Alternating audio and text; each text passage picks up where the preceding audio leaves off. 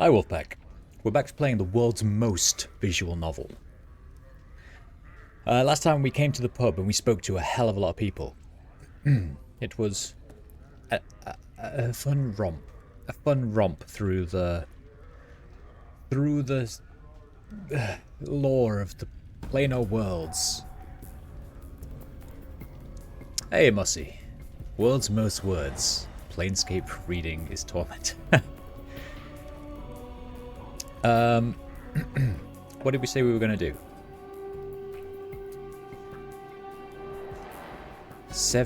Kill those starved dogs barking people and go back to Bane the Sender. Let's do that first before I forget.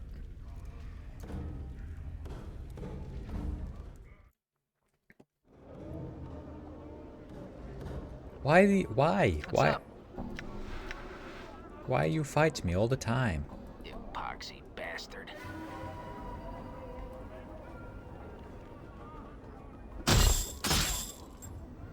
Yeah? You epoxy bastard. You know, if I gotta slam my eyeballs against you one more second, I'm gonna puke. Huh? Choke on a bone, you witless ape.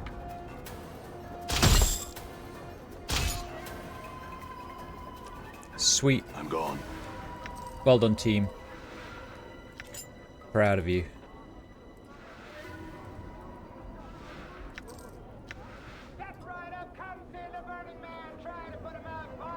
Step right up comes to the burning man.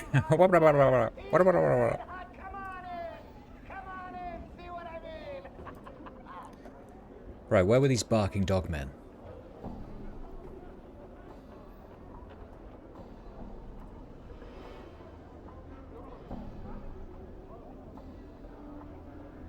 Ah, there you are. There you are. What? Even 50 swigs of brandy wouldn't make you look good. I love his insults. All right. Hey Mossy, when did you last play this game? What's up, Chief? Even 50 swigs of brandy wouldn't make you look good. The rock sings true. All right. Alright, that's 2. There should be 1 more also. Right? Barrels are here to catch rainwater. The only thing that fills them is dust. Aw.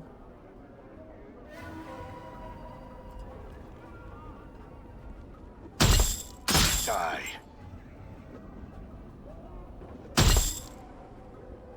Damn. You see that? You see that? Yes.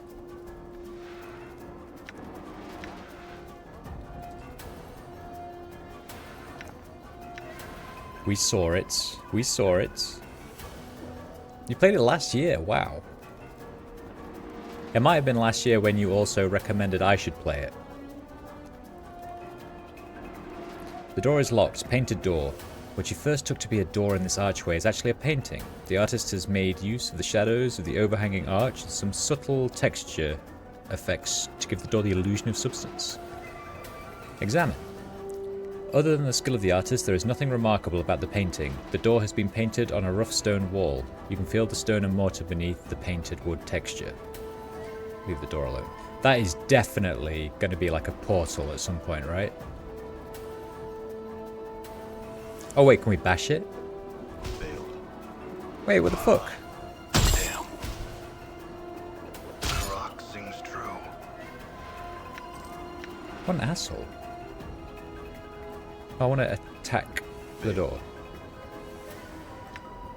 What if I equip my this? Done.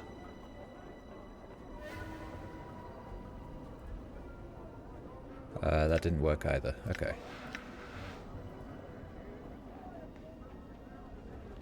Don't think I knew you last May. Done. Feels like a long time, Mossy. I think it was actually like January or February, because I think you joined in Shining Force 2?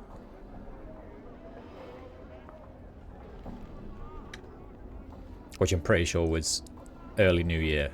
February, I think.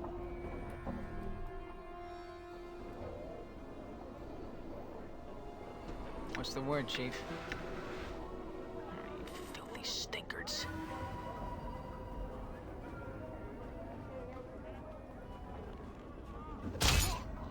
All right. What's up? Endure.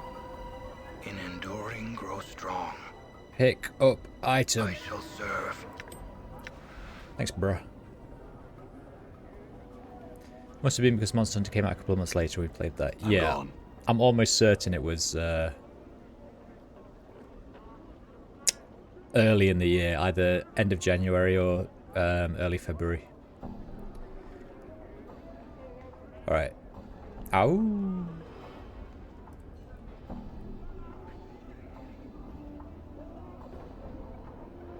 Harlot, harlot, harlot, harlot, harlot. That is a door I can go in. Harlot, harlot. Harlot, collector, harlot, harlot, harlot. Okay, this all just takes us back to... back to the start. Where does this take us? Fell's Tattoo Parlor. An unusual work of art. This looks like clocks, but there are no numbers or hands. A pattern of barbed black branches have been inscribed on this wall. This design seems to be a shadow casting a shadow. The silhouette of the shadow makes it unclear whether it is a man or a woman. All right. Hello, chap. You see a Dabus, but something about it strikes you as odd. It has the same shock of white hair, the same greenish cast to its skin, the same pair of goat horns. Then you suddenly realize this one is walking on the ground, not floating. For some reason that makes you uneasy. I had some questions. The Dabus waits. Who are you? As you're about to ask, you suddenly realize you already know the Dabus' name. His name is Fell. As if in response, the Dabus inclines its head slightly, and a lone symbol appears above its head.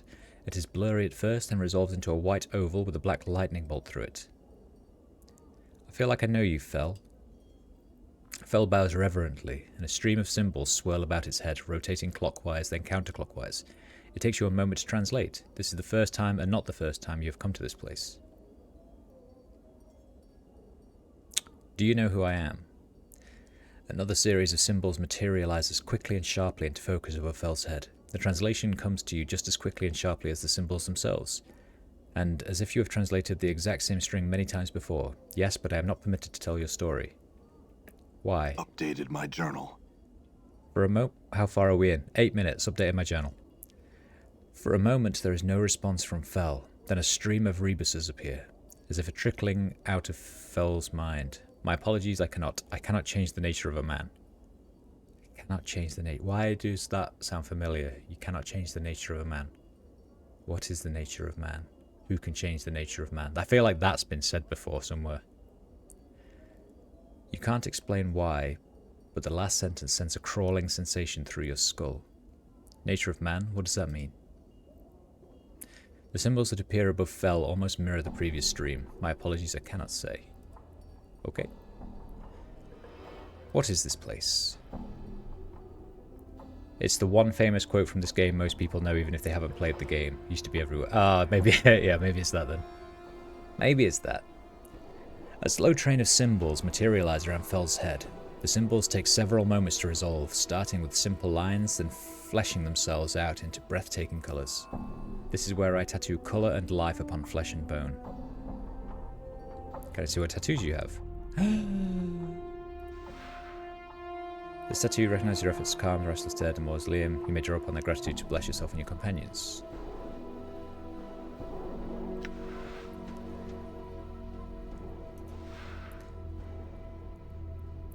For some reason, the tale of Crier of Essenon filled you with strange nostalgia, which you have related to Fell. This tattoo draws upon both the nostalgia and the perseverance of the Cries of Essenon, granting you a boon to your health and in your endurance. Tattoos are the big way to get more attribute points. Ah, okay.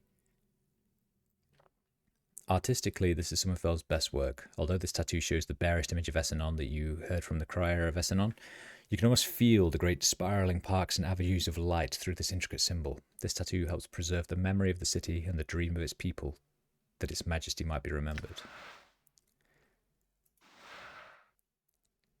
Tattoo of the skull. Temporary paralyzed look. -1 to wisdom. Fuck that. Tattoo of accuracy. Bleh. What's this? Might. +1 to strength. Greater might. +2 to strength. Insight is intelligence. Revelation. +2 to intelligence. But I'm guessing I can't use that because I'm not a mage. +2 to wisdom? Why are these grayed out though? Does that mean I can't buy them or what? I have enough money.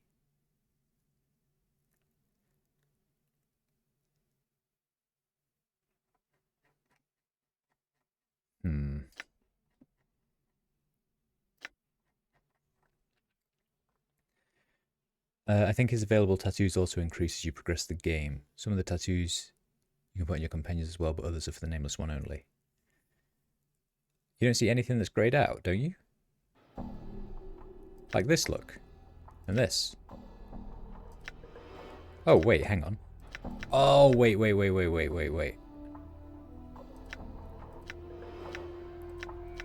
I think I'm... Wait, what is happening? Right, unselect.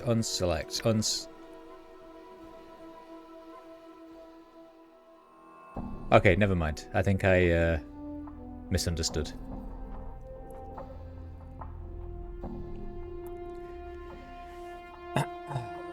So, I think Tattoo of the Soul gives me +2 to wisdom, right? What was this one? Action is dexterity, meh. Maybe I'll buy a Tattoo of the Soul. Can I have multiple of the same one? Because having 3 of those is better than 1 of those. Well, having 4 of those is better than 1 of those.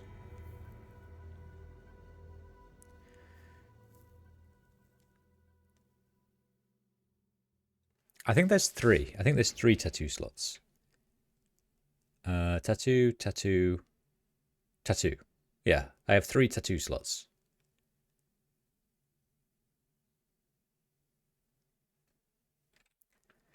For the nameless one, it's best to buy a tattoo exclusive to him. How do I know?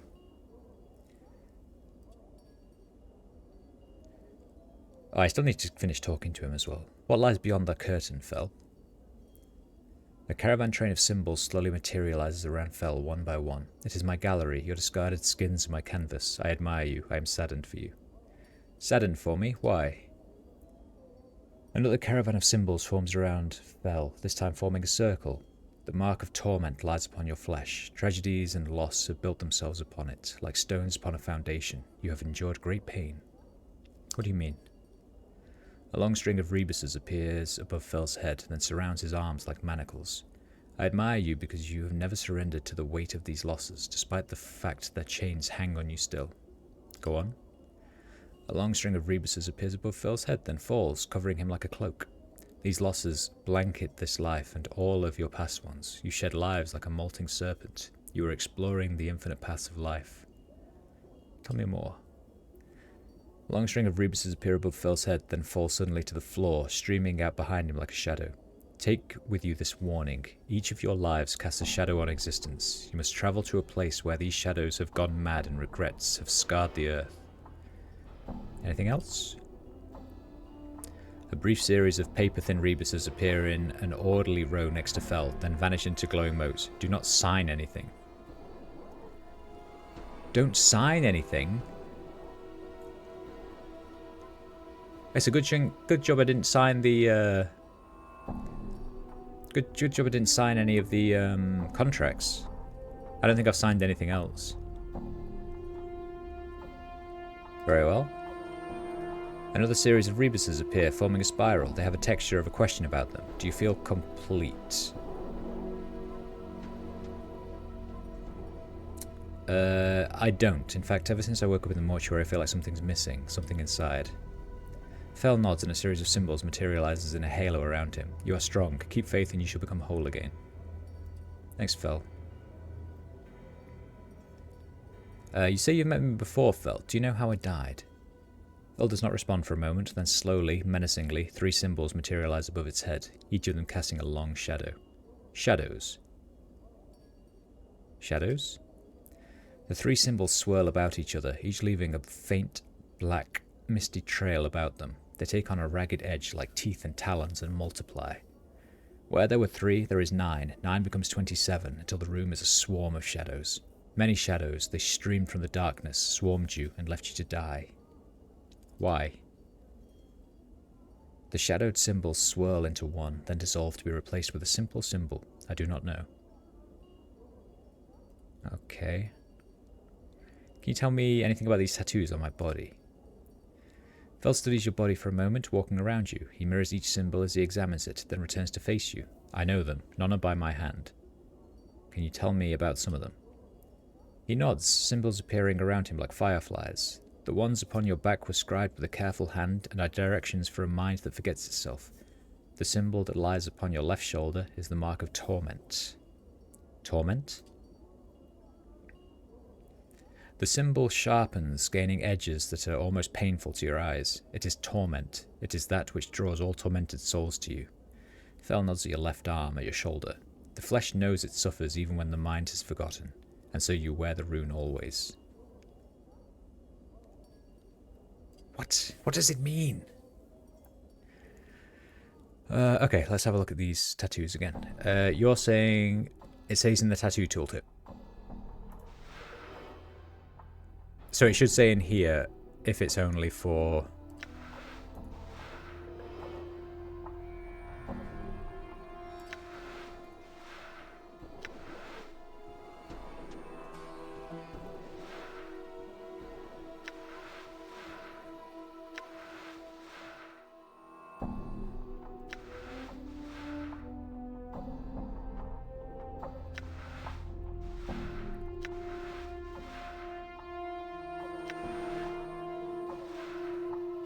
Wait, how do I know?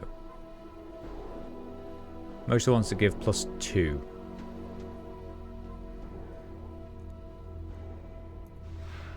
Okay.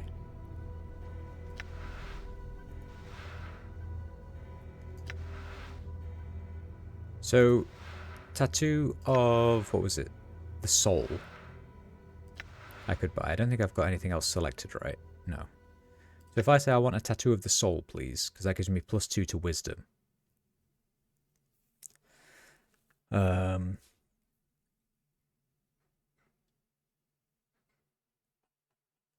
maybe I'll just buy that for now. I can't. I'll give it to him. Alright. He can have those rags. I'll have this tattoo. Bosh. I was looking at a couple earlier that were exclusive to him. Oh, did they say so? I must have missed it.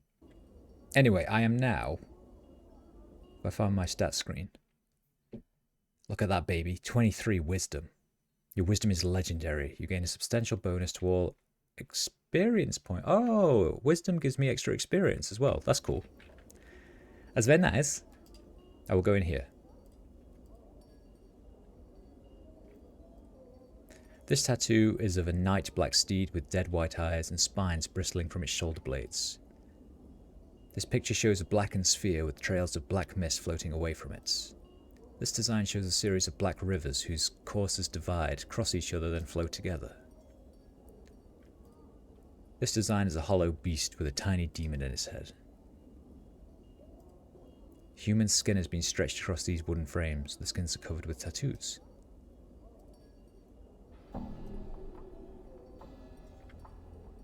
Guys, this is a fucking creepy place, isn't it? Fel, you're a creepy dude. You're a creepy dude. Goodbye, thank you for the tattoo.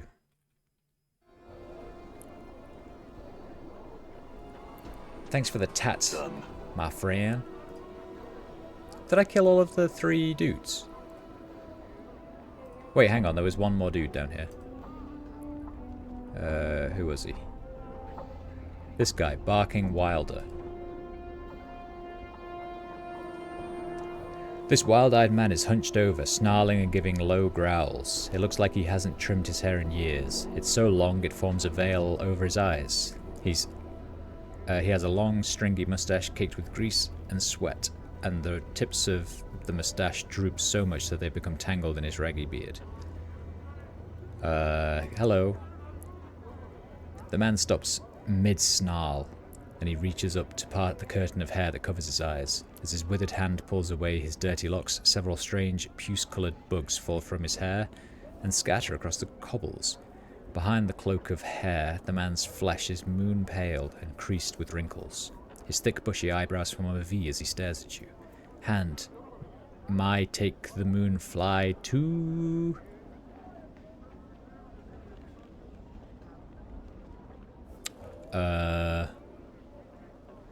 Tilt your head to one side as if studying him. The man frowns, but his eyebrows tilt upwards in a reverse V, creating a bizarre expression. You have no idea how he accomplished the facial expression, but it makes you uncomfortable watching the muscles beneath his face shift into a new pattern. You can't tell whether he's angry, curious, both or neither. Singe kiss speak a man answers, prefer a wood, warm and heart. A single kiss speaks a woman's heart, but a man's answer is that you would prefer. Very well then, but know this, my answer is a question, and an answer from you is what I would prefer. The man seems mesmerized by your voice. With every word you speak, a light flickers in his eyes. Barking Wilder, I am. A wanting, asking, may you may. You may and I will. Who or what are you? Kaiosh. He studies out the word, as if having difficulty getting his tongue around it. Some say Zhao Sitects, I say Stektishao. Chaos men. Men no, Nem no, men yes. Three no's make a yes. He hunches down on his knees and begins to rock back and forth, singing in a childlike soprano. Chaos man, hop along home, affection it is, yes, we are alone. So you're one of the Chaos men. Very well, I had other questions. He claps his hands delightedly like a child at a festival, then gives a howling shout. Question! Question! This guy's crazy. Umbasa. I'm looking for a man named Farad. Do you know him? Barking Wilder shrugs, then responds in a sing-song voice. Fair, odd, not odd. Lost, not, helped not. He growls to himself, as if to clear his throat. Maybe you lose him first, then ask me, then fair odds it will be. To lose him, I'd have to find him first. I had some other questions.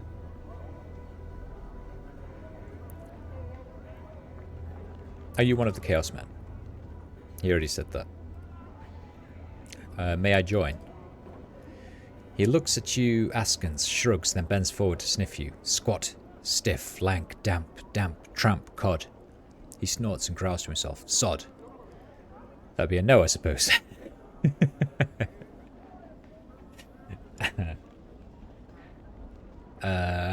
Okay, cheers, dude. You were a very bizarre person. Oh. Well, that's a tree... Oh, it's Mort. Well, that's a tree with one snap branch too many. Mort rolls his eyes. No sense in chatting with Zhao Sitects, chief. They're a balmy bunch. Who are they? They're a faction who don't have any rules, except don't keep one thought in their head for too long. They're sometimes called Chaos Men. No need to explain why. How do they get members? They just seem to attract members like flies. Well, members that are crazy or chaotic enough, I suppose. I don't think they have any recruiters, though. You really can't say anything about them for sure. Okay.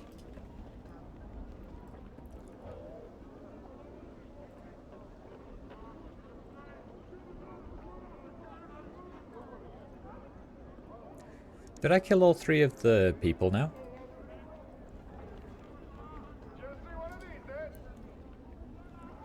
You want one of these then?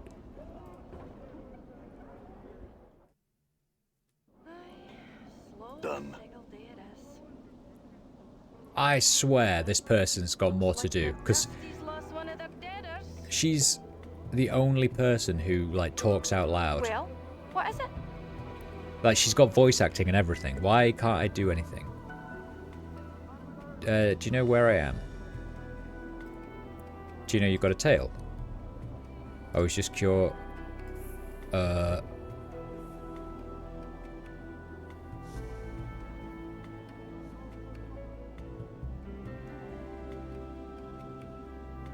He said you couldn't make a living selling yourself. Sell corpses. Yeah, this is all just stuff I've said before. Your territory. Hi, my territory. Okay.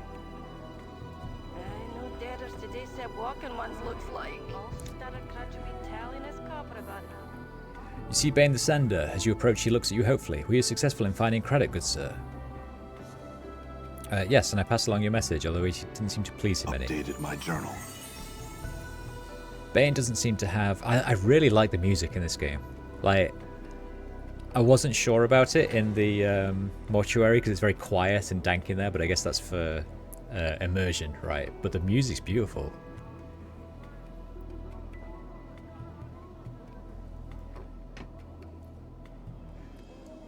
Bane doesn't seem to have heard any word after yes, for he smiles and heaves a sigh of relief. Good fortune indeed. Thank you, good sir, thank you.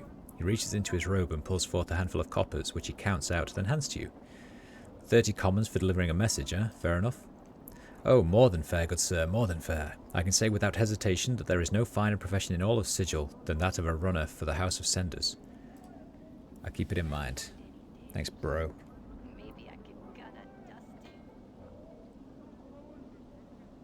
And then it was this person, right? You again.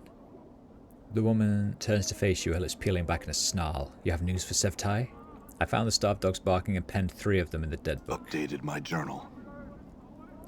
The powers be not blind in their justice this day. The woman reaches into her spider-like hair and draws forth a copper earring. Here you are, a pretty bit it should fetch. 'Tis worth 33 coppers at least, I'm sure. It belonged to one of me sisters, but she won't be needing it anymore.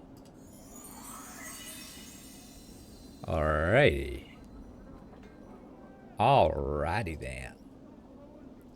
The kind woman nods as she sees you. Sevtai and her sisters give thanks to you for your justice. Okay, bye.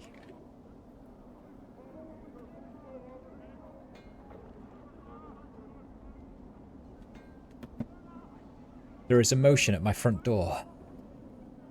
Who is it?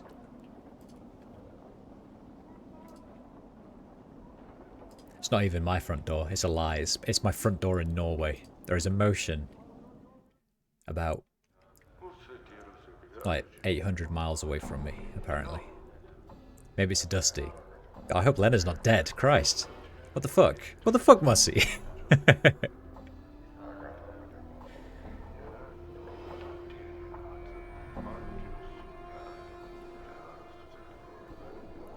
All right.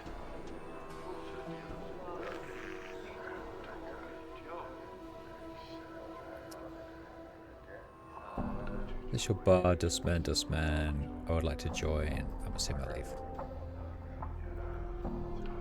I wonder if there's any point in joining these people. Like if it gets you anything.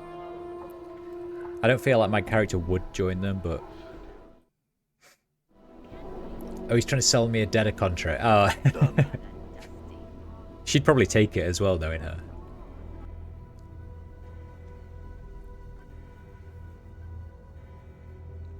See, is this Shalandra somebody as well? Maybe I'll... This is the woman I was talking about, Mossy. Shalandra. So when I go in, she's a mage, right? And I'm like, please teach me how to be a mage. But she just ends up saying, it's rude to interrupt people.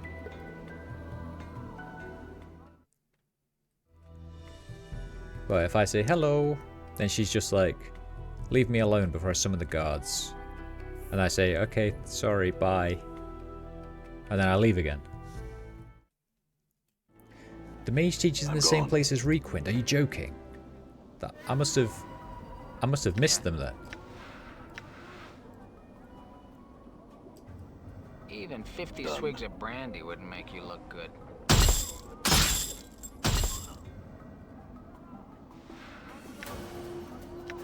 Huh? Okay. Done. Right, let's go sell all this shit as well. I think it's in the same map. Okay, because I've definitely explored that bit of map, and I must have missed it. Oh my god, I'm in a new bit.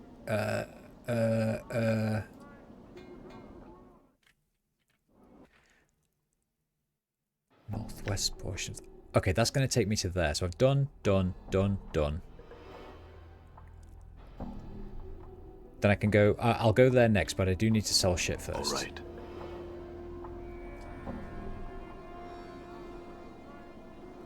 Maybe it's Rag Picker Square.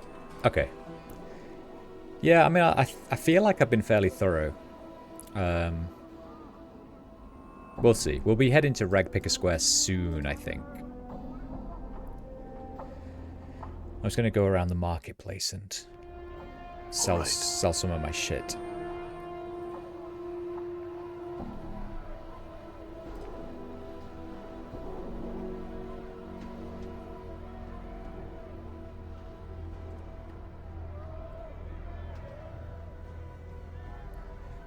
Quiet day at the market, it seems. What?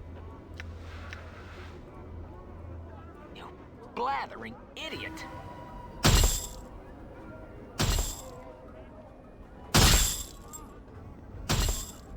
Done.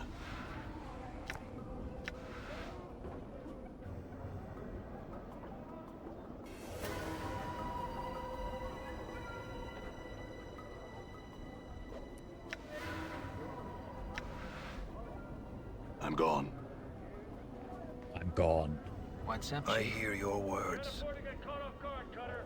Wait, this guy's got spells. Rain of Anger, submerge the will, power of one. Rain of Anger. Allows the channeling of anger into a stream of unerring missiles. Spell summons magic missiles that strikes its target unerringly. Okay, so that's magic missile. Submerge the will. Where the will is submerged, new strength is gained. The strength to endure and protect through adversity. With knowing the teachings of the third circle of Zerthimon.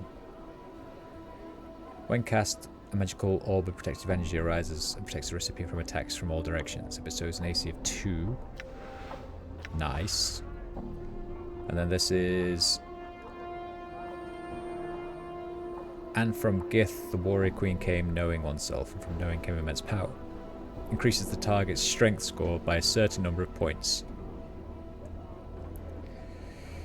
which will still be qualified by race class restrictions. The spell cannot bestow strength of 21 or greater. The bonus is as follows. Priest, rogue, warrior, wizard. Huh.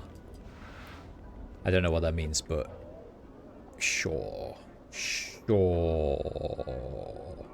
I'm gone. I'm gone. Right, you. Can't afford to get cut off. You.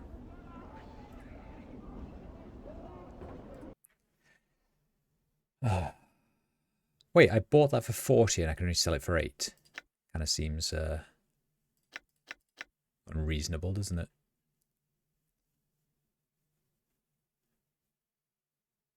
Wait, this guy can identify things.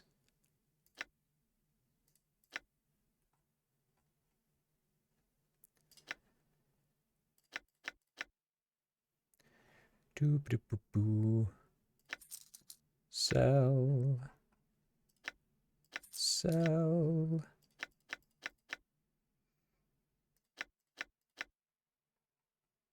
Sell. If you can identify things, kind sir.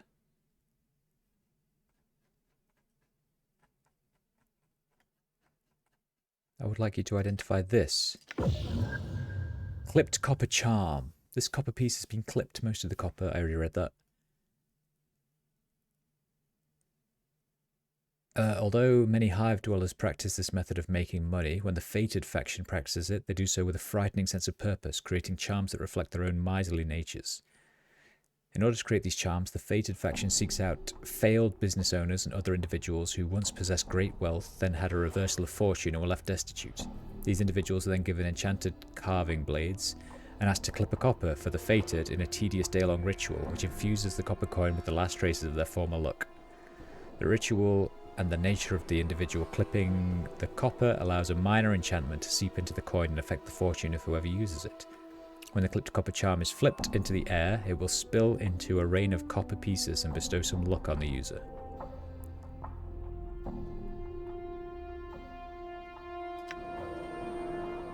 What?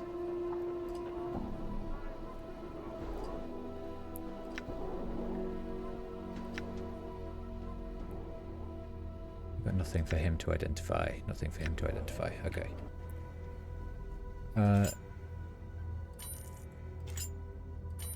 So is that just a usable item or what? Let me do a quick save. Use.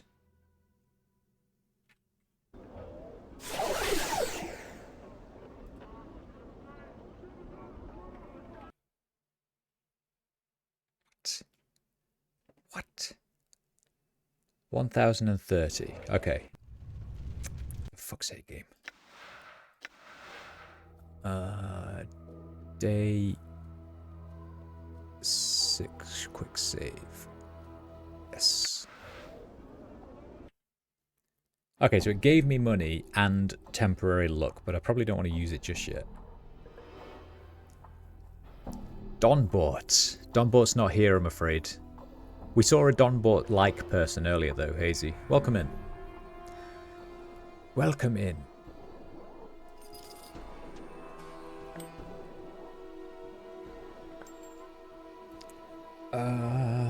Alright. Alright. Tried you. I think this was the plate woman, wasn't it? What are you selling? That was plates, yes. Guess call? Did you sell anything? You did. I could sell my tomes to him, but do I want to? Because I feel like I might be able to learn those. You know, learn them. You know? Learn. Förstår du?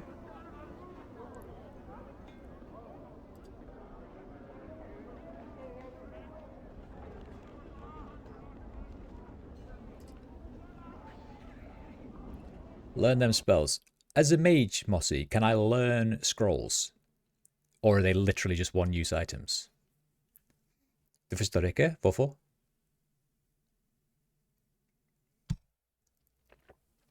You can learn them. Perfect. Try these spices, sir. Perfect. All over What was that? Try these spices, sir. You can just taste them all over. Oh, there is a way to go up there. Okay, let's go up there then. All right.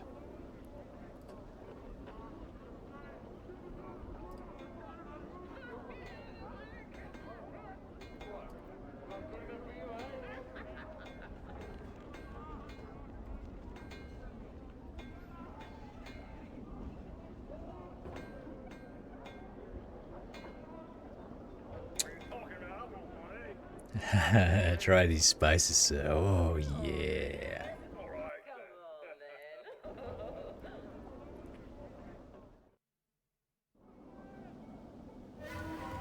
Why? What's up? They're all just standing around minding their own business, and then they see me and they're like, oh, let's go and fucking attack them then. Yes.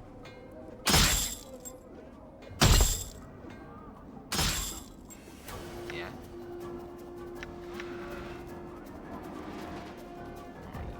I'm gone. Stinkers.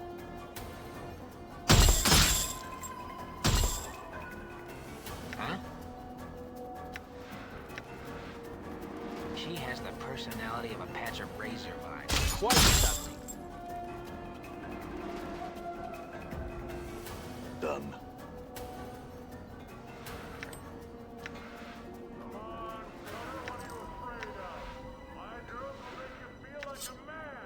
No, I'm not picking up daggers. I'm not picking up daggers. They sell for 1 coin. Fuck that. Right, what have we got? We've got Hive Dweller.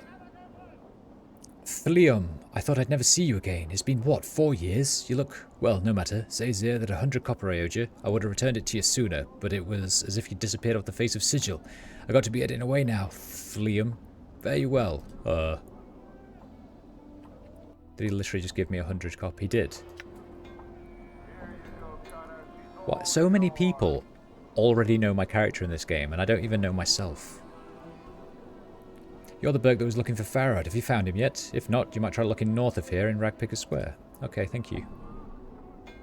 I wonder if the game's like, you spent a long time exploring and you still haven't found this guy, so here's some, here's a hint. This man is draped in filthy, tattered brown robes, a long hood concealing most of his face. Hello, what are you doing? I think he says exactly the same as all the others. Kill those Limlim. Why? Why? No. I don't think I can actually. They're not targetable. Attack. Yeah, they're not targetable Limlims.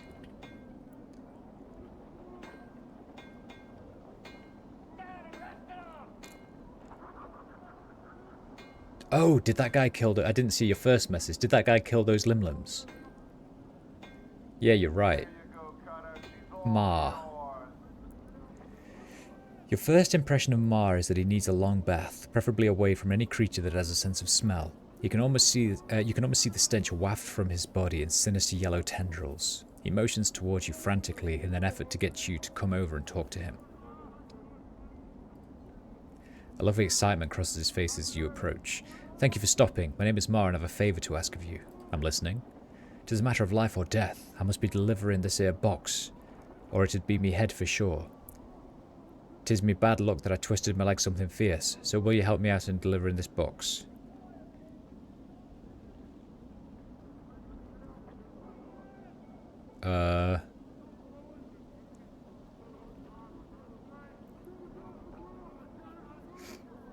I'm going to say no. And then I'm going to save. And then I'm going to talk to him again. Oh, here we go. You brace yourself. I was going to say, like, why can't I ask questions about it? You brace yourself for the stench as you approach Mar. You're doing Mar a favour, yes? Why do you need me to deliver the package? Oh. Mar slowly takes out the box and from within the recesses of his ragged clothing. For the briefest of moments you see a look of regret cross his face, then it's gone, as he looks at you and hands you the box. A slight shimmer surrounds the box as both you and Mar touch it. A sigh of relief is heard as Mar releases the box into your care. What now? This be needing to be delivered to Kuatra. He can usually be found somewhere down in the southeastern section of the hive. Oh, and lest you try to say I didn't warn you, whatever happens, do not open the box, and don't leave the hive with the box. Updated my journal. And then he ran away and said he. Yeah, see, this is why I said no. This appears to be a small wooden box. Intricate designs etched in gold adorn the box. At one time, this box would have been worthy enough to be displayed at any aristocrat's estate. However, years of neglect have taken their toll and it appears to be falling apart. If not for the large ruby mounted on the front of the box, it would be worthless. Feelings of dread seem to emanate from the box. You see a well-crafted ornate box with a large red gem mounted on the face of the box. Feelings of dread seem to emanate from it. Open the box! Fiend from Morador's box. Okay. What? Litany of curses. Scum. Endure. In enduring, grow strong.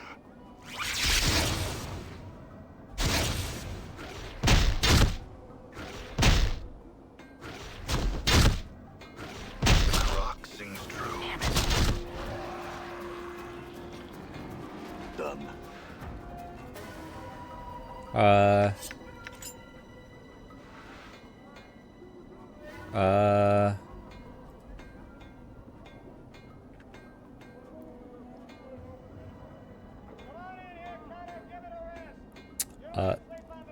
You did not expect me to survive. That was actually incredibly easy, Mossy. Wonder what that will do to the quest. I don't know.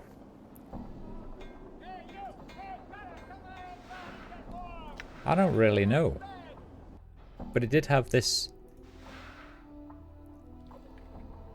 Wait, 3 to 8? That's better than 1 to 6. Oh, lol.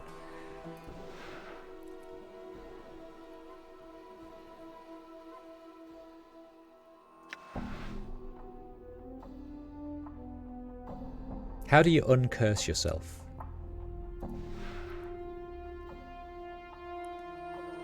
Poisons target, -4 save versus spells, causes user to go berserk in combat.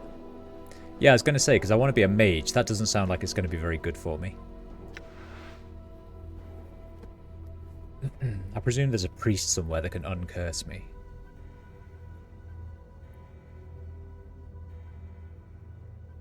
Morador's ruby. This is a large ruby.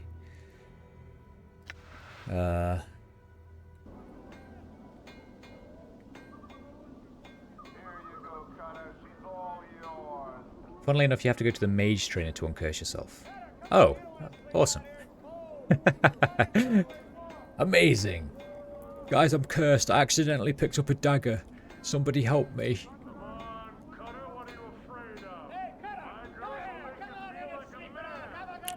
What have we got here? We've got some hive dwellers. Do any of you say anything interesting? No. No. No. No. No.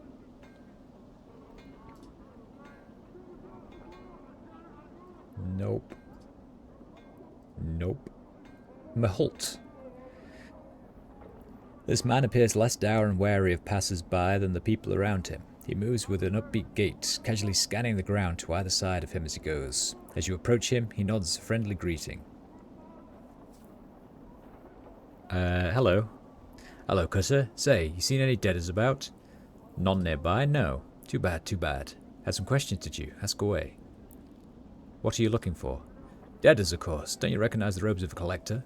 He grabs a hold of the cloth and holds it up for your inspection. No.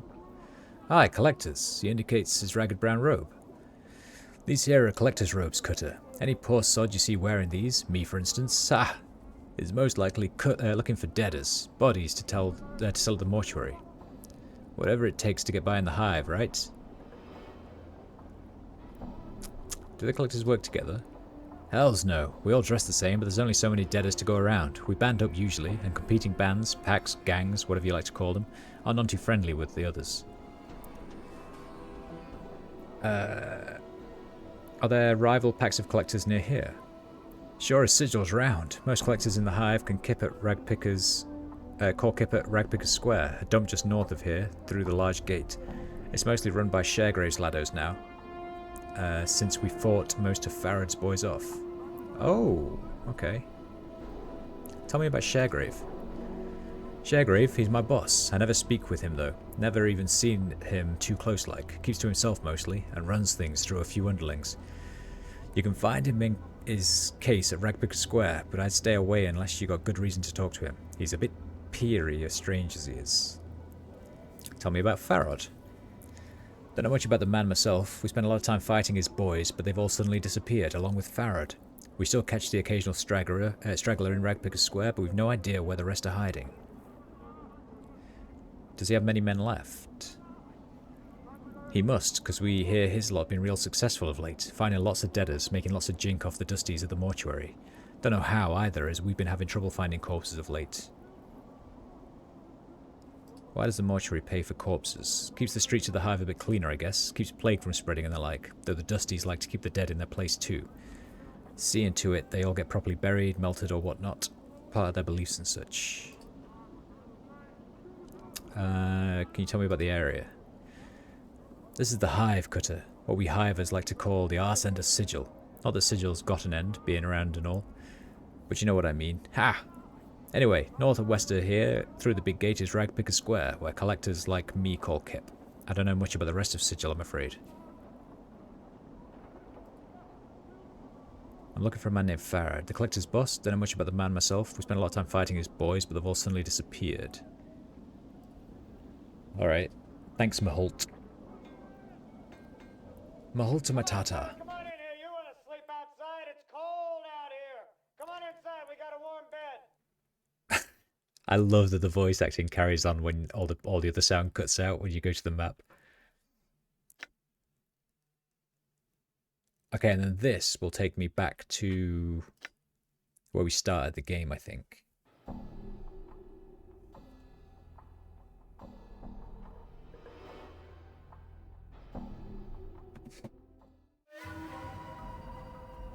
And now someone wants to kill me. Who's... Oh, that's Dakon. That's my guy. Lol. What's right. up, Chief? You attack that guy. Stupid yabo. Everyone attack him. The rock sings true. Nicely done, Dakon. Nicely done. Right, let's go in here then. Small dwelling. This is a bigger small dwelling than most of the small dwellings I've been in. Arlo. You see a short, balding man standing in what serves as the foyer to this ramshackle flophouse. His bushy brows furrowed in concentration as he picks at what appears to be scabs on his large, bulbous nose. Hello. The man doesn't bother to look up. Instead, he continues to stare, cross-eyed, down his nose. Yeah, what do you want? I have some questions. Well, ain't that nice? He flashes you a sarcastic, yellow-toothed smile. And I'm sure you'll find answers someday, but I got me a business to run. So if you don't want a bed, then I suggest you pike off. Oh, this is where I'd have to come if I hadn't done that quest for Angry Man. I guess. Hive Dweller, Nestor. Hey, look! Hazy, it's one of the Donhorts.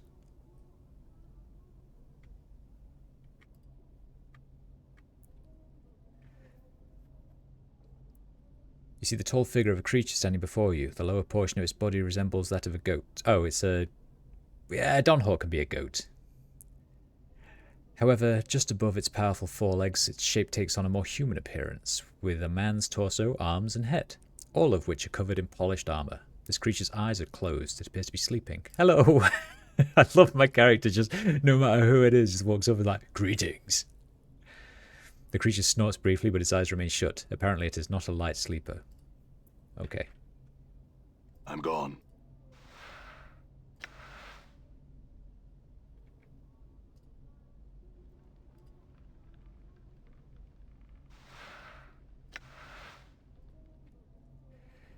You see an aging man in soiled and tattered clothes frantically pacing in the corner. His shock of filthy white hair sticks out in every direction on his face. Encrusted with dirt and streaks of dried blood, is covered with grey stubble. Every few seconds, he stops pacing and flails about suddenly, muttering and cursing as if assaulted by some unseen foe. It does not seem to notice your approach. Greetings. There is a little bit of ambience. Maybe you can't hear it, Mossy. It's like very, very quiet. If I will very briefly turn on, what am I on? 13.3. If I do that,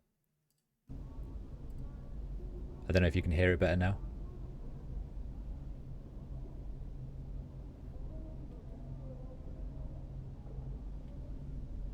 But it's super low.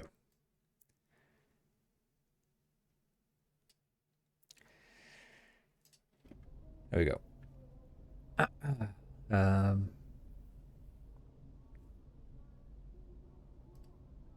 He regards you for a brief moment, but then returns to his raving. No, no, no! It's not you, hoo-hoo, but soon, yes, soon. Who are you talking to? The old man seems oblivious to your presence. Hoo-hoo-hoo, you'll come, yes, you'll come, and old Nestor will be waiting. Who are you waiting for? Waiting, yes. He suddenly plops down on the floor as if overcome by exhaustion. Long have I waited, waiting. He takes a deep breath and springs back to his feet. Wait forever if I have to. Do you hear me? Are you alright? No. Nestor's face turns beet red and his whole body shakes in protest. My fork. Can't leave without my fork. Hoo-hoo. Fork, fork, fork. Your fork? Fork, fork, fork. Can't go home without my fork.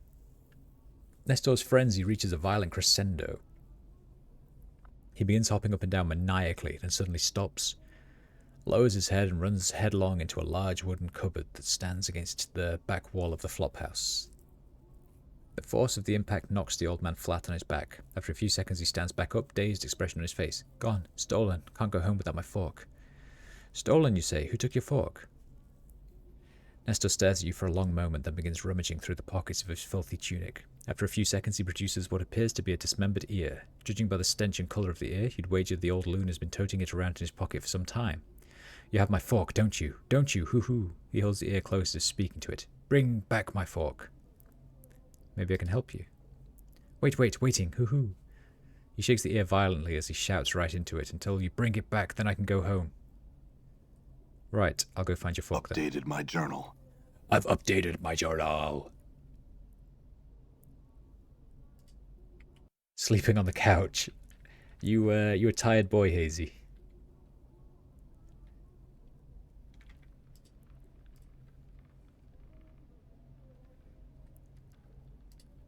He doesn't want to talk to me. He also doesn't want to talk to me. Alright, I'm looking for a guy with one ear for this fork quest then, I guess.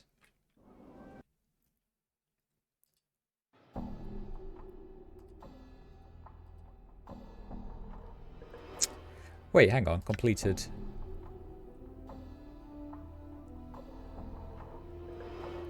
Where was this box thing? Oh, I've completed this quest apparently. Mossy. It's now in my completed quests. I have killed the fiend I so carelessly released when I opened the box. Next time I shall better heed the warnings of others. Whoopsie.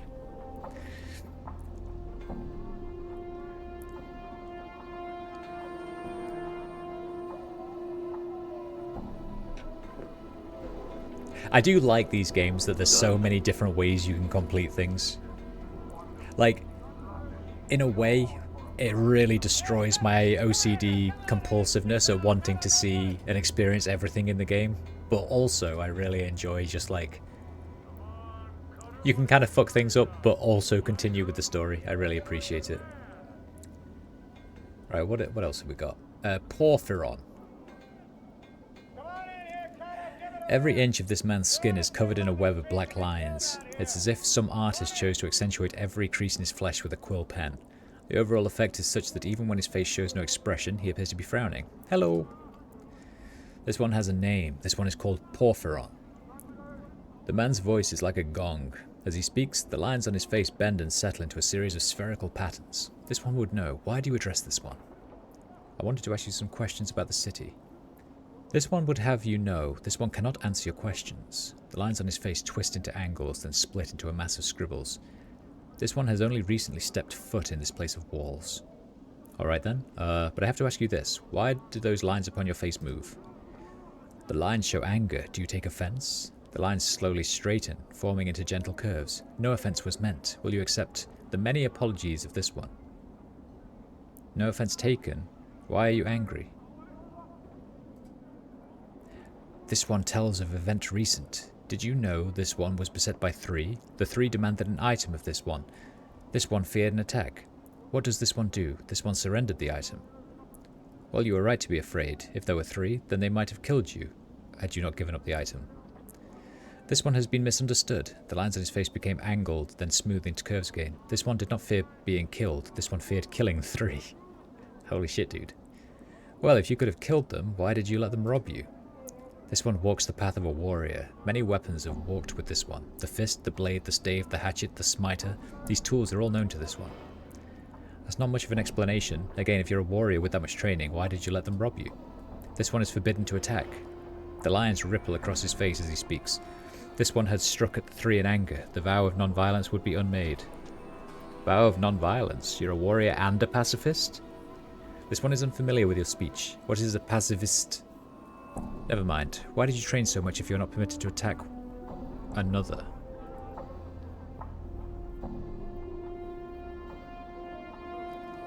The man's voice is like a gonk. Gonk. Gonk as in Gonk from Shining Force. This one is of the order of Erit Age. We await the final days where all will be called to battle. The training and skill of this one, they are to be kept silent.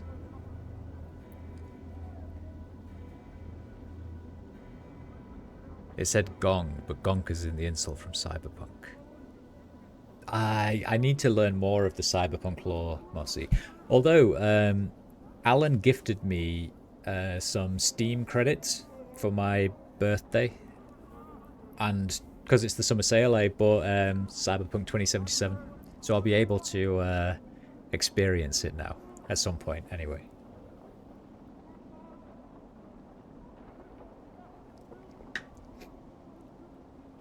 Hope you got the Phantom Liberty with it. No, I didn't. It only came as the base game. I didn't even realise there was a DLC, to be honest. I just had it in my wish list, so I just bought it directly from there without realising there was DLC to go. But I'm assuming I can play the game and then get the DLC later. Like, I don't need to start a save with the DLC added, I would imagine.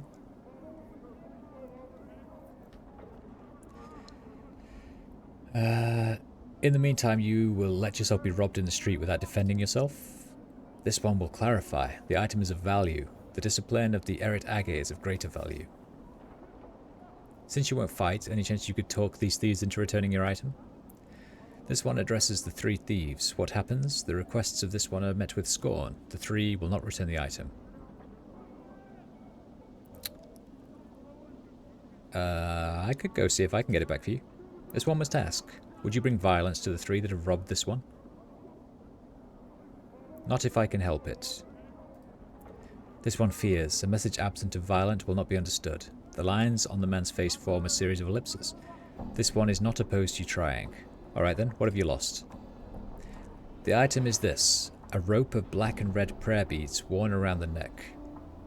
The worth of these beads is not measured in copper. The worth of these beads is measured in faith. Alright then, I'll see if I can find this necklace. Do you know where the 3 thugs might be? This one knows where the angry words were traded and the item lost, by the bar that burns inside. The 3 were outside the place, dressed in black and red. 3 robbers dressed in black and red outside the smouldering corpse bar. I'll go find them. Updated my journal. Updated my journal.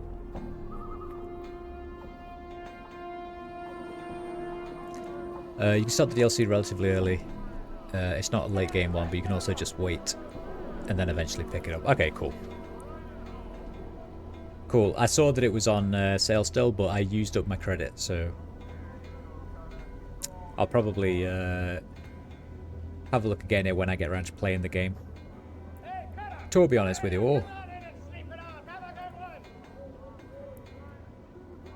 She says, greetings, miss. She wants to attack me. Okay. These are some thugs. There's a guy called Fleece up here. You see a man who is looking around at the buildings with some confusion. He looks lost and mumbling to himself. Hello. The man looks relieved. At last! I beg your indulgence, good sir. I seem to have gotten turned around in this maze of streets. He chuckles uncomfortably. I'm afraid this area of the city is somewhat unknown to me. The residents seem most unwilling to extend aid to a visitor. He looks at you hopefully. Could I prevail upon your help to me, perchance? To help me, perchance? Where are you trying to go? I seek the house of my Aunt Marguerite. She is reported to dwell in a house close to the mortuary, but the street layout seems to have changed since my last visit. Do you know the house of which I speak? I do. I can direct you there for a price. Ah, that is fair indeed. To hear last tell, she had her home near the mortuary. Do you know exactly where her home is?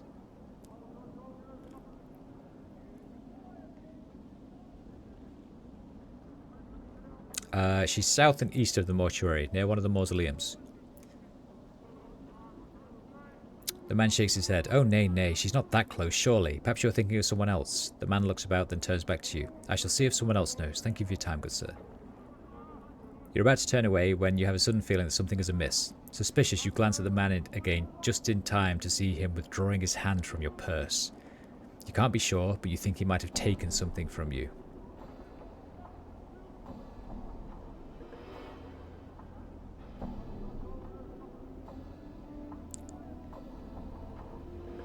Bait the man into pickpocketing you again and observe his technique.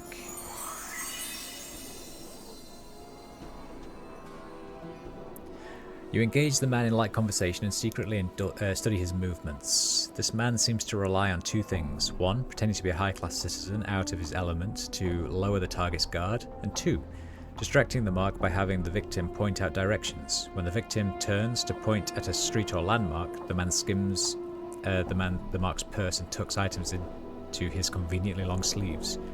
You make a mental note of his technique, just as he makes another grab for your purse.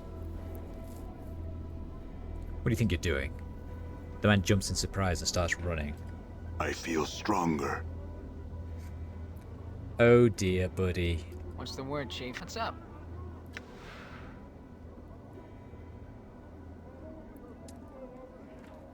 You can start the DLC relatively early. I've already read that. Am I going to stream it, or is it going to be an offline experience? I'll probably stream it, Mossy, to be honest. I stream most things I play these days if they're on PC. Other than things like Dune, where I'm playing multiplayer.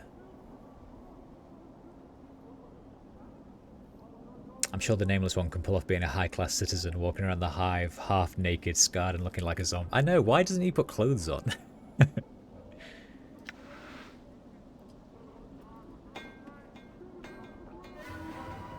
Fight Dad.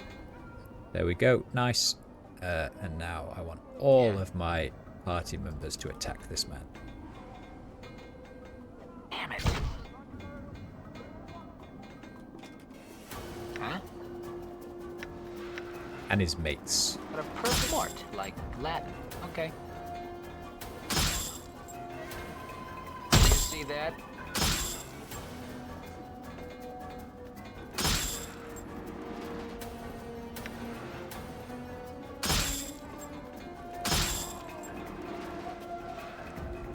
Alright, well done. Well done, team.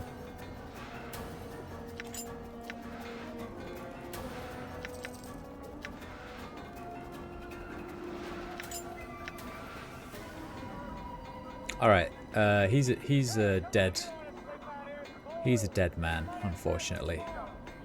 This is a dead end. Looks like. We've got some hive dwellers that don't want to talk to me.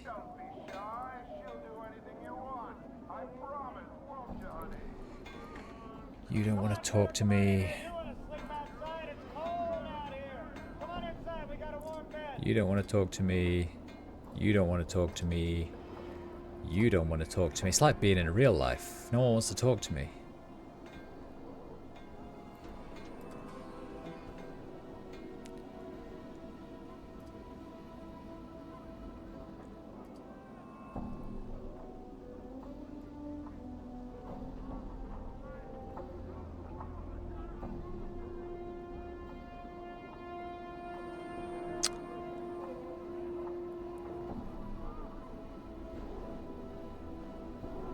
Okay.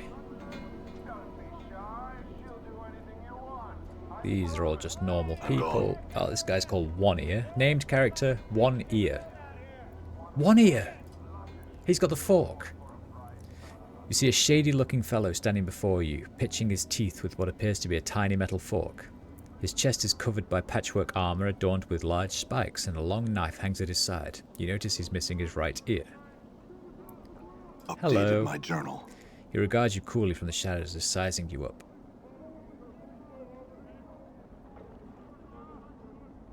I said greetings. What's the matter? Your other ear not working? The one-eared tiefling scowls you threateningly. Pike off, Burke, or I'll have your guts for garters.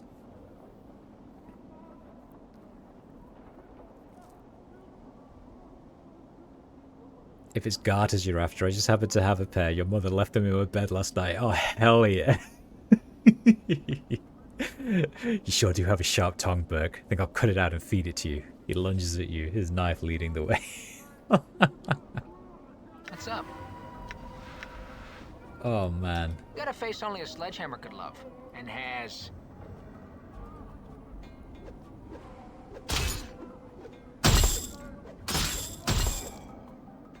Good as done.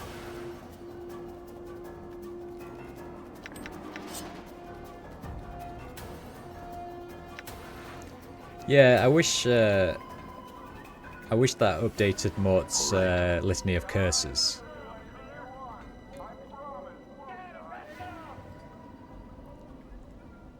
Okay, and I think that's everything around here, right?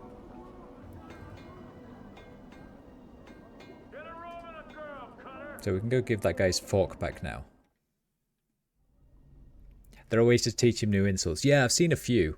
There was the like workmaster who asked me to go find one of his people, and then that guy was like, "Tell him I'm never coming back." Then he like insulted him, and then I went and told him what he said word for word, and Mort learned insults after he like started swearing back at him. It was cool.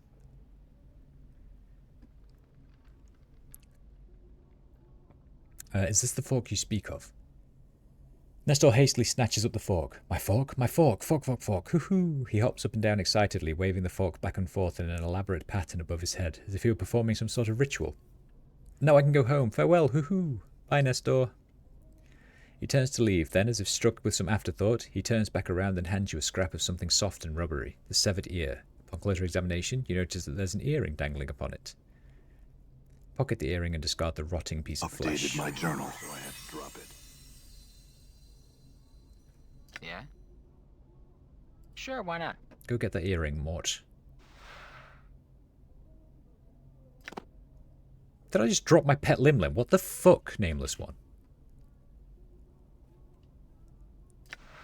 He's like, oh, an earring. Just like discards a living creature. Sure.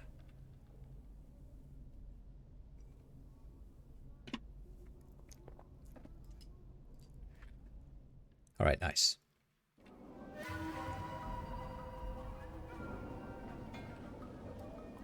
Why you attack me?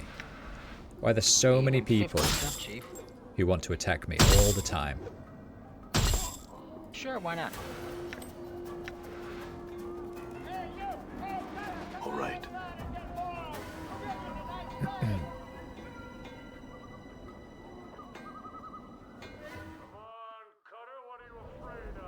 I'm gone. Right, I need to go to... Wait, where are we? Yeah, the marketplace. Because I got my shit to sell.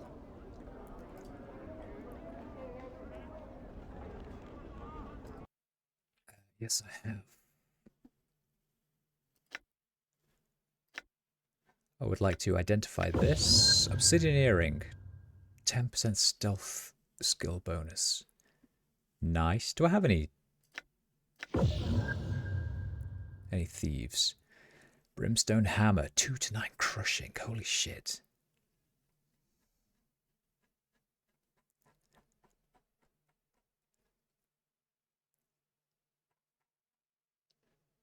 Proficiency hammers. Wait. How do I get proficiency with stuff? And why do I have less money than I did before? What's happening with my money? Oh wait, I just identified 2 things. Lol. Yes, it does cost money to identify, doesn't it?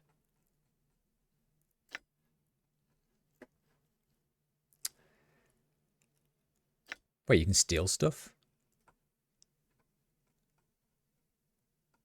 Oh, he's a thief?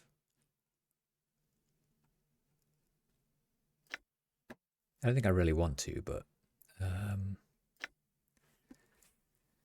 Right, what do we want to sell? We want to sell this.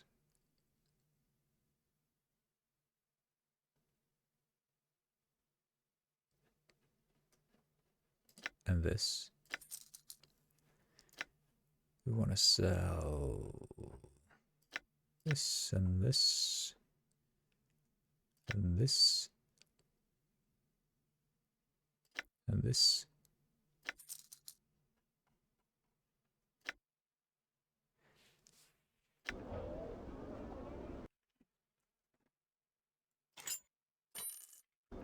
Maybe this guy can also identify this for me.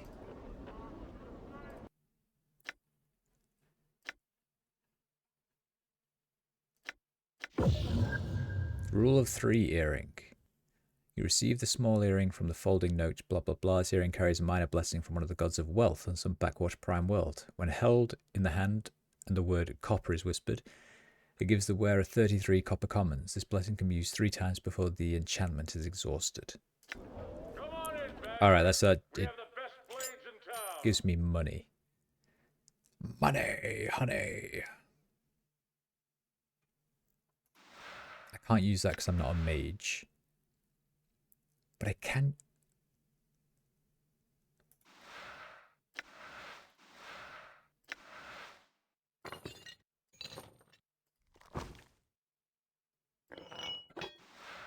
That's 1 to 6. That's 1 to 6.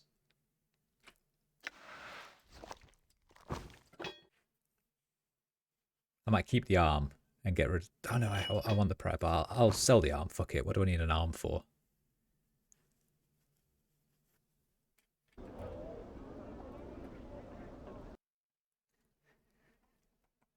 Would you like to buy my arm? No, he doesn't. But he will buy this for quite a lot of money.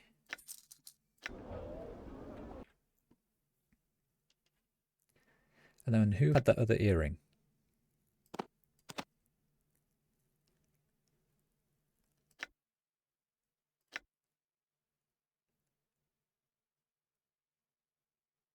Oh, there it is. So can you wear this? I thought you were a thief. Oh no, you're a fighter mage. Why can he steal then? I'm so confused.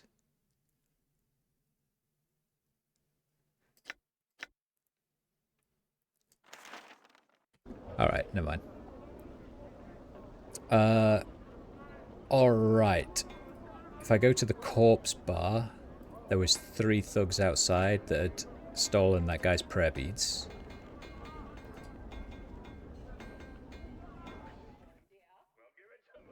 Done. Done.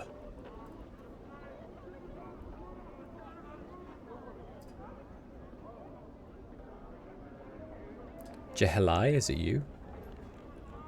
You see Jehelai, he looks like he's sobered up since you last spoke to him. Jehelai, look, I'd watch out. Krennic's angry and he threatened to kill you if he sees you again. Updated my journal. He grunts. What a fool I was. I just popped out for a quick bite of bub and the next moment... Thank you for the warning. You're welcome, Jehelai.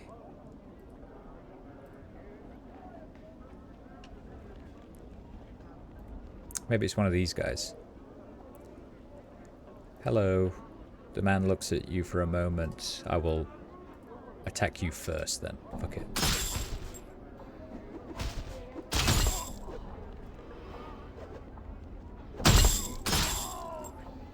Sure, why not? All right. Alright. Right, it wasn't those. Come on inside. Come see the burning man. Maybe these guys? It's on the spit. You'll love it. You, sir, come on in.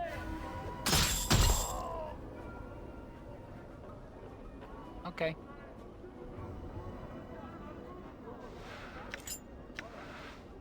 No? You?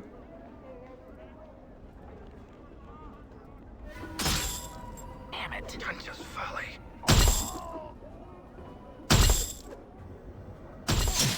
Good as done. What's the word, Chief? Sure, why not? I'm gone. Maybe it's inside the bar? He definitely said he lost it outside the bar, right? All right. We got any bugs in here? Wait, it wasn't these guys, was it? Has your killer shown up yet? No, not yet, but Tana says this is where the criminal's supposed to come eventually, so now we play the waiting game. Okay. Okay, I don't think it's him then. I don't think there's anyone in here.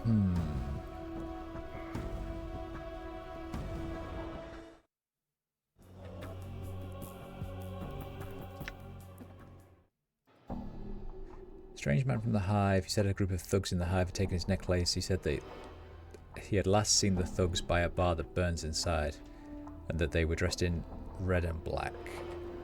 I'm gone.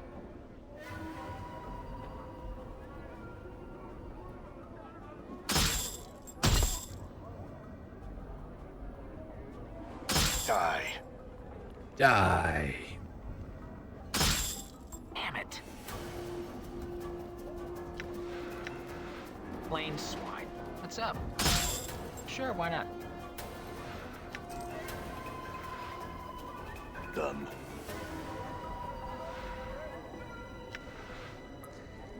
Alright, we're looking for some thugs dressed in black and red.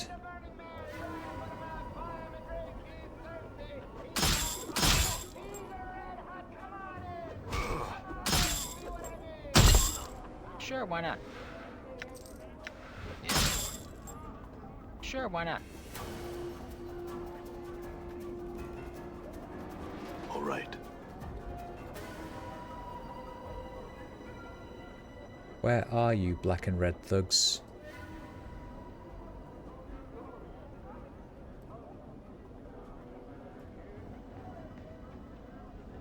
Wait, is it these?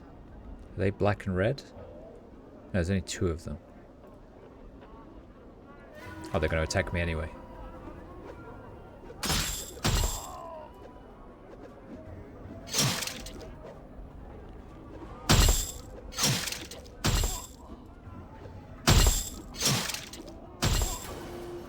Good as done.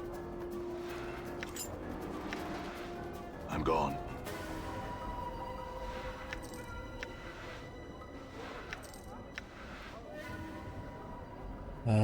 Hello, thugs. Why not then? Just show it to me. Maybe...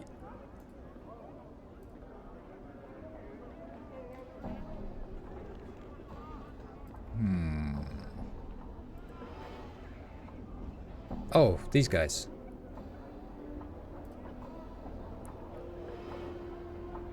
The small wiry thug is swathed in rags, dyed red and black. He glances at you as you approach. Hello.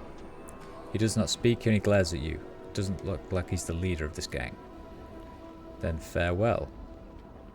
Are you the leader?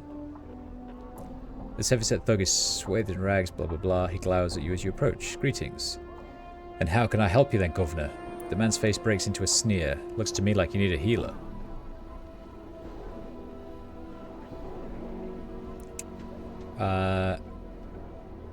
You one of the ones who robbed the monk in the hive, took his prayer bead necklace.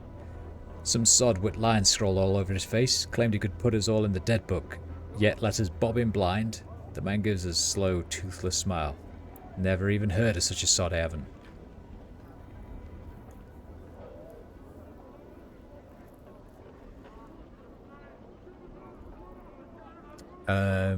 That is interesting. The rest of his order is looking for you. The brothers of Eret Age seem to know you quite well.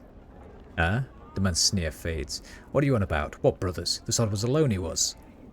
He's a member of a religious order, you fool. That necklace you stole is their most holy relic. If it isn't returned, the rest of his order will come looking for you. And they don't have any reservations about killing thieves. The man's eyes widen. Now, we was just keeping the relic for him. He reaches into the fold of his robe and pulls forth the necklace, which he hands carefully to you. Here it is, no harm done, eh? I hope this is enough to call off the rest of his order. Perhaps a donation to their cause is in order as well. It might help smooth things over and ward off any curses that might have come your way. Updated my journal. Curses? The man makes a semicircle over his heart. Oh, well now, wouldn't want any of that. He reaches into his purse, the purse at his belt, and hands over several copper coins. Take it with me blessing, Governor. Tell him no harm was meant. Okay, cheers, bruh.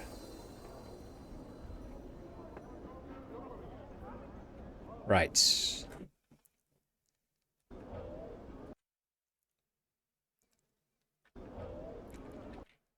So as far as... So we've done. We have these 3 bits, and... I think we're going to go to Ragpicker's Square next. I think we're actually going.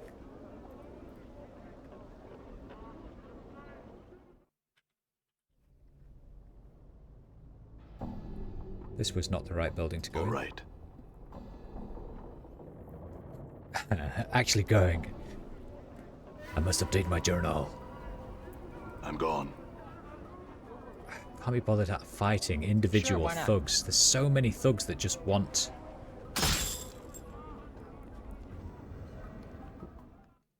My guy keeps unselecting for some reason. I'm not sure why. All right. Like, I'll be running all 3 of them, and then all of a sudden it'll either only select 1 or maybe 2 of them.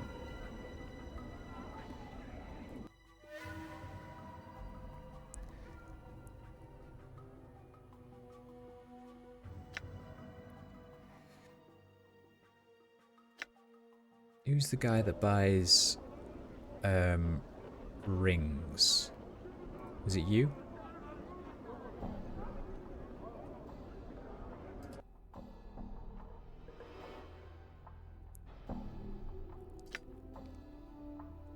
No.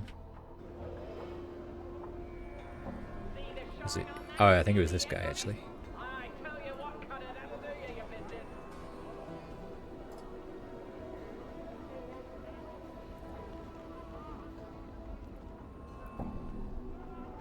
It wasn't that guy. Who the fuck was it?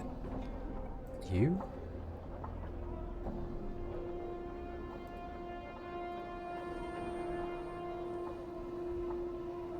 It wasn't him. This guy?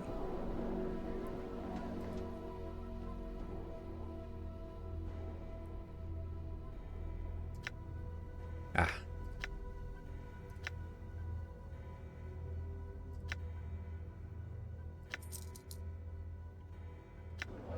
Perfect.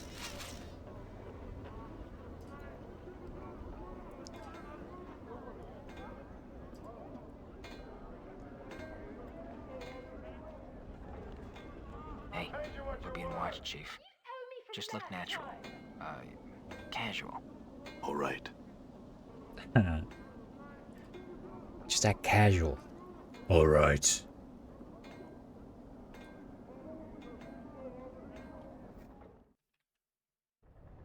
All right, let's do a main save. And whilst I'm at it, can I delete some of these really old, shitty quick saves I've got?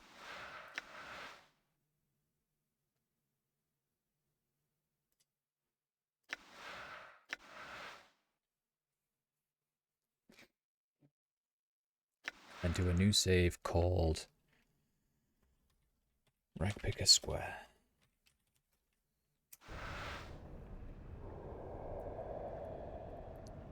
Right then, bruz. Hello.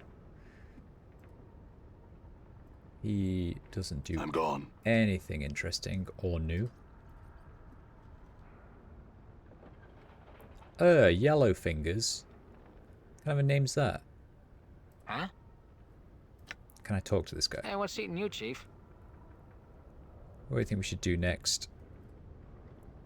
He thinks we should look for Farod. And can I ask him what we should do? What is your will? Ask about our travels. No. Okay. Hey, I I'm saw gone. there is a door up here. Marrow friend. You can smell the reek of dung and rotting meat on this man, even from afar. Though obviously weak and decrepit, his long, thin fingers and sunken eyes give him a sinister look as he scuttles through the garbage around him. The way he drools and rolls his eyes makes you wonder if he's mad. He tries to focus on you, but his gaze wanders. His eyes are set deeply into hollow sockets, and his skin is terribly pale and diseased, covered with rashes and yellowed patches that look ready to peel from his body at any moment. The stench emanating from it is terrible. As you open your mouth to speak, he licks his lips and swallows. You deader? What? You... He licks his lips again. His long, spindly fingers pick at the skin as he stares at you. You deader? He glances to your left, then eyes back to you. Dead, dead, hungry. He reaches out to touch you, licking his scabrous lips. His fingers scrabble spider-like on your arm as if looking for a piece to tear off. He licks his split lips again, and you watch yellowish drool dribble from them. With a raspy moan, his fingers suddenly dig into the skin on your arm and pull off a bit. You watch and feel your stomach churn as he takes a bit of flesh and shoves it into his mouth. He chews it slowly and then swallows. You dead? No, I'm not dead. You taste dead. He scratches himself beneath his robe, and you suddenly notice that a finger hanging from a neck on a cord. It looks like there's a ring on it. Still hungry. What is that finger bone? He looks down, his plague-ridden features twisting into a ghastly snaggletooth parody of a grin. Snack. He looks ready to chew on it.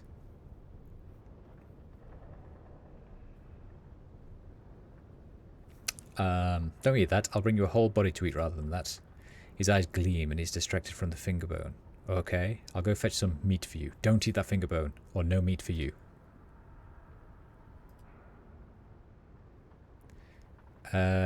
You bring meat? Yes, but give me the bone first. He nods greedily, then pauses, sniffing the air. You no have meat, you lie. I must have dropped it somewhere. I'll return soon. What the fuck?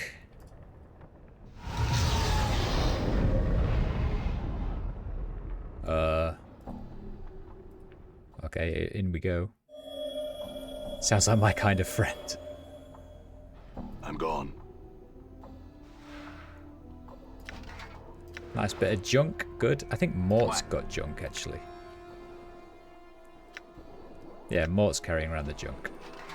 Here you go, bruh. Oh, I can level up as well. Weapon proficiency slots gained. Fighting skills have improved. 1 characteristic point, 10 hit points. Nice. I don't know what weapon proficiency slots means, though.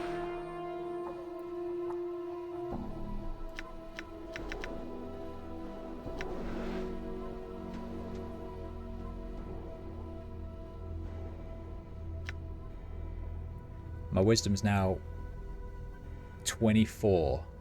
I don't know how high you can get, but 24 seems quite good for where I am in the game.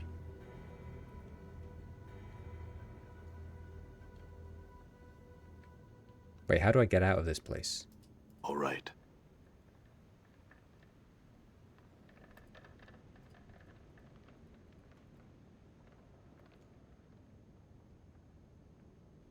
Oh. Hello.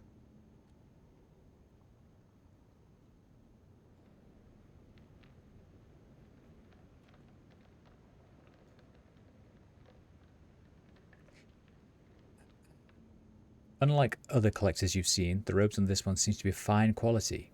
Ah, another deader has come to visit us. Please excuse the mess. My colleagues haven't had time to tidy up. There's no way out. Why, sure there is. The door is right over there, but you need one of these to activate the portal. He holds up what appears to be a small glass bead. Come, let us talk price. I'm listening.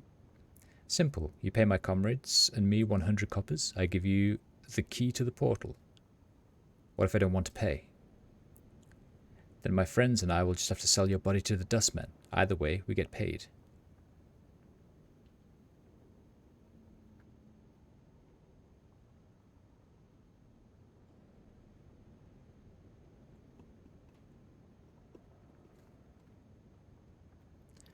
Really want to kill this guy.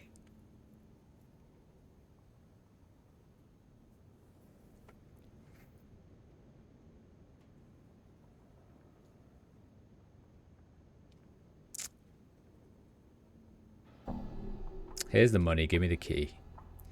My comrades and myself appreciate doing business with you. Simply crushing the glass bead will activate the portal.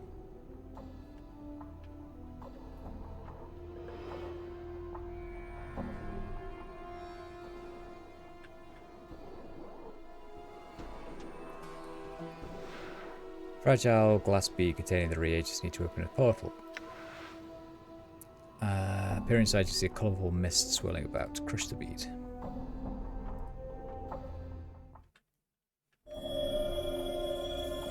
Done. Well, that sucked.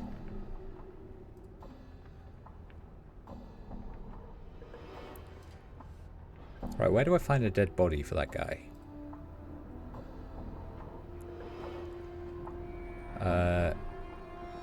Yellow fingers. This Weasley-looking fellow is skulking about the garbage like a tattered shadow. Seeing you and Mort, he beckons to you. Stay. Skull. Where you get the skull, huh? Me skull it is. Give it back to me. Mort turns to the hiver. Pike off.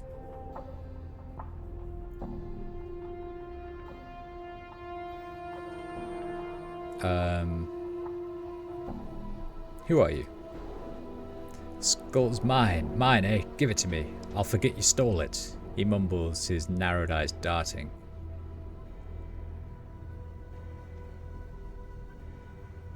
What proof do you have that this is your skull? He stares at you for a moment like you're addled. His pike in mine. Talking proof, don't know nothing. Give me the skull now. This is not your skull. You're calling me a liar, eh? Skull's mine. Mine. He mumbles for a moment, eyes rolling and darting. You're the thief spitting lies. I'll gut you.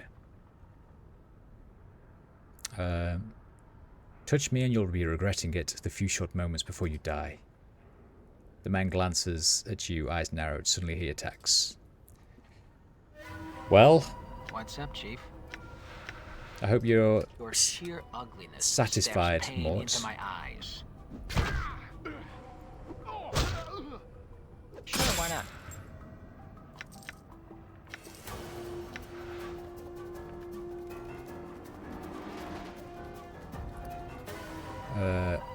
Oh, here we go. Here's Nod. As you approach the hooded, brown-robed man, you notice he's mumbling to himself softly and occasionally nodding. Hello. Someone comes to speak to Nod. Speak to Nod, aye? He suddenly breaks into a fit of hacking coughs, then nods to himself. What are you doing? Nothing, except looking for deaders. Nothing else. He sniffs, then gives another hacking cough. He mumbles a moment, then speaks again. Nothing else. Need the jink. Jink, jink. Deaders? Deaders. Can sell them to the Dusties. You can sell the corpses? Haul them to the black place, the mortuary. He tilts his head back and forth, then nods again. There, the Dusties. They haggle and give jink. Then they take the deaders in. They do. Aye. And Nod don't talks to 'em till the next body. He sniffs, wiping at his nose with the back of his hand. Why do they pay for the corpses? No. Okay, what is this place? Ragpicker Square. The square. Trash everywhere. Aye, everywhere.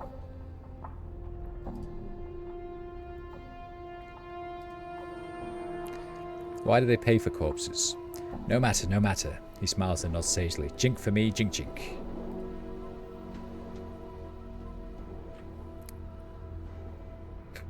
You want to know something? Jink. Aye, jink jink. You can have 10 coppers. Jink for Nod. He mumbles a moment, hiding the copper coins away in the folds of his robes. Ask, Nod tries to answer, aye. Do you know a man named Farad? He looks frightened and starts to shake his head. Farad, Farad, Farad. He scratches at his head. What? What about him? He frowns and shakes his head as if he's not sure he should be speaking to you. Do you know where I can find him? He shakes his head, then mumbles. He glances quickly at you, then begins to murmur again to himself. It sounds like he's uttering a prayer against evil. No, no, not here, in square. He frowns as if unsure how to explain it. But not in the square. He shakes his head again, then coughs. The collectors. Me. He seems unsure for a moment, then nods assent. Me. Scoops up deaders, takes to Dusty's. Dusty's pay. Jink for dead. Dead to their right place. Dead happy. Dusty's happy. Nod happy, aye? With Nod's shiny jink. The square. Ragpick Square. Trash everywhere. Sharegrave Square. Tell me about Sharegrave. Sharegrave's shadow long. Falls over Nod, it does, aye. Nod gives some of his jink to Sharegrave. Sharegrave tell others in his shadow. Watches out for Nod, aye. He shakes his head, coughs, then resumes his nodding. You'd ask a Nod, aye. Nod'd ask a ye. Question for ye, aye. Okay. Nod has a sister, aye. Amaris. Amaris lives in the hive, away from here, away from the square. So long ago Nod was separated from his sister, taken away. You've been separated from here and you'd like me to find her? Updated my journal. You don't know her? He shakes his head sadly for a moment, chewing his lower lip. If he sees her, if he does, tell Nod... tell her Nod her brother worries about her. Aye, does he worries? Why don't you go find her? No! Nod covers his head with his arms, mumbling to himself. Nod can't speak right no more. He can't, nay, and he smells the corpses and the dirt of the square. Ragpicker Square. No! What happened to you, Nod? Nod sniffs, looking at the ground quietly. Finally, he begins nodding to himself, speaking softly. Nod was young, aye, he was, and started hearing voices telling Nod to do this, do that. Bad things, bad, like chewing on Nod's fingers. He holds his hands to his face and you can see old spite scars beneath the caked-on filth. Go on. So Nod's parents takes him away, they does, puts him in a dark place, a winged tower, where they pokes needles and hooks in Nod's head.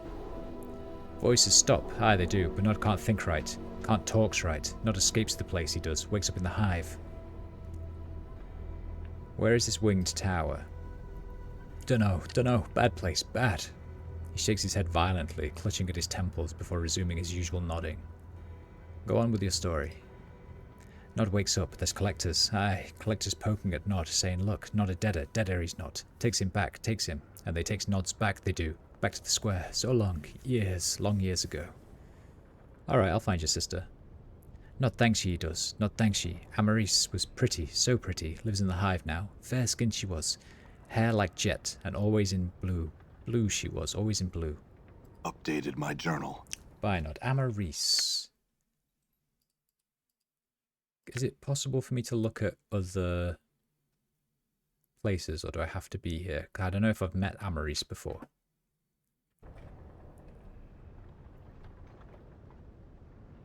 Oh, do you know what we should do? While I think about it. We should give that guy his prayer beads, because I realised I got them and then ran away.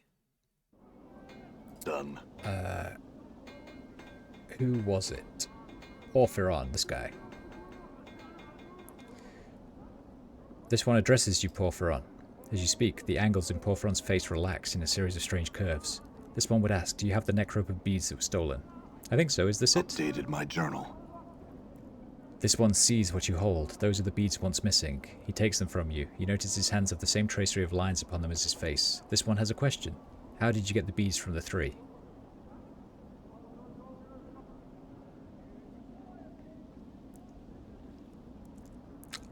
I talked it out of them. They were happy to give me the beads back. This one would know. One who fights with words carries a name in the order of Eret Age. Porphyron's face breaks into angles again. Those ones are called diplomats. It is a path without discipline and without honor.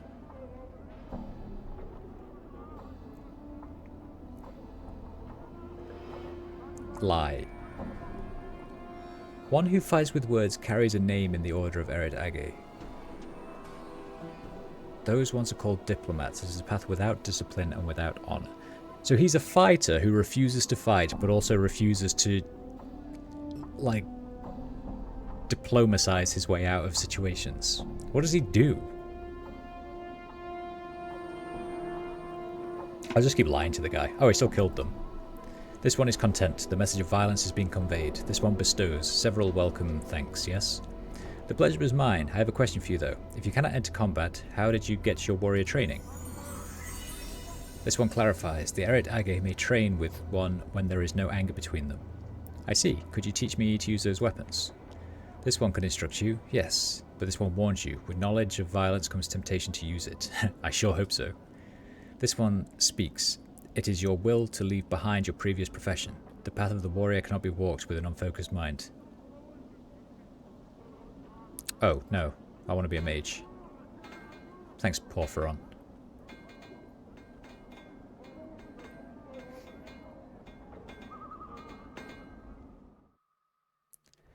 All right. I hear your words. He hears my words. I might give this guy some of these, actually.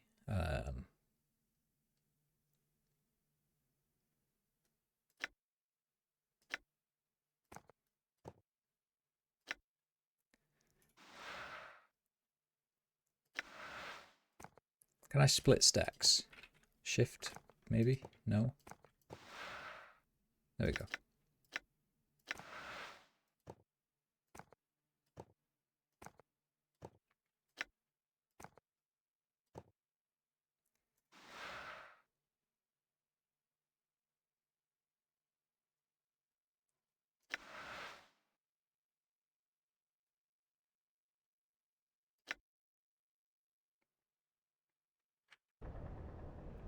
Alright. Let Your us path is mine. continue. I'm gone. The underbelly of this platform is thick with razor vine. Looks like it's holding the platform together. Rat's bone. This man is whistling a cheerful tune and playing with a well-kept fighting knife. As you approach him, he stops whistling and gives you a curious look. Huh? What you want? Have questions. My name's Ratbone Cutter. I'm a thief for hire, in the employ of Sharegrave, the boss of the collectors you see around this square. He pays me mostly to learn his lads to be real quiet like, and how to fight if they runs into a spot of trouble. That's likely the only question I'll answer for you, Cutter. I'm looking for a man named Farrett. Do you know where he is? He shakes his head. No, I don't. Here he's nearby though. Some of his lads come running through at times, making for some hidey hole that who knows where. Somewhere up around these elevated platforms, I'll bet, but it's none of me business. He shrugs and spits on the ground. Live and let live, says Ratbone. Where's your boss, Sharegrave? He nods towards the large, dilapidated house beside him. Careful though, Cutter. He don't like visitors. He's right suspicious of everyone. Sharegrave's not even his real name. Just what me and some of the others call him. Could you train me? Sure, for a spot of drink. Jink, been trained before? Nope.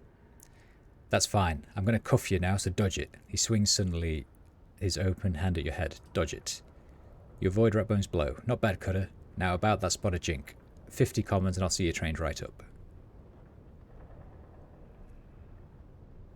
But does this mean I'm going to be a thief?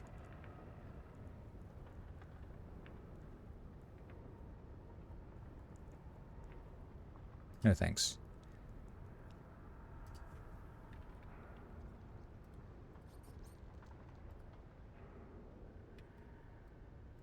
Okay, let me do a quick save.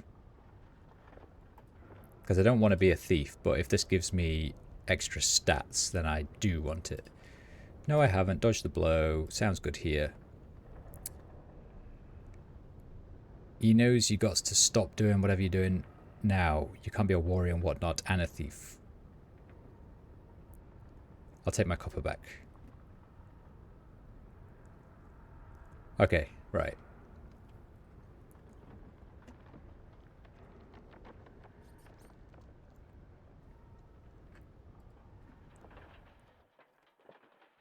Not much point doing it since you want to be a mage. Yeah, I figured. Right, what we got? Collector, who says the same as every other collector in the world. Collector, who says the same as every other collector in the world. All right.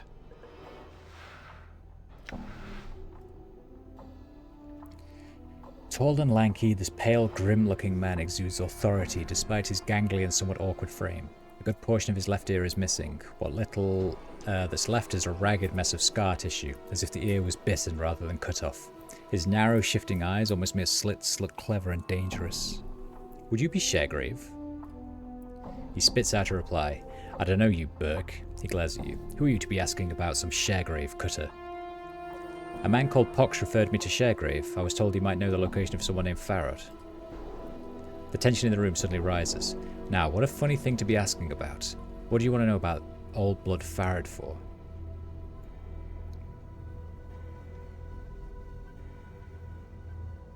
He stole something from me and I want it back. The man's silent for a moment, then cracks a smile. He steals from us all, doesn't he? Whether we're living or dead. What do you mean? Our main source of living around here is the dead, you follow?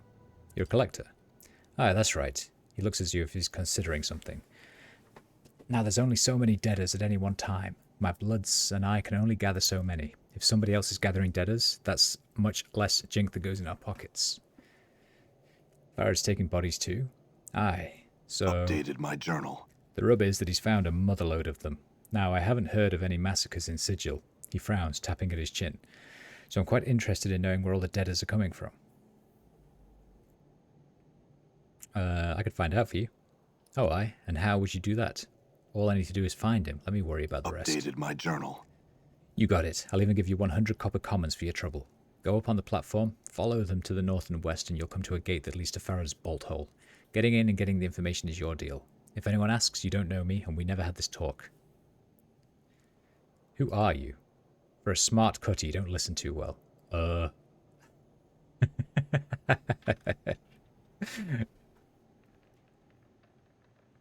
I like how my guy is a very intelligent man, but is played like a complete moron. Because what does it say of my intelligence? You possess genius-level intelligence. Uh-huh, I sure do.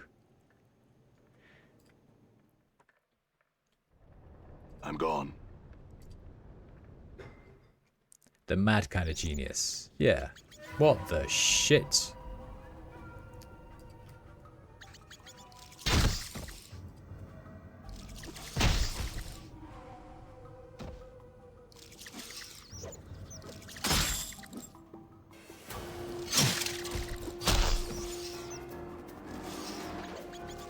Die. Okay.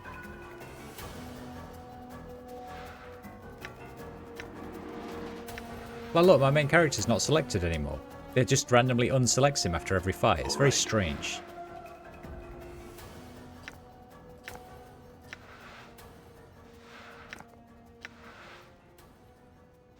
Have I found the mage lady yet? No, I haven't. I haven't. I'm starting to believe she doesn't exist.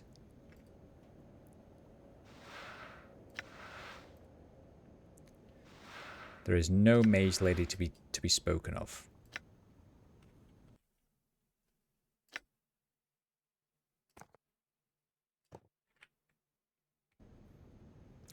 There's a little hut. Okay. Well, if she's in Ragpicker Square, then I still haven't explored much of it. I've only done like this little bit so far. The midwife's hut. Maybe it's her.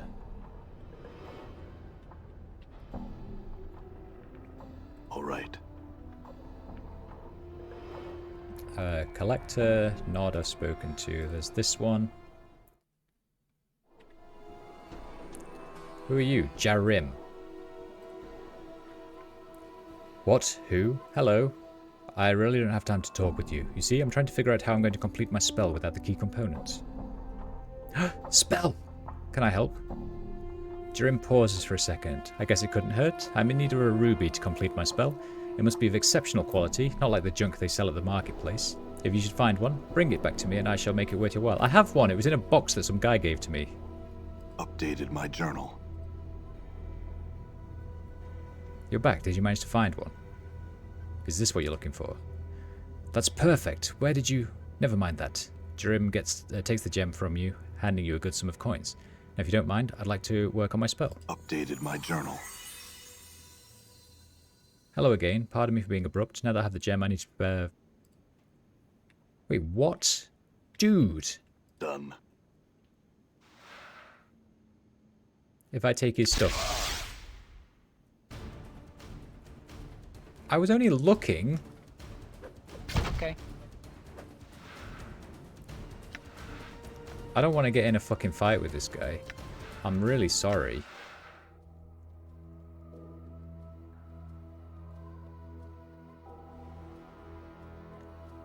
Okay, I think my quick save is always quick save 1. But for some reason it loads 4.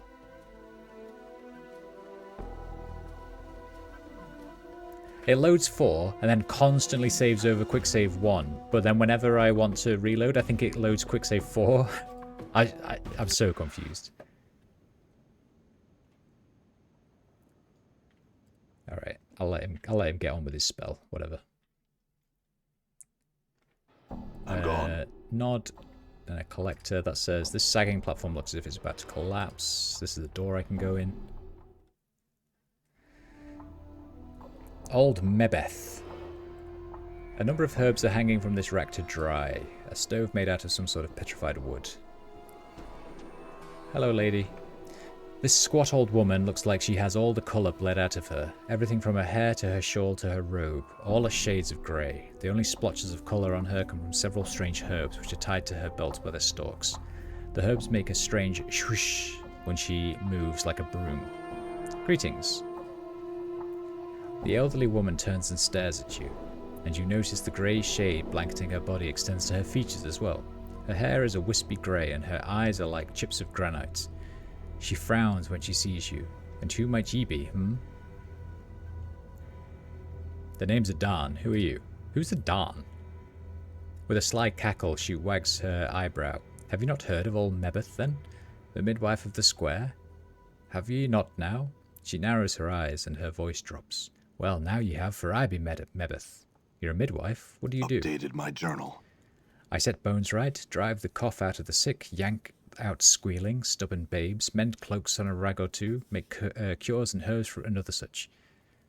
Be needing a cure or three, do you? Cures? Aye, you've been needing some cures to look at you. Do you want to buy some, do you? She glanced at the scars covering your body again, then shrugs. Too late to be asking for them, I think. Actually, we could use some healing. Mebeth nods. Very well then. She reaches for one of the dried herbs at her belt, snaps it off at the stalk, and then grinds it in her calloused palms. Small wisps of dust and pollen rise from her hands, then she mumbles to herself and blows the dust into the air. Updated my journal. The grey pollen swirls around the room, blanketing you and your companions. You breathe deeply, and less than a moment later you feel strangely refreshed. Refleshed. Refleshed. I feel refleshed. Thanks, Mebeth. Before I go, I had some questions for you. Do you know someone named Farad? Farad? That's... Pah! You watch as Mebeth spits once, twice, 3 times, then follows it by making a semicircle over her heart. That gull turd. What should we want him with the likes of him? I need to find him. Do you know where he is? He's not in Ragpicker Square, that much I can tell you. You need to find a way under the square to get to that turd spider's kip. She spits again. Even talking about him leaves a foul taste, it does. He's under the square? She jabs her finger at the floor. Aye, he's buried beneath these piles of trash, him and his boys, and a tough time you'd have digging him out of the nest. She shakes her head. Let be, child. I need to find him. How do I get down there? My journal. She frowns and sighs. Hear tell Farad's got a gate that leads to his nest somewhere here in the square. It's just a matter of finding it. You might want to ask some of the others who travel a bit more than old Mebeth. Okay. Are you a witch, Mebeth? She scrutinizes you. I say naught as to what I am and isn't, but what you be wanting to know so fool bad for that ye hound an old woman, barking and sniffing for a juicy bit of gossip. I want to learn magic, could you teach me? She laughs. I'm no teacher, no schoolmistress, all set up to teach like them in the big fest hall. There's others somewhere that'd spill the dark of it. You'd be wasting your time with old Mebeth, so you would. I don't agree, I think you have a lot to teach. She looks at you intently. Oh, why? Why do you want to learn such things?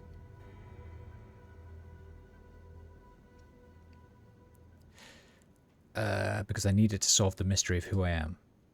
After a moment, Mebeth nods. The art may help, it may not, and you must not rely on it to solve all of your problems. She says, I've played Elder Scrolls. You use magic to solve all of your problems, actually. Child, it's most like one going to add another chip to your pile of questions. Will you teach me? She shakes her head. One should make songs rather than make magic. Songs have more beauty. Magic's been made dull, commonplace, soiled by the mob of people that have tromped through it. I'll teach you, but first you need to do some things for me, you hear? Like what? My legs aren't good for walking about Sigil, and there's errands I'd have you run. I need you to fetch me some herbs from the market. It's Spireward, easterly and southerly from here, and in the Hive Market. Here's a sample. He takes a black seed from a coat and flicks it to you. Updated my journal. You twist the black seed in your hands, and as you do, you feel a small bite. Then a small drop of blood oozes from your thumb. There are tiny barbs on the seed like teeth. Mebeth snorts. Careful with it. Show it to one of the fruit merchants at the market. They will know what herbs you seek. Okay. What do you sell here? I sell rags and herbs and cures and charms and mixes and pulses and all that wash. Also, if you find a queer item that you can't figure out, bring it to Mebeth. No promises, child, but mayhap I can riddle out what it is.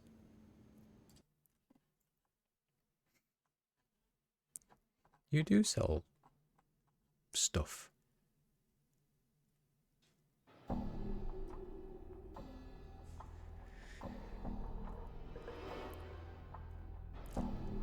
Lots of charms as well.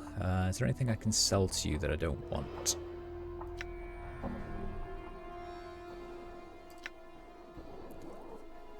Not really. Okay, let's go do that now, because I really want to be a mage. We've played this game for like 10 hours and I'm still not a mage. And that's a really big deal for me. That's like my goal in life.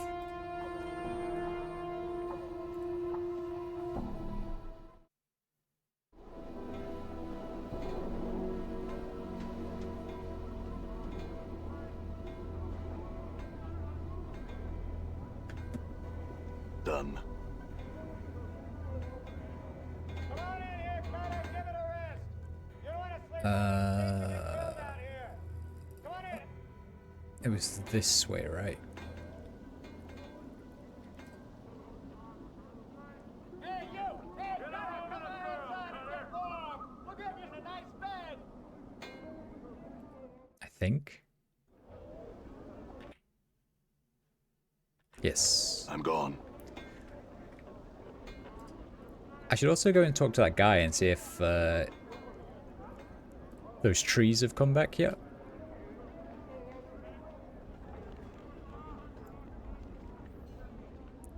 Who was it? It was this guy, wasn't it? Mebeth, the midwife of the square, needs some herbs sprung from the seed. Can you help me? The man takes the seed and looks at it critically. As he presses it between his thumb and forefinger, he winces and a small drop of blood appears on his thumb. Ah, the seed's got a bite on it. I noticed that. Do you have the herb she's talking about? He can't seem to take his eye off the seed. Lad, I don't know if there's anyone who has what your friend seeks. To be square, I've never seen such a seed before. You would need someone who cultivates seeds such as this, for I have not. Where would I find such a person? Updated my journal. I don't know the dark of that friend. He hands the seed back to you. You'd be hard-pressed to find a gardener in the hive. Maybe Mourns for Trees could help. Farewell. Oh, that's handy. I was about to go and see him anyway. This way.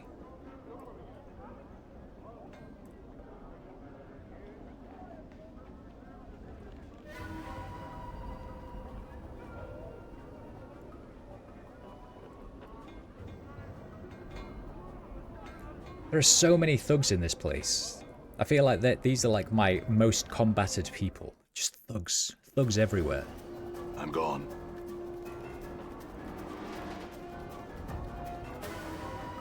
Look, more of them.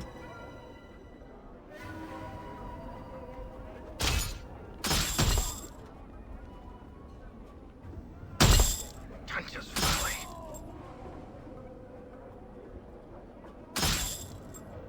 Sure, why not?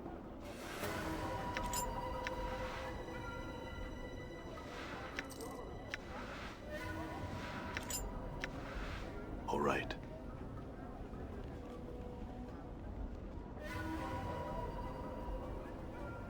Guys. Thanks. Okay.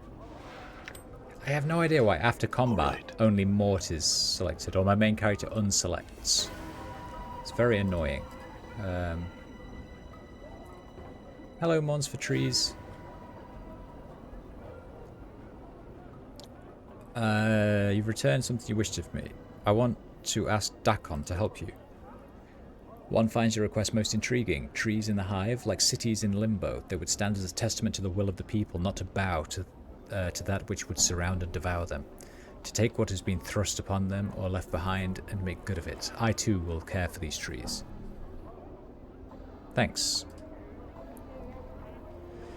I need some herbs sprung from this seed. Can you help? He takes the seed from you and holds it up to his eye. What an odd seed. Are those teeth along the edge? Barbs, perhaps? Where did you come by it? Old Mebeth, the midwife of the square, needs some herbs sprung from that seed. Do you know where I could get some? No. Oh, good. He continues to stare at the seed in his hand. This is the only seed of its kind I've ever seen. He winces and a spot of blood glistens on his thumb. The barbs in it are sharp indeed. Perhaps you should hold it. I have a feeling like she wants the blood rather than the actual herbs. Like she wants me to take this seed around and like it's cutting people, so like taking their blood. So you can't help me either. Unless you can make that one grow, I cannot. Again, I've never seen a seed of its like before, friend.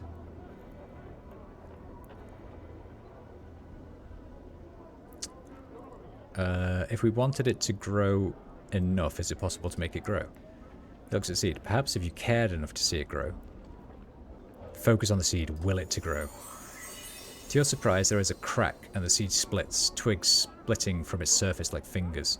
Instinctively, you drop the seed, but its talon-like twigs wrap around your wrist and will not let go. What the hell? Updated my journal. He stares at the barbed branches wrapped around your wrist, stunned.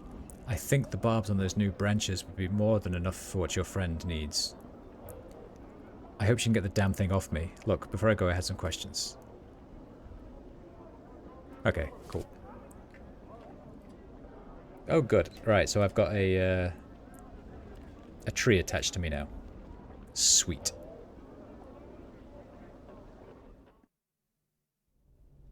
All right. Why do I keep running into this building? All right.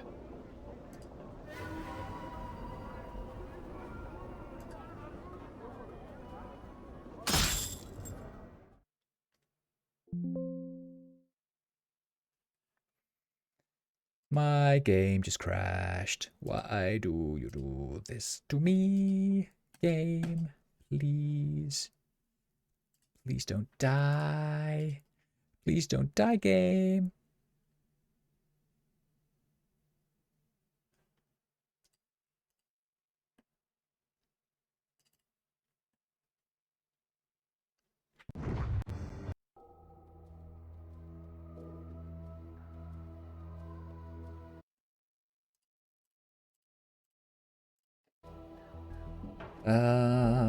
Select live. Which quick save did I last do? Day 6703. It's got to be this one, right? Yes. What's up? Yeah. Good as done. Why the fuck is my main character attacking Mort? Done. What is going on with this game, seriously?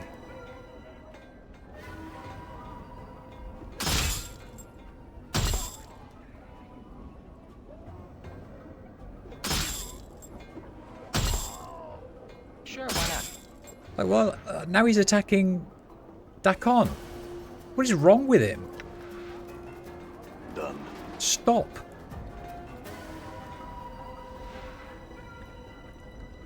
Did I A-click? No, I didn't. Done. It's just like the guy dies and he just... Oh, is it... No, he definitely did because it took 4 damage off. I think it might be this berserk thing he's got. I wonder if... Because when he gets into combat he goes berserk. I wonder if he's just attacking allies. I'm gone. Like, I'm assuming that's what berserk does in this game. That's a normal berserk thing, isn't it? Didn't I have enough money to... She didn't even offer me to decurse her. There wasn't even an option. So I assume I have to do this quest for her first.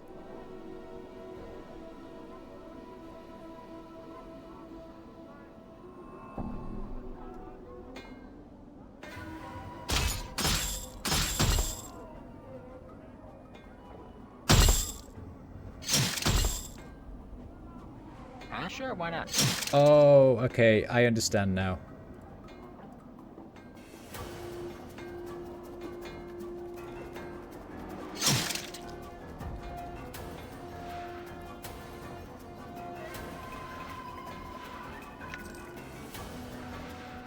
What? Sure, why not? So because he's berserk, I can't control him. Until combat ends, I guess? So he just goes and attacks like the closest thing available. I'm gone. It's probably in the shop menu. Ah, okay, okay.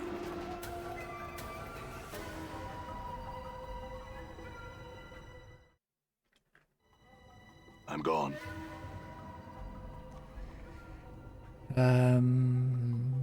I'd like to purchase charms. Is it this? Aid? Oh, remove curse, yeah. This spell allows a cursed item to be successfully unequipped. I bought it. Okay, so that I don't want to equip. It is a bad weapon. Oh, I sold my other dagger though. Lol. Oh, okay. 2 to 5's okay. That can be my main weapon. Actually, that can be my main weapon because that's fucking.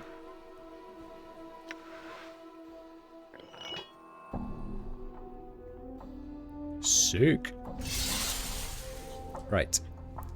I returned with those herbs you wanted. Now maybe you can get this damned bramble patch off my wrist. Is that so? She glanced at the barbs that's around your wrist. If so, think it off then. Do so. Updated my journal. Creaking and snapping, the black barbed branches unravel themselves from your wrist and form into a tangled ball of brush and twigs. It looks like a nest of dead black snakes. Remember snorts.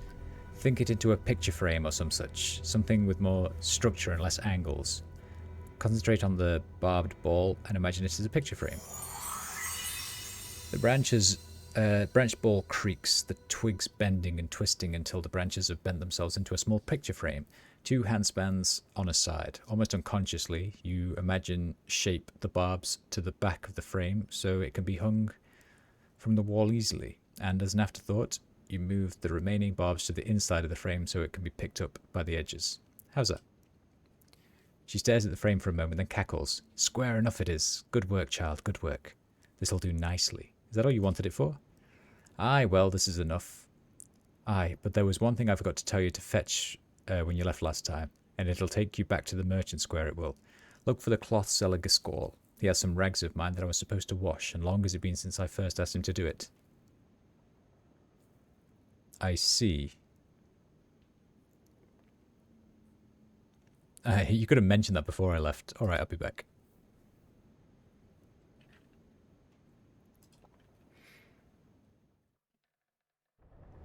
I'm gone. I just want to be a mage, man. Both of the other trainers were just like, yeah, I can train you. And then typically the mage trainer's like, do 1,000,000 quests for me. All right.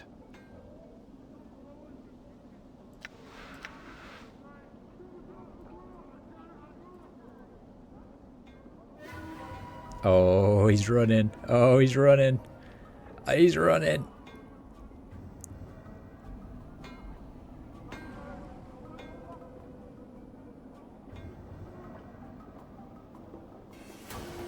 Guys, come on. Alright, fuck him then. If you're gonna be like that. I'm gone. That does explain, by the way, that curse explains why I was complaining that my main character was deselecting every time I finished a fight.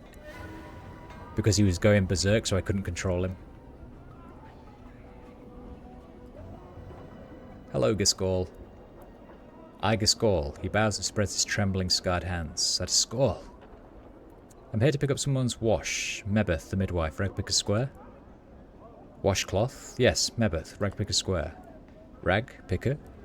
He taps his fingers as if counting something. I know, I remember. He holds up a trembling finger as if telling you to wait. He comes back with a flattened mass of green rags, thin as paper, yet so stiff they look as if they could double as wooden boards. The rags are so caked with a greenish lime starch that they look as if it would take years of soaking to relax them. How many times did you clean these? Gaskell washed cloth, starched cloth every 5th day. Washed cloth, starched cloth every 5th day. His eyes flicker. Gaskell washed many years. Always starched cloth on 5th day. Gaskell's ritual. But they're ruined. Wash cloth is Gaskell's ritual. His voice is flat, almost zombie-like. Must starch cloth every 5th day. What's the point of doing it every 5 days when they don't need... Oh, never mind, just hand them over.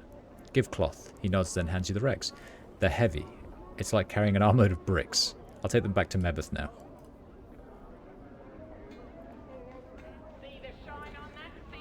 Turns out it wasn't just the game's fault, it was your fault. It was, meh. It was actually both of our faults. Oh, for fuck's sake.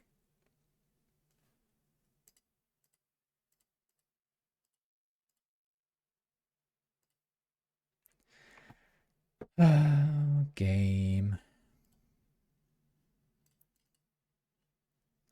It's like, as I'm getting further through the game, the more trouble it's having.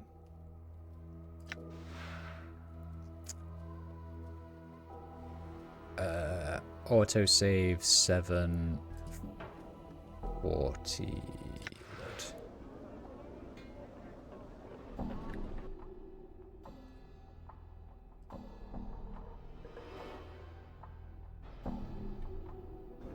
Done. Does that mean I haven't got it?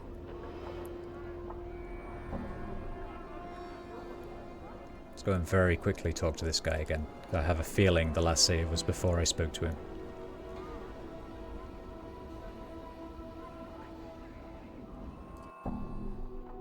Oh no, I do. Okay.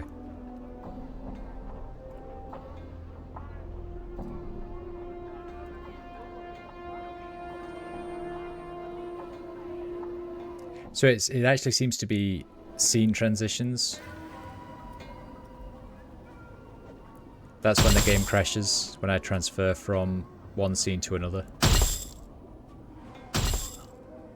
I'm gone.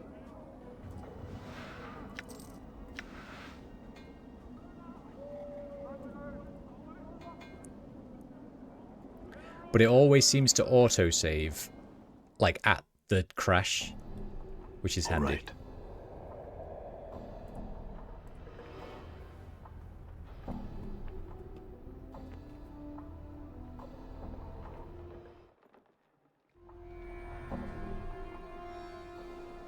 I brought your wash. I think a skull was a little heavy on the cleaning ritual, though. She takes the stacks of starch green rags from you and examines them critically. At least they won't tear, she sighs, or bend. What was with that cloth merchant, Giscol? His hands were all scarred and he seemed slow.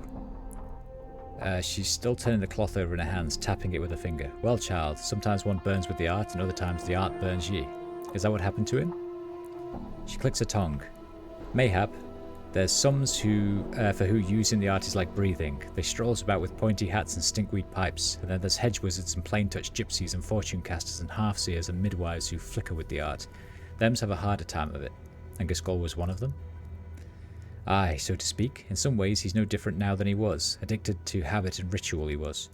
He sets down the stiff rags. They clunk as she places them on the floor. And now there's one last thing I need from you, child. This better not involve me going back to the market, Merbeth. Oh, anything it does, child? She draws herself up and she glares at you. Even at full height, her head barely crests your shoulders.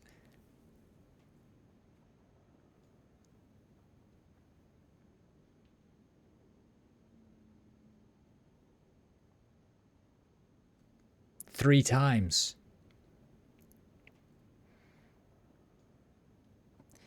Merbeth, it's a waste of time to keep travelling to the market for all these things, especially when you could have taken a moment and thought about everything you needed instead of sending me on the same errand 3 times. She puffs up, her face turning turnip red. Oh, aye? Is that your feelings on the matter, is it? If so, then leave. I'll tell you, I won't be wasting my time trying to shine light on that mule head of yours.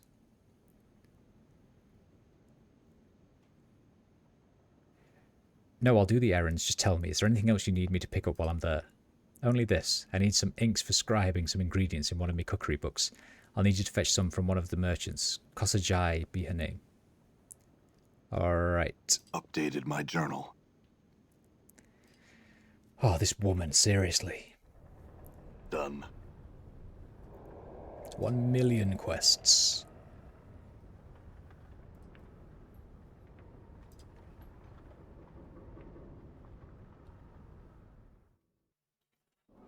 I'm gone. It's this way.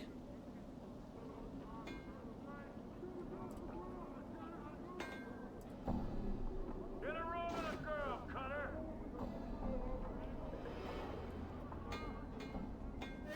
What's up? You poxy bastard. You poxy bastard. All right.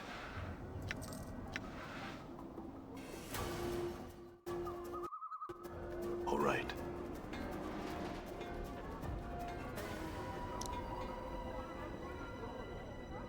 Right, who was this woman he wanted? She had a name, didn't she?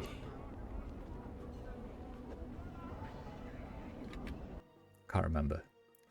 Kosajai, the market square. She's probably the only merchant I haven't spoken to yet. Can't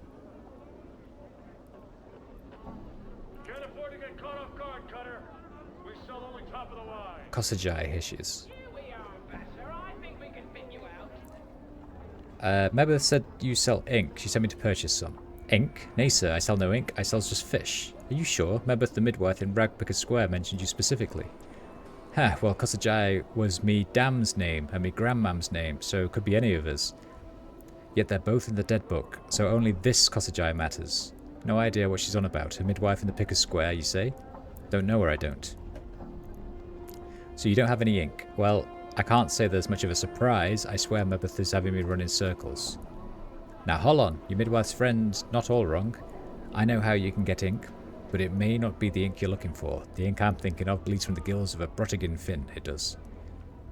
This Brottigin Finn bleeds ink. Aye, thing is, that fish not for eating. It's got a horrible taste, scalds the tongue. You can ask Miriam. She pitches a fish cell down the street a southerly way. She might have one of them fish she needs on a pole. Right, Mir-Am, south. Updated my journal. Look for Mir-Am, south.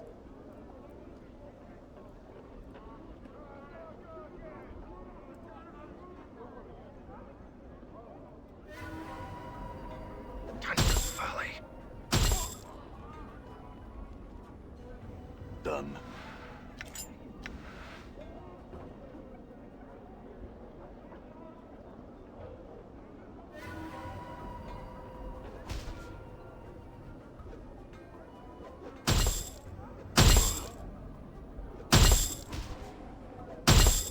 Die. I'm gone. It turns out I can just let them do their thing and they just crack on with fighting. I can just kind of leave them to it. Right, Mir-Am.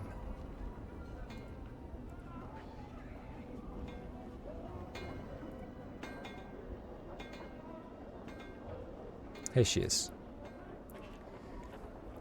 Have you heard of a Bruttigan fin? I was told it bleeds ink from its gills. Aye, that fish. That fish is a strange one, it is. Not many have heard of it unless it want to eat it. Difficult to kill, and even in death it seems to live. Not many want to latch their teeth around something that still writhes. Do you have one? Updated my journal. Aye, but the ink, you'll be needing something to carry it in. Have you a bowl or a cup, perchance? Or a tankard. Maybe one of the merchants is selling one. Fuck my life, man.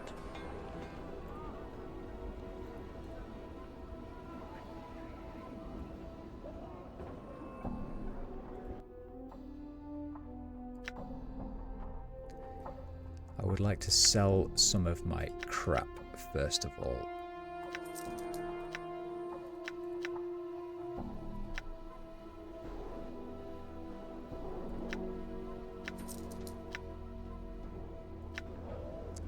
And then it was this lady, I think.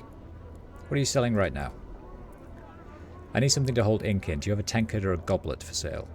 Oh yes, many kinds. They range in price from a few coppers to several hundred. I'm looking for the cheapest one you have. She raises an eyebrow. She reaches into the crate at her side, then throws a battered-looking tankard to you. It's covered in dents and its handle looks about to fall off. This one looks like it was used on someone's skull. She smiles slightly. It'll do, thanks. Updated my journal. Done. Okay, right, back to the ink lady. We sell only top of the line. Here we are, Vassar. I think we can fit you out. I brought a tankard. Can I get the ink? She nods and plucks a fish from a pole. It twitches as she grabs it, then starts lashing about as she begins to twist it like a rag. She wrings it until bluish-black ichor begins to trickle into the fish's gills. Trickle from the fish's gills. When your tank is almost full, she relaxes her grip and throws the twitching fish into a sack at her side. Thanks. Updated my journal. I'm gone. I've updated my journal about 7 million times so far. I've updated my journal. I've updated my journal. I've updated my journal. My favourite part is that he just like screams that in people's faces as they tell him things. You can just imagine him writing in his journal like as they're talking, like, I'm updating my journal. I'm gone.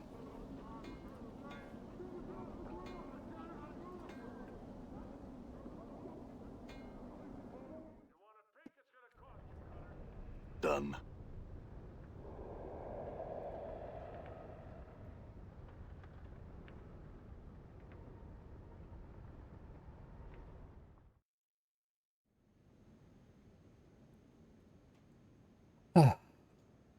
Membeth is tugging at a massive greenish slime starch rag she brought from Giscor. She seems to be purposely fraying the edges as if to peel them apart somehow. When she hears you approach, she turns. Aye, child? Here's the ink you wanted. She takes the tankard of ink from you, then sniffs it. Prime ink, fresh it is, aye. You've done well, child. All I've asked. Now, I ask you again. After all you've seen, do you still want to learn the art?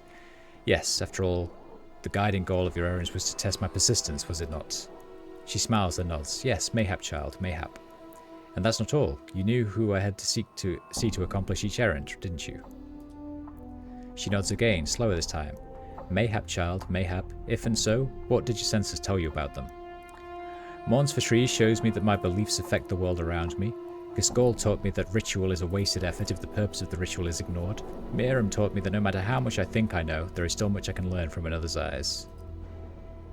She's silent for a moment, then she walks slowly over to you and touches you on the cheek. Oh child, you will be a master sorcerer one day, you will. You have the knowing of it yet.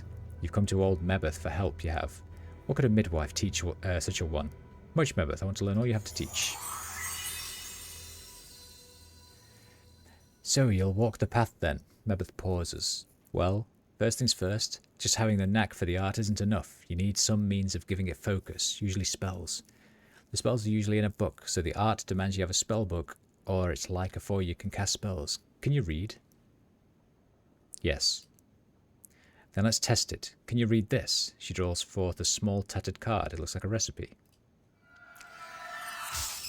The writing on the recipe swims before your eyes, each symbol twisting out of focus whenever you try and read it. Almost instinctively, you relax your eyes, allowing them to take in the page all at once, and the symbols suddenly bleed together. The recipe lists measurements and ingredients. It appears to be some minor divination.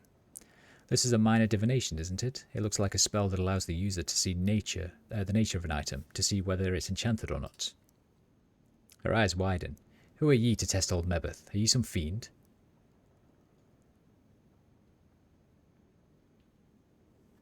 Not to my knowledge. What's wrong? Updated my journal. Well, not expecting it, was I? She nods at the recipe, then plucks it out of your hand. What you see, it's written in a language of the art. If you're not a mageling yet, it should all be a swirling jumble of mishmash. She snaps her fingers. Yet, clear as crystal, you pluck the sense of it right up. Mayhap you can tell old Mebeth why that is.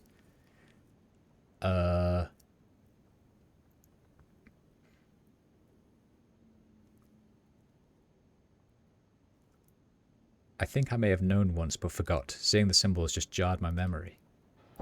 Or else a natural gift you may have. No matter, no matter. You've just shaved seasons off your learning, you have. Mebeth harumphs. And I've been looking for someone to handle the chores around here, I had. If you need any help with anything around here, you can still ask. It's the least I can do in exchange for you teaching me. No, don't worry yourself about that. You can read spells well enough, but spells are no good without a book to put them in. Do you have one? She glances around the hut, then catches sight of the black barbed picture frame you made. She picks it up carefully and studies it. This'll do. It's just a frame. Ah, but so are ye, child.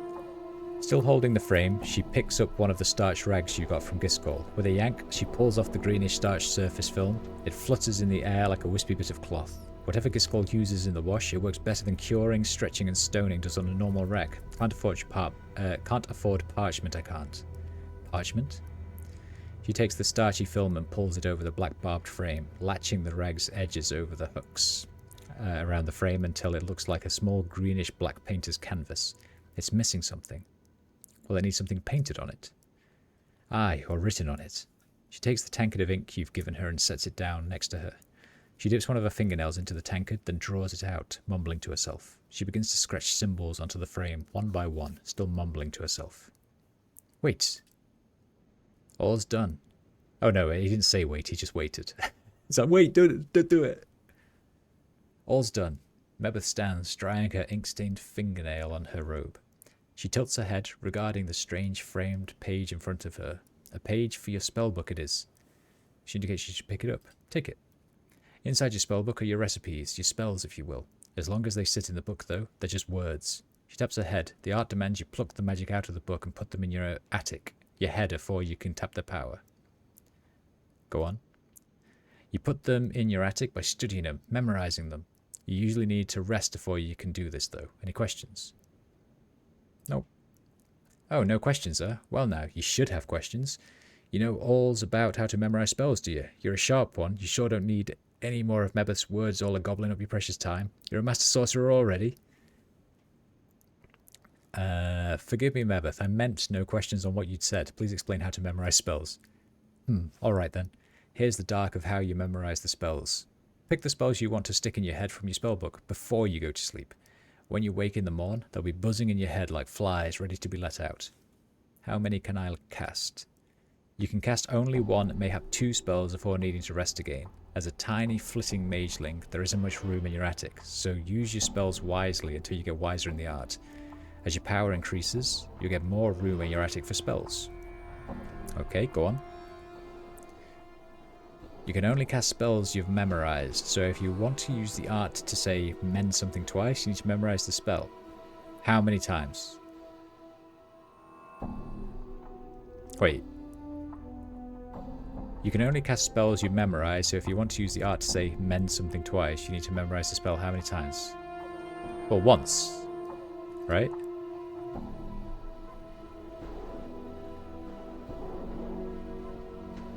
That doesn't make any sense. I need to memorize the same thing twice. That's not how memory works. Okay, how can I get more spells? Keep your eyes and ears out for learning. Even common folk might have some minor magics to teach. There's also scrolls, recipes, books, and even some stranger items have spells inscribed on them. If you find one, just examine it close and copy it into a book if you want it. Okay? I can also show you more spells if you return, especially when you have a little more of the planes in you. Thank you. Before you go, child, you'll need some magic for to whet your appetite. Then she pulls forth 3 small recipes, which she passes to you. You should copy these into your book. They can go in your attic as soon as possible. Updated my journal. Thank you. Wait, there's more. She fishes a tiny bundle of black cloth from her apron and unrolls it, producing a pair of amber earrings. These will protect you on your travels, child. I no longer wear them myself, so go ahead and take them. Thank you. Alright, child, don't tarry here any longer. One such as ye has other ways to spend one's time rather than hang around old Mebeth. Now come on, Mebeth, you're not old. Ah, you flatterer. Your tongue is so lined with silver, it's a shame. It is shame of Bartzu. Get ye hence. Thank you, Mebeth. You can thank me by not playing the alcove with what you've learned. The art's damned many a fool who sought to bend it in the ways the art weren't meant to bend. Now get along with ye. I feel stronger. I got an achievement.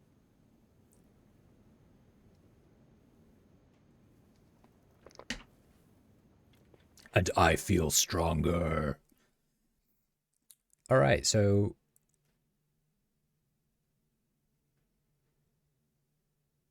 Recipe. Blood Bridge. I would like to copy Fist of Iron. I would like to copy Identify. I would like to copy Scroll of Armor.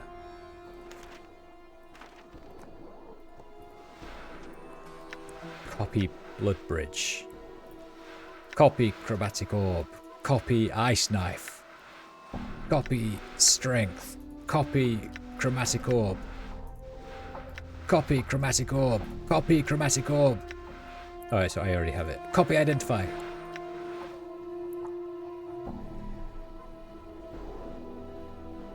And buy and identify. Why? Why do I buy and identify? I had 2 scrolls of identify. So I guess I can sell those now. Question, do I come across any other mages from my party that might want these? Or am I good to sell them now? +2 to armor class? Hell yeah.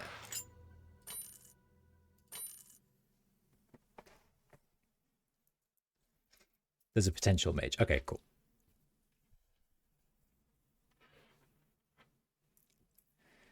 Maybe limit. Okay, well, I'll keep them for now. I can no longer use the crowbar or the hammer, though. That's sad. Or the arm. Oh, no, all of my weapons are fucked. I can only use that shitty green steel dagger. There must be mage weapons that come across, right? Okay, that was fun. That was fun.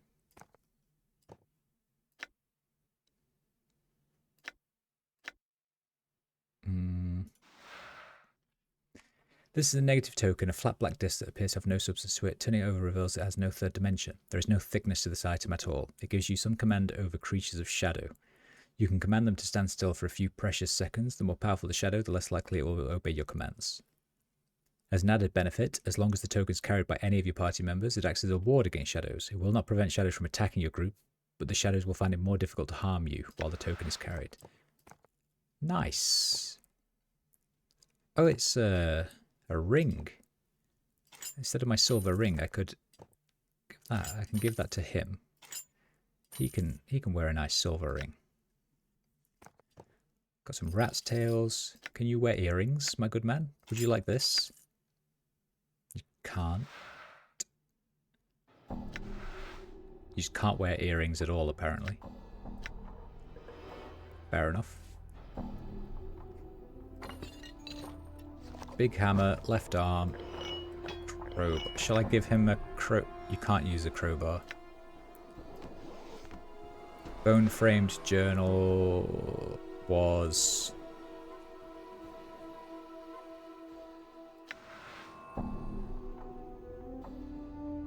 Was this the thing I couldn't figure out? Read the scrap of skin. You can make out some of the words and symbols. Trapped. Oh, this is the thing that helped me get out of the maze. I remember. Right, level up. Spell memorization abilities have increased. 0 characteristic points gained.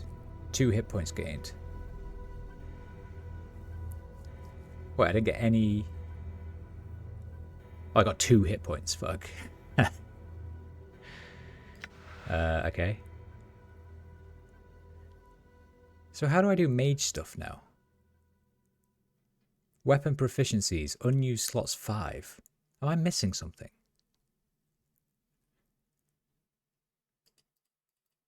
Why do I have 5 unused? Maybe an info?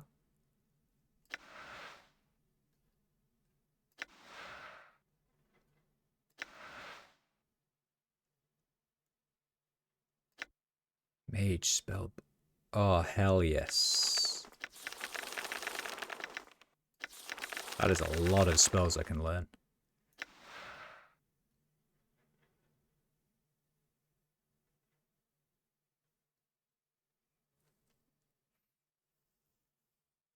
Big spells. So... Oh, okay, and then I move them to the right to memorize them. I see, so I can memorize 4... Oh, I can memorize all 4 of them. All 4 of those. Oh, wait. Yeah, okay. What was Fist of Iron? Gives the caster's fist the strength and durability of iron. Any punches will do more than normal. Only works on a nameless one. For punch attack, so I'm not really too bothered about that. I do want chromatic orb because that sounds sick.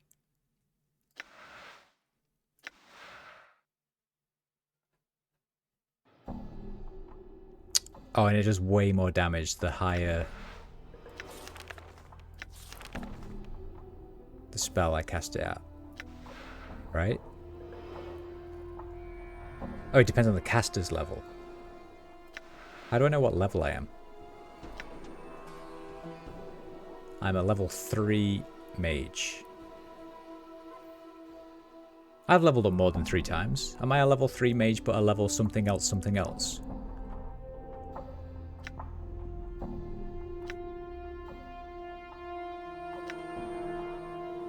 I guess. Anyway.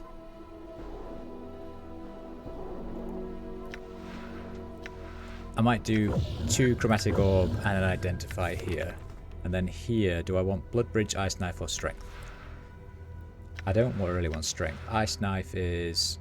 Daggers of ice can be conjured to not only strike the intended target, but spread cold as ice in water. Or... Bizarre compact of the healer's heart and the merchant's mind. This necromantic spell transforms your very body into a marketplace that barters life and death. When cast, the mage can select any living target within touch range and drain life from himself and give it to the target.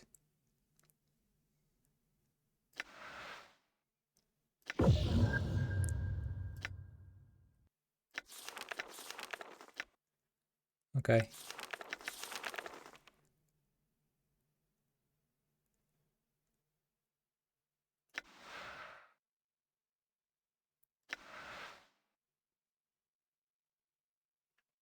My levels before this went into fighter. Oh, okay.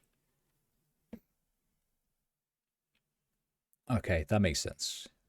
But I don't want to be a fighter. I want to be a Want to be a mage. Thanks, lady. Thanks, lady. So I still need to find Farad. I still need to do this. Find Amaris for Nod. I have no idea where she is. I don't think I've spoken to anyone called Amaris yet. Okay, I'm gone. cool. Let's crack on.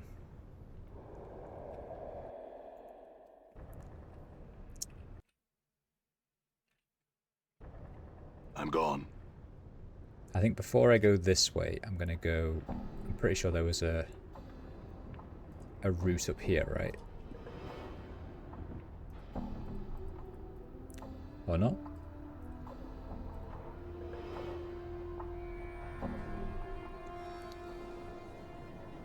I really want to know how I get that ring off Marrow Fiend, because I tell him I'm going to bring a body, but I just don't have a body to bring him, you know?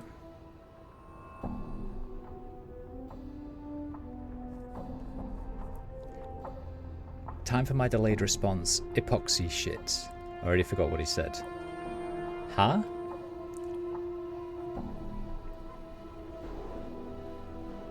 Epoxy shit? Okay. This tower looks like it was built to hold rainwater.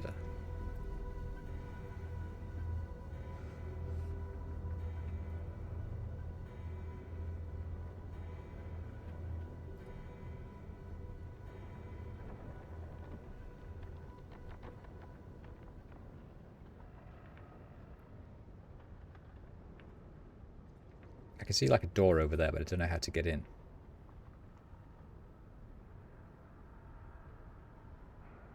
Oh, I can just run up here. Oh, okay. Ah.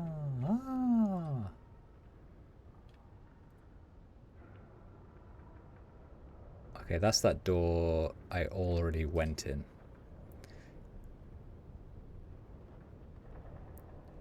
Someone called me as I was going to respond, but by now all I remember was my response. And it was epoxy shit. Okay. I have no idea what that was in response to, though. Hazy. Done.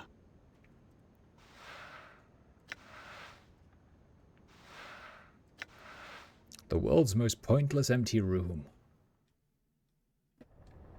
I'm gone.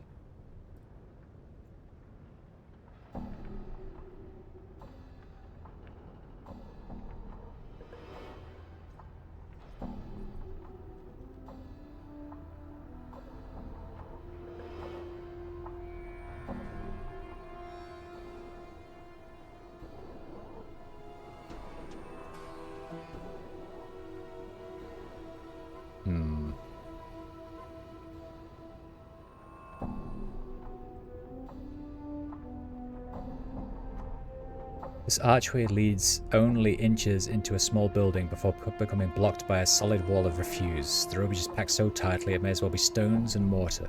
As you come closer, however, the archway's outline begins to shimmer. You notice a handful of junk you've been carrying begins to shimmer as well. I will step back and leave for a second. In fact, you know what? Fuck it, let's go in. Thrust the junk into the archway. The wall of refuse flickers, wavers, and seems to fold in on itself, revealing an open space beyond. A passage or portal seems to have formed within the frame of the archway. Sweet.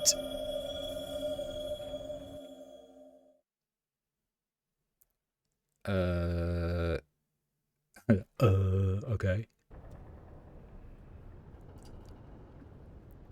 So this takes me to here, which is a dead end also. Alright, so hang on.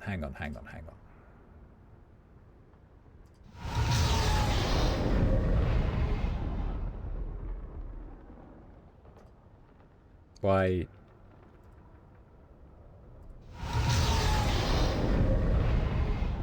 Right, go in. Because how do I get over here then?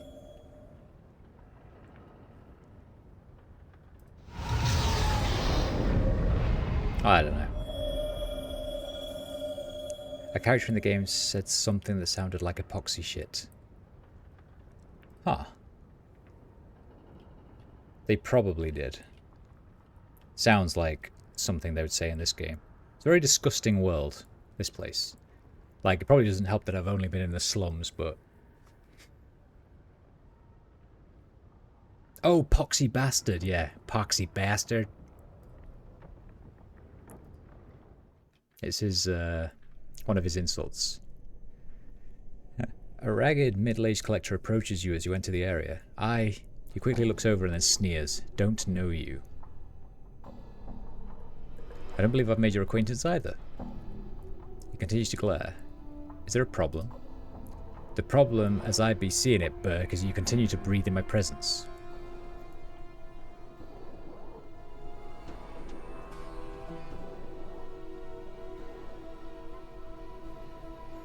Collecting bodies before they're dead sounds like a good way to meet the lady. You seem to talk some sense into the collector, and he turns away from you. Watch your back, Cutter. Most here will talk to you with their blade before their bone box, and if you stay much longer, I'll be doing the same. Whatever. Whatever, bruh. The walls of these trash warrens are made of junk, crushed together by the weight of mountains of garbage above.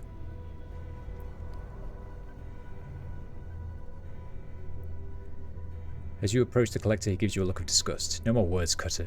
You'll find them hard to barter with in these parts. The collector draws a knife from his pocket. I'm afraid your corpse is your only hard currency. I don't think so. Oh, and then he just wants to attack me anyway. Yeah? Alright, you asked for it, you asshole. Oh, you alley-bred dog.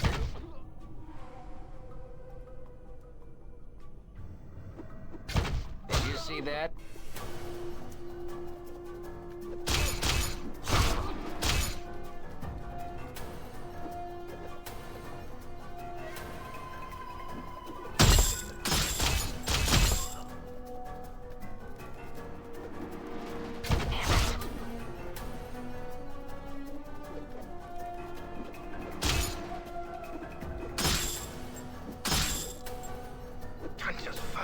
Guys, somebody hit somebody.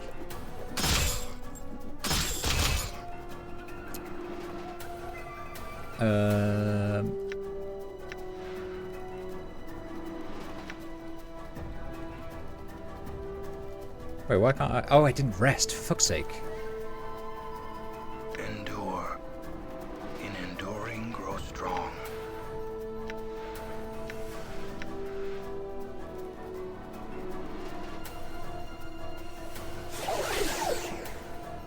Die.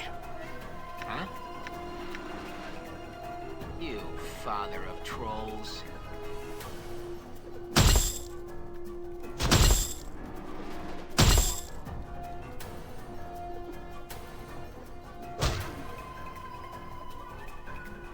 Right then.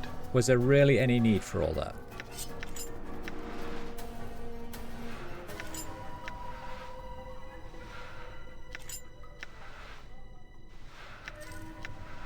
Hmm?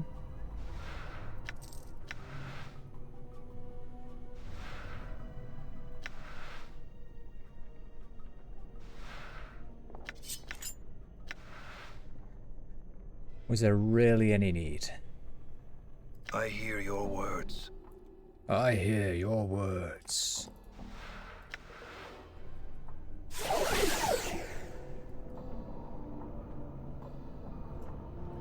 I'm gone. All right.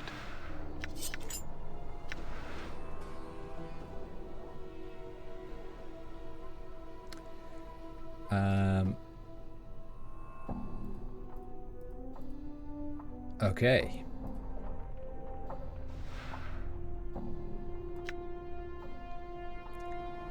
Dustman's embalming charm. What? Good as done.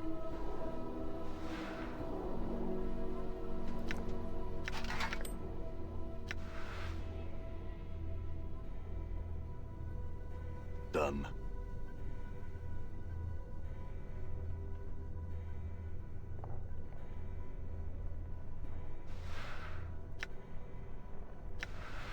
What's up, Chief? Good as done. Done. What's the word? Sure, why not? What's up? Sure, why not? I'm gone.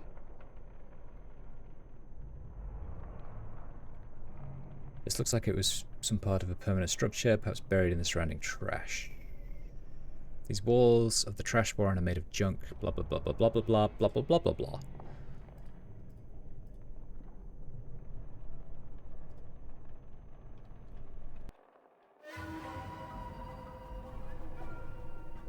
Oh, hello. Yeah? Slattern. Huh? Like that. Just folly. You father of trolls. Die. You see that? You see that?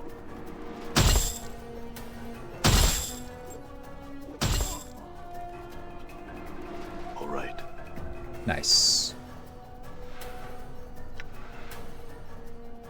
I will hear you. Your will be done. You poxy bastard. All right. Balance in all I shall serve.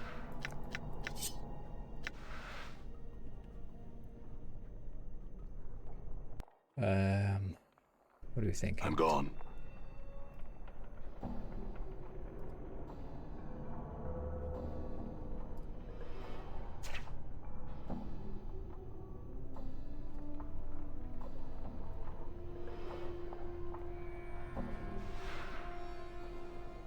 Cranium rat tails, a high quality stiletto.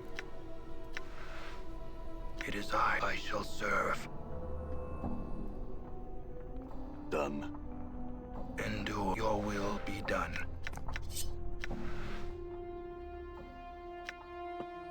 Can we do some swapping about here, please?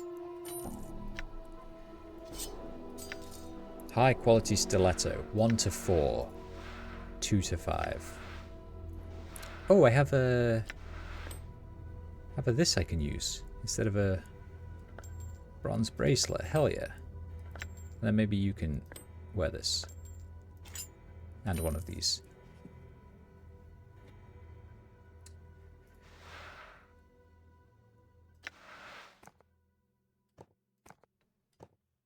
And put that in your inventory. Then I can take that. And maybe swap it for this. Oh, I can't use this. That is only by thieves. Okay, whatever.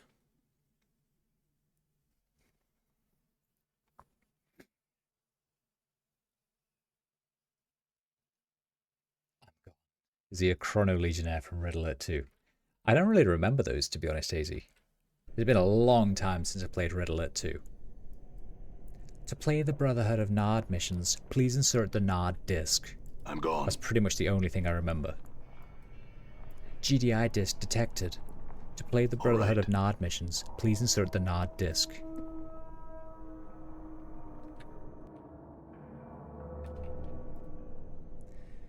Right, these gentlemen seem to be fairly friendly with me, so I will leave them be.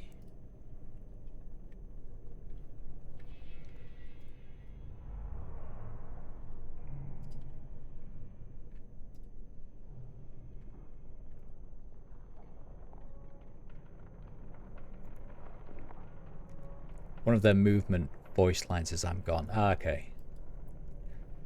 I'm trying to think. The only movement voice lines I can think of is the GDI stuff. With like, "Real tough guy, I'm on it."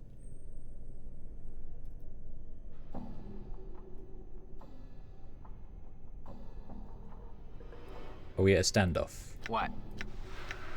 You leatherhead.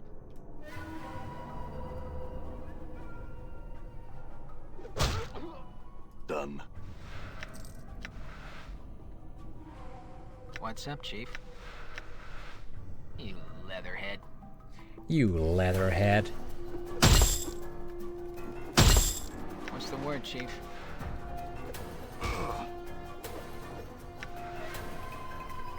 Stupid yabo.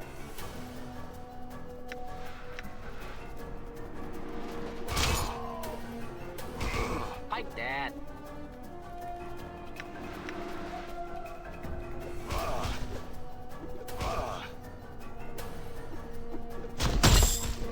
Touch us, Philly. Damn it. Come on, guys, keep going. We have a lot of people to kill, apparently. What's up? Plain swine. Yeah? Your face is just begging to be kicked. Huh? Your face is just begging to be kicked. Your face is just begging to be kicked. What?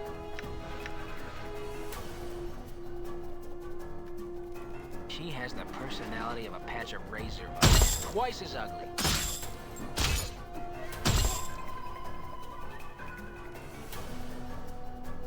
All right. The game's 5 years older. 5 years older than this.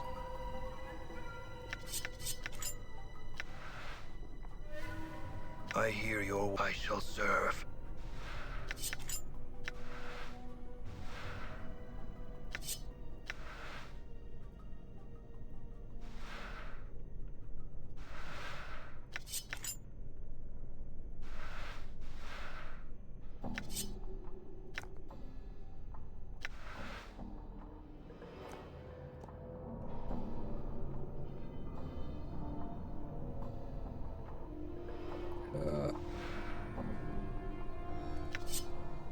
Command & Conquer 1 is 5 years older than Red Alert 2. Wait, were the ones I was thinking of from Command & Conquer 1? I'm gone. I thought it was Red Alert. I thought the only one I played really was Red Alert, to be honest. God, I'm old.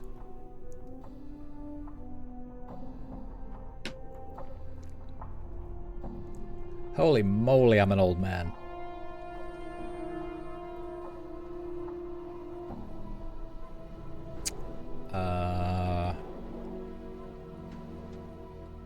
Alright. I might need to go back and rest, actually.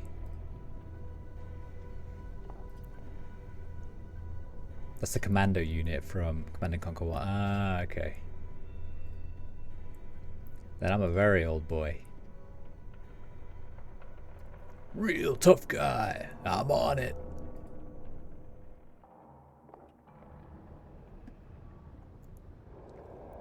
Right. I'm gone. Letters.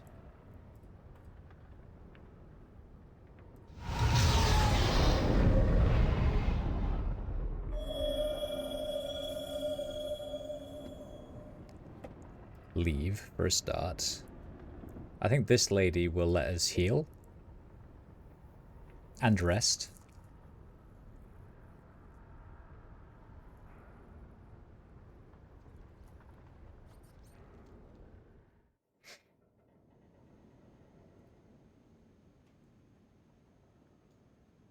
Could I rest here?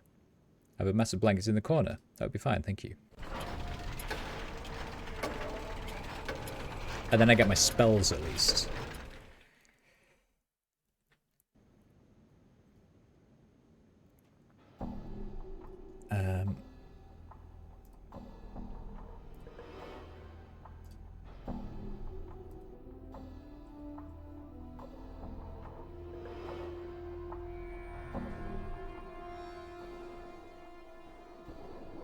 Oh, she has tons of scrolls I could buy. What the fuck? Where did all they come from? Blur, knock, look, horror, swarm, blindness, friends, pacify, magic missile. Tons of shit. We got anything I can sell to you? You buy rings and earrings, perfect. Since she sells these, I might as well just sell them to her. I don't need them in my inventory just yet.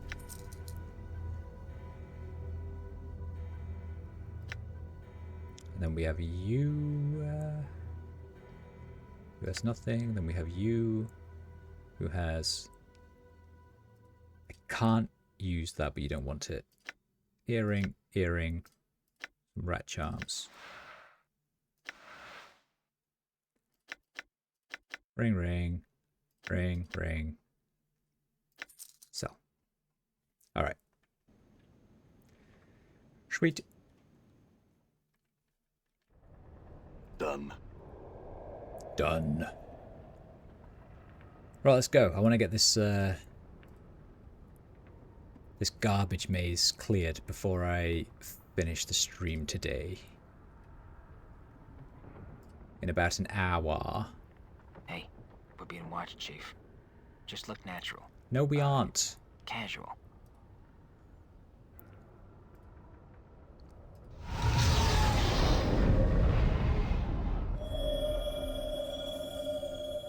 Nobody wants us, I promise.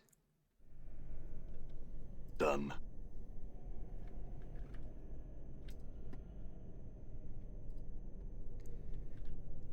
Right. Yeah, and then this is the only way to go, so...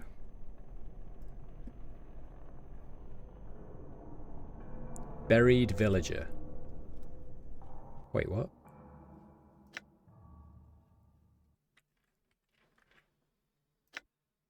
The buried village is here. Why am I fighting buried villagers in Rat Picker Square? Curious. Mort, like Latin. For death. I'm gone. What?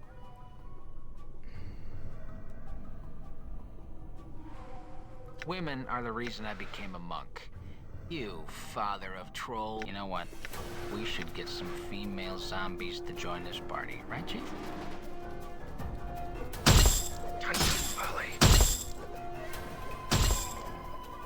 You know, if I could click you, you wouldn't know I'm... You filthy stinkers. All right. Don't move. Attack. Damn it.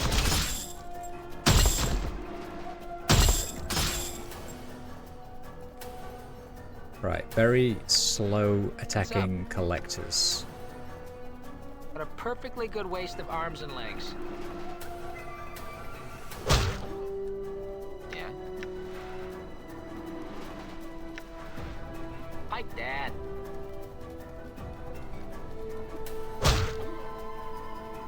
Okay, I think these guys are actually really easy. I'm gone.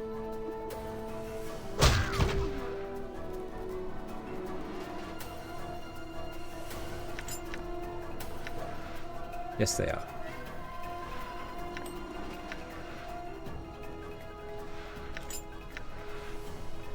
I will, your will be done.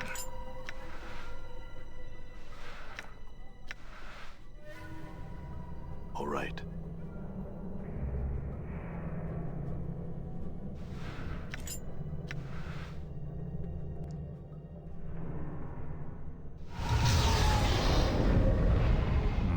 That leads to a portal. Let us explore a little bit more before we go down there.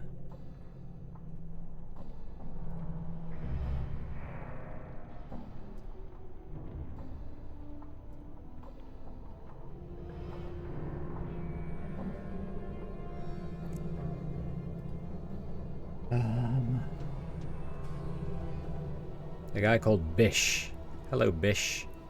Oh. As you enter the room, a large, heavy-set man gets up from his chair and approaches you. Hello there, name's Bish. Who may you be? My name is Adan. At what? He stares at you and then shakes his head violently. I never seen you before, and Farah didn't tell me no Adan coming around. You notice his hand moving slowly towards his weapon. You best be telling me what you're doing here, Burke.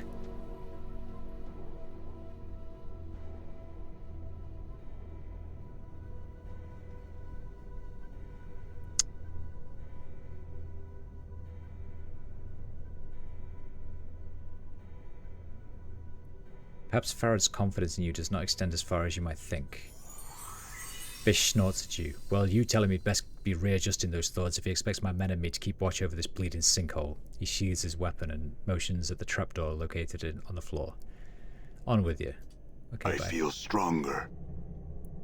Sweet.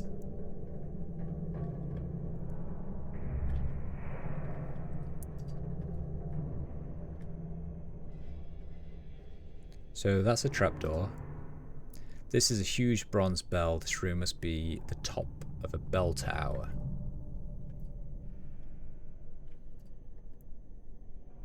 Okay, so they're going to let me go now. That's nice.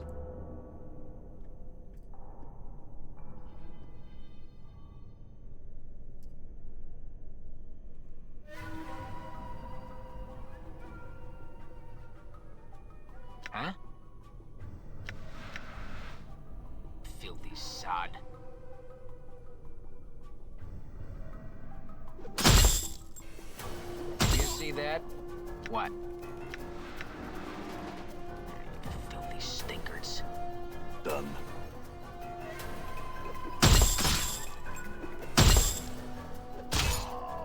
What's up, Chief? What a perfectly good waste of arms and legs. What a perfectly good waste of arms and legs. What's the word, Chief? Done.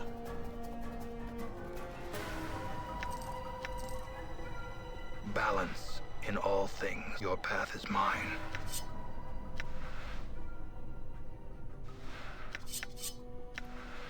God, I'm collecting a lot of shit.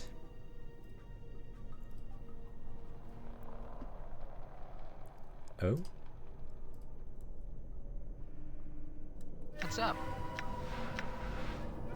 You filthy stinkers.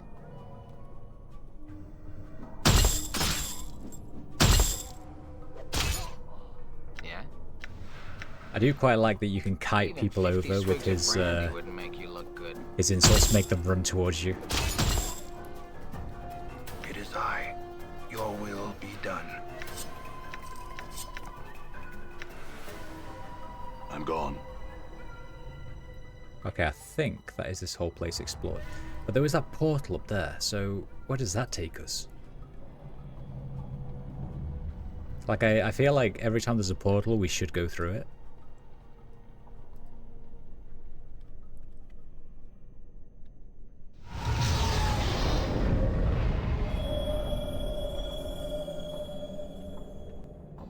Ah. Cranium rats, of course.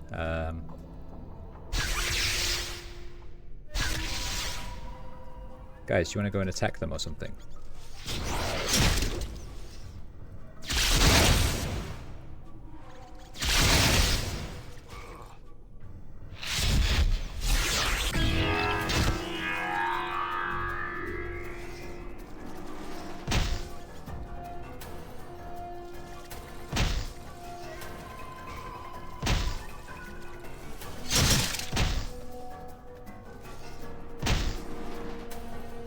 Good as done. Right, well done, team.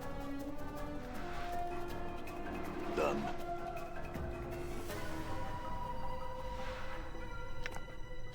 Oh, cranium rat tail. Oh, cranium rat tail. I'm going to sell you for 1 copper each.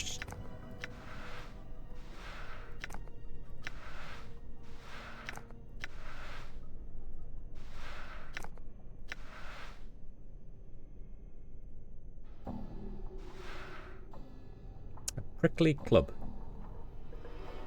Huh? Okay. What was that? Done.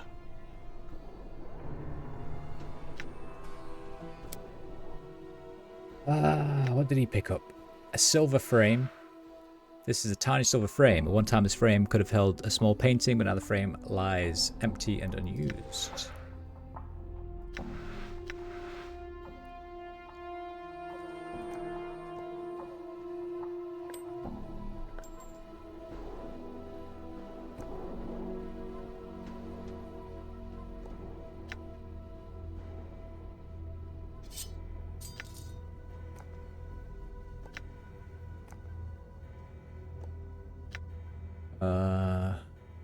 Right, so we got that.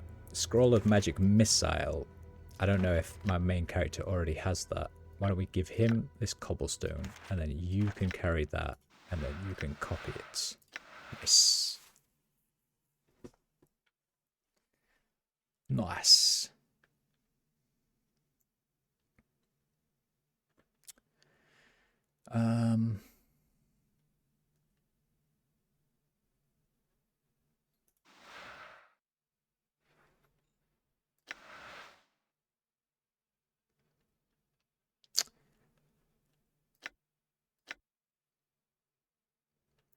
My guy has an identify spell. I could identify one of these things. Do I want the club? Usable only by thieves. There's no point in identifying that. So we will identify this. Sadistic frame. Pain mirror. When used, this item causes an attacker to feel the same pain and hurt that he has afflicted upon the user. Interesting.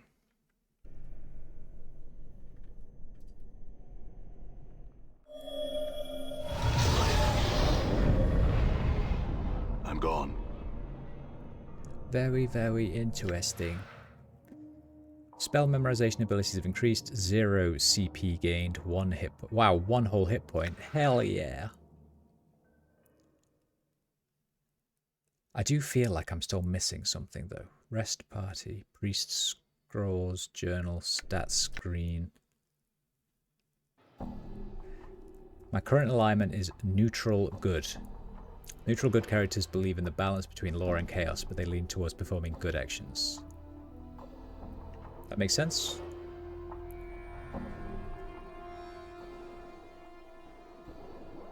There's still 3 more party members I can have, I just realized. These are slots. He says, like, 13 hours into the game. All right. Alright, these gentlemen said that I can go find Farod.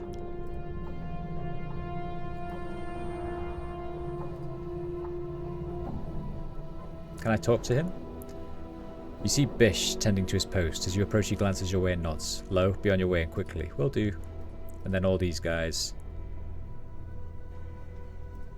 Probably don't do nothing, do they?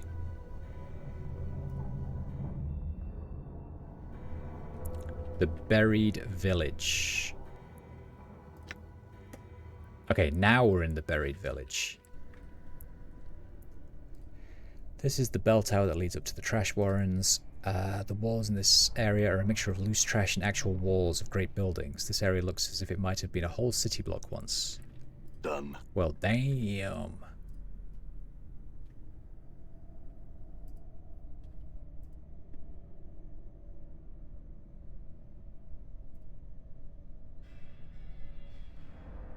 Some village thugs running away from me.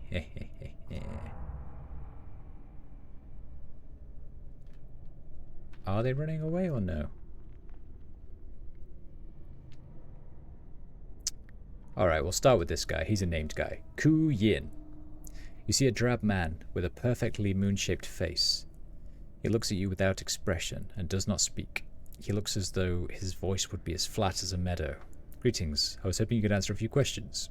What do you wish to know? Tell me of yourself. I once lived in a land of metal machines and doors that opened at a word.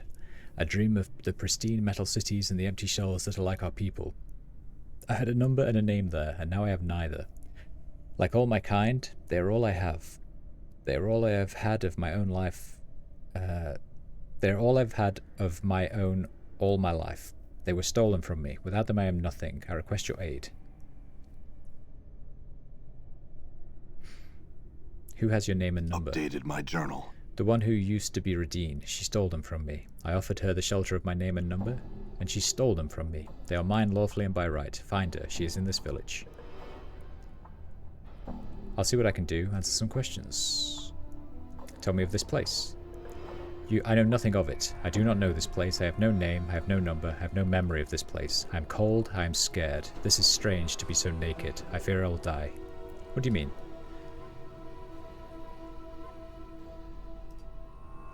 Okay. Tell me of Sigil. I know nothing of it. I do not know this place. Blah, blah, blah, blah, blah, blah, blah. Okay, bye.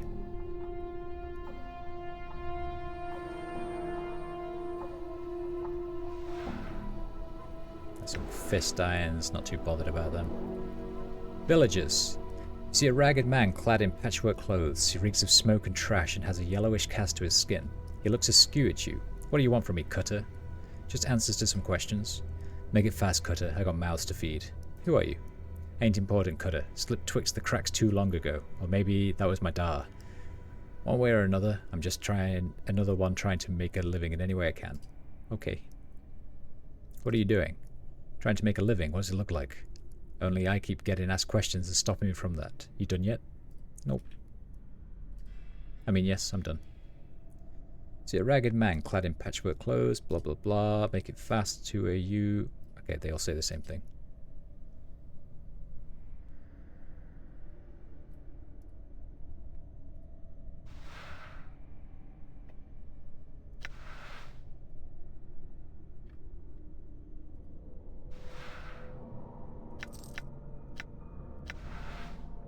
What? Okay. Done. I didn't steal. What do you mean? It wasn't me.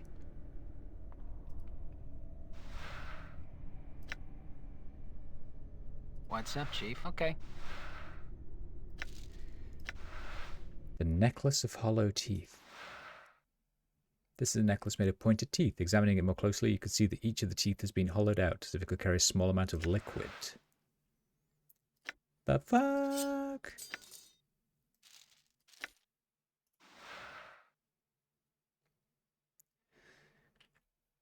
Quince poison charm. Is it? Am I able to identify these just because I'm super wise? Because I'm not casting my identify spell. It's just doing it.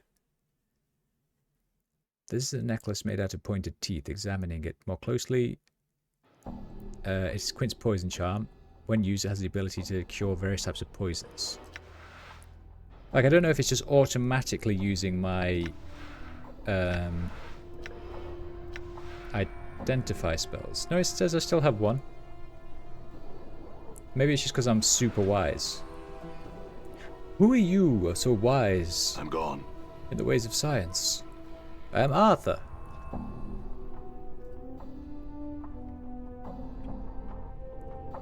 Alright, we're going this house. Seamstress's house. I'm gone. What is over here, Seamstress? Nothing. Martyr.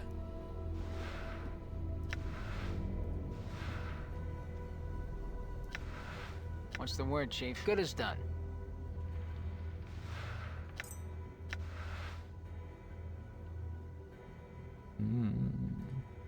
This tub is filled with a mess of rotting body parts. They all look picked clean.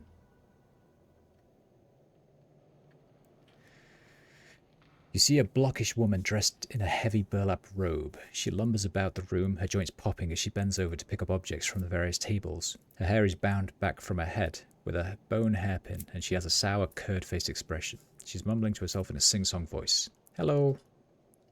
The woman doesn't appear to hear you. Instead, she stumbles back to one of the long tables and begins picking at one of the corpses. Come on now. She clicks her teeth. Don't be all difficult on Martyr. He's being difficult, isn't he, Martyr? Yes, he is. Watch what she's doing. From what you can see, it looks like she's digging teeth out of the corpse's mouth, with only her hands and fingernails. When that doesn't work, she pulls out a splintered wooden chisel and a mallet and thwacks at the gums until the tooth snaps free, then puts it in a bag at her waist. What are you doing?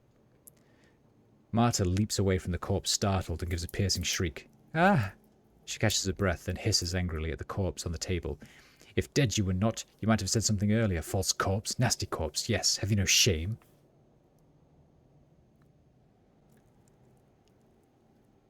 Throw voice. You are the one who should be shamed, knocking out my teeth like that. Have you no respect for the dead? Ha! Marta puts her hands on her hips and huffs up indignantly. Like you cared for your teeth, all rotten and scored and syrupy brown. Wonders they hadn't plopped out of your bone box. She scratches her head. Isn't that right, Marta? Aye, all rotten gone they are.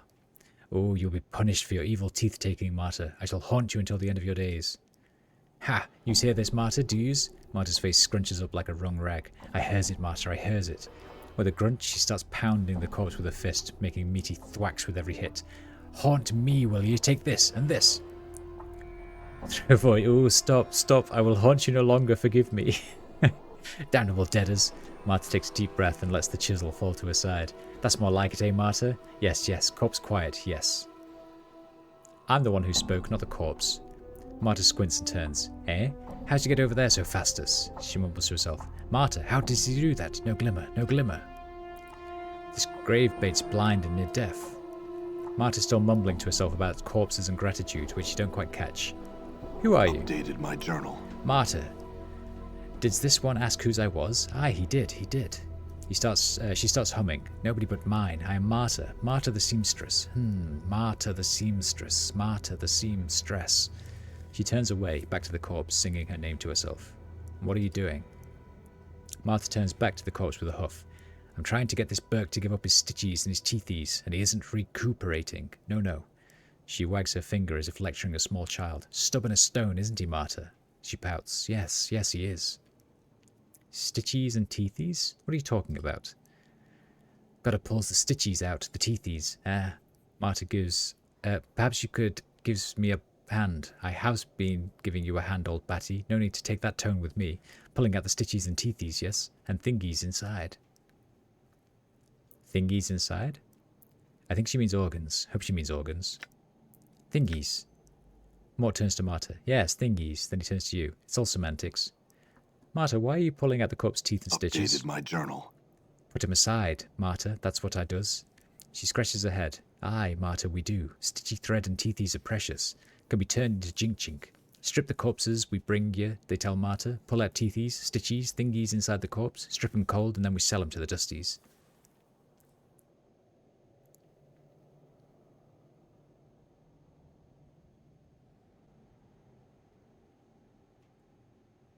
You sell the corpses to the dusties? Updated my thingies. Did we not say we'd be selling them, Marta? Her frown deepens and she shakes her head. Aye, Marta, we did. Dusties buy bodies, but we takes what we can first. Who tells you to strip the corpses? Fat-faced gimme-pig Quint and the other crotch Hubble. Hubble crutch Fairrod Farrod in it. That right, Marta? She gives a queer smile and nods. Aye, it is, Marta. Farrod, where is he? She shrugs. Where's Farrod, this one asks. He's here, Marta, isn't he? She nods. Aye, Farrod is here, Marta. One of the buildings here he is. What do they do with the things you dig out of the corpses? Sell for shinies.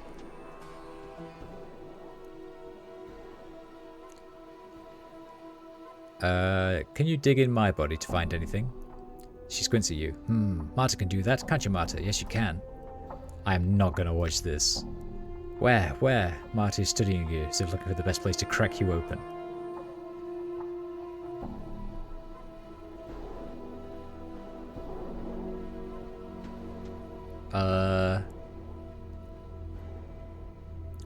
Let's try my stomach, shall we? You lie upon the table and Marta stands over you, a rusty knife at the ready. There's a stabbing pain as she slices into your abdomen, then cuts brutally downwards in a saw-like motion, exposing your innards. Despite the pain, you watch in morbid fascination as she lifts up your stomach.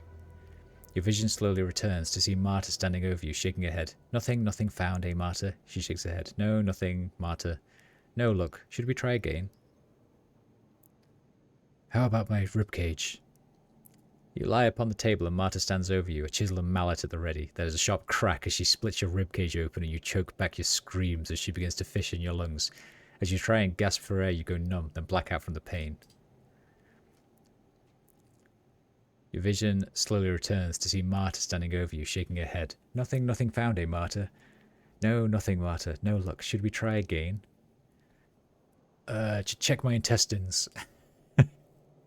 You lie upon the table and Marta stands over you, a rusty knife at the ready. There is a stabbing pain as she slices into your abdomen, then cuts brutally downwards in a saw-like motion, exposing your innards. Despite the pain, you watch in silent, morbid fascination as she plunders your organs, humming to herself. Ah! There is a blood-wrenching pain as Marta lifts up a ropey mass of your intestines, blood and other fluids streaming from it. Look at this, Marta. Look at this. I see. Cut there. Marta makes a small, deft incision in the side of one of the intestines, and you hear a ting as something small and metallic strikes the floor. Updated my journal. Marta then dumps the soupy mass back into your torso, then reaches down, picks up the object, a ring it appears, and she flicks it to you. Pretty, eh, Marta? Yes, Marta, one shouldn't swallow such thing. No. Was there anything else? Nothing more, eh, Marta? Should we try someplace else? Crack open my skull if you would. You lie upon the table, and the last thing you see is Marta standing over you, chisel and mallet at the ready. There is a sharp crack, and you scream as everything goes black. Updated my journal. Your vision slowly returns to see Marta standing over you, shaking her head. Nothing found, eh, Marta? No, nothing, Marta, no luck. Should we try again? No, that's everything. Thanks, Marta. I'm gone. And I threw the twisted ring on the floor, apparently.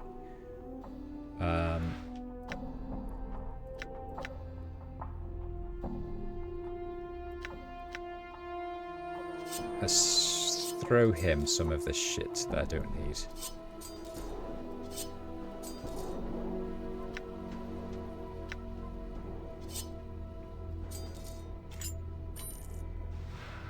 +1 to armor class. This ring looks just like 3 rings that have been wrapped around each other.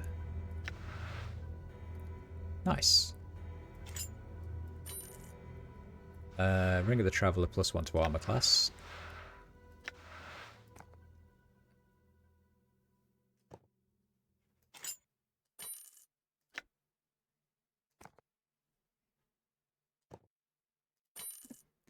Sweet. Thanks for ripping me open, Marta. I appreciate it.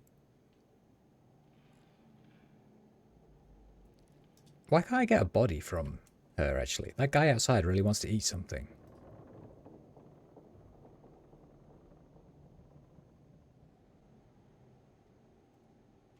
She seems confused. Bye, Ching Ching. Ain't you here to pick some up? That's what you're here for, ain't it? To pick up thread and bones?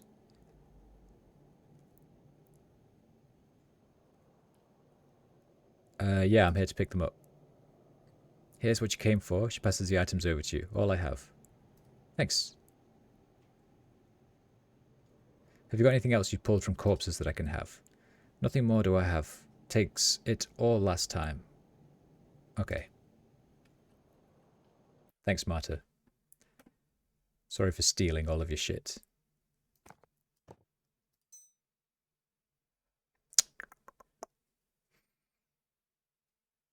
Wop wop.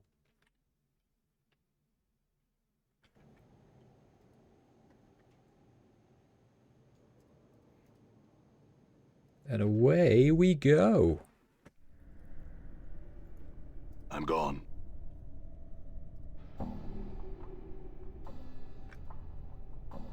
Here's Radine. Oh, but What's up? first... You blathering idiot.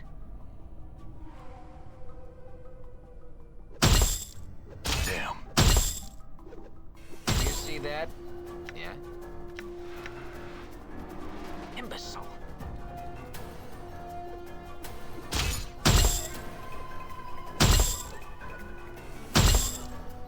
Huh? There are so many thugs in this game. You dog's body.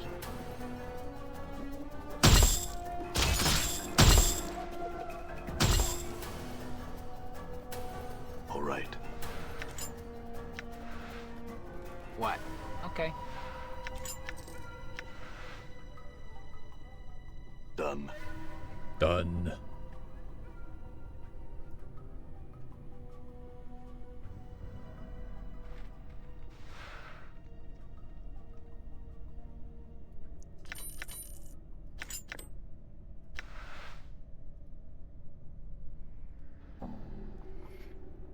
You see a woman with a lined face in drab clothing. Her eyes are far away, and there seems to be new vitality rising up around her skin, as if she'd been given a new life.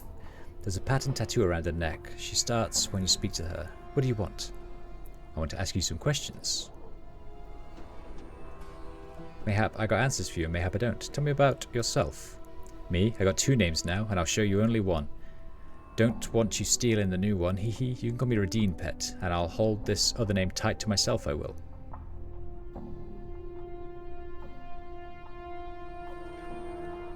Two names, eh? Must be nice to have them. Eye puppet it is. The man who that name used to belong to wants his name and number back. He's dying without them. Her voice grows shrill. Well, he can't have him. He offered him to me, and I kept him. He never said nothing about no loan of him, and he never said he needed him back. He ain't getting him. You can go tell him so. He really needs a name. You tell him he can have mine. The name Radine should be good enough for anyone. It wasn't good enough for you. Why should it suffice for him? It's a world of difference between growing up in a name and having someone else's dearie. A new attitude behind an old name can change it all. See what I've done with this one? I'll talk to him about it. Tell me about this place. The buried village. Nice enough place, I suppose, if you don't mind the stench of corpses being torn open, garbage heaped up on the roof, and the constant scurrying of rats around here. Much colder with only a name and no number to protect you, that's for sure. Tell me about the number. This squirmy thing? It's an identifying number. It's my number, given to me by a kind man who saw me cold without the protection of numbers to back me up. Now I got it, and I'm happier than I've ever been before. How does it work? Safety in numbers, and with safety comes warmth, and with warmth comes comfort. Numbers can do it all for you, dearie, as long as you respect their power. Tell me about this tattoo. This squirmy thing, it's an identifying... Wait, what?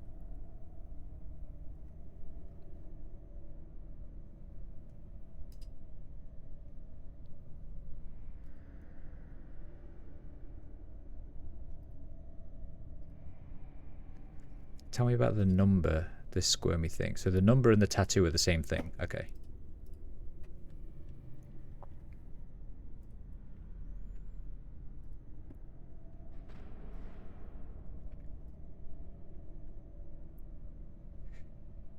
Have you located the woman with my name and number? She will tell you she won the name from me, but she did not. She stole it. I require my name and number. She's in the village somewhere. She doesn't want to give it up.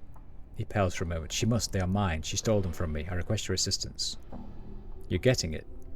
I require assistance. Any assistance you give me will be remembered with gratitude. Please help.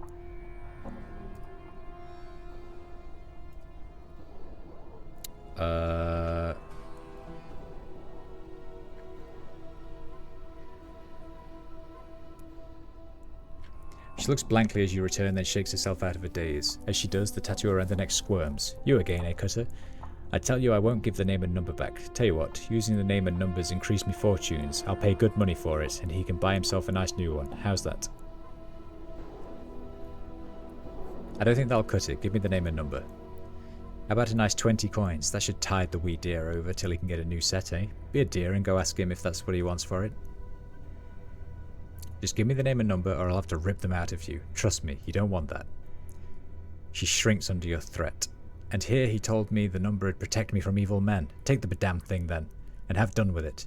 She tears the writhing tattoo from her throat, taking a good bit of skin with it and hurls it at you and flees. Yeah, Chaser.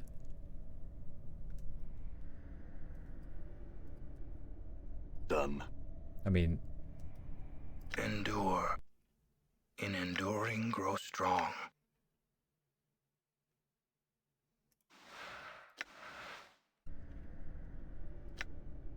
Done.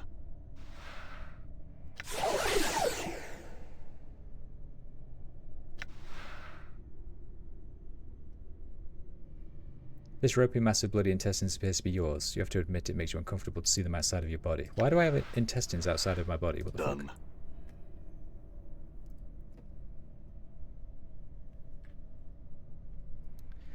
Don't really know what happened there, but... There you go, dude. I have a tattoo for you, at least, apparently. The despondent man looks up at you, a glimmer of hope in his eyes, yet he speaks as emotionlessly as ever. Has she given you my name and number? She has offered money, has she not? I cannot live. Money means nothing without a name. Get me my name. Has she given it? Yes, she has. May I have them? Yes, your name is Ku Yin. Take your number. I thank you for my name and number. Yes, Ku Yin. Yes, but no. I now realize I no longer require a number here. I will find myself a new number, if necessary. I give you my old number. It can help you. It is a mantle of law. It is protection. Do you accept it? Sure. Let it warm you. Trust in it. It will protect you. Farewell. Updated my journal. Tell me about your... I intend to discover that myself. With my name, I am again a person. I can learn... I will do so. I am Ku Yin. I came here by accident. Now that I am here, I intend to learn more. What are you doing? Preparing to face the new world with my old identity. Now that I know there are hidden pitfalls, I intend to discover what I can. I am ready now. In knowing the teachings of Zerthamon, I have become stronger. Oh, that's nice to know, dude.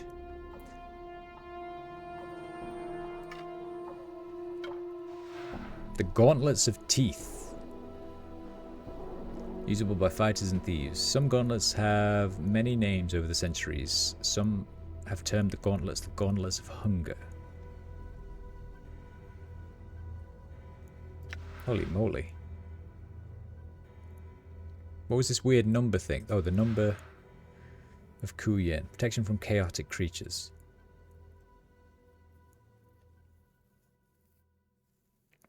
This is a tattoo of a number, an intricate weaving of ink and flesh. It squirms when held, as if sought out a host. It is the number of Kuyin, a personal identifier that radiates law. When applied, the tattoo works itself into the skin of the owner, protecting it against the depredations of strongly chaotic creatures. It cannot be used by someone of chaotic alignment.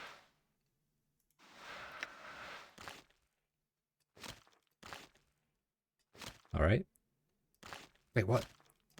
I takes my AC to 0. I'm at 0 AC. Hell's yeah.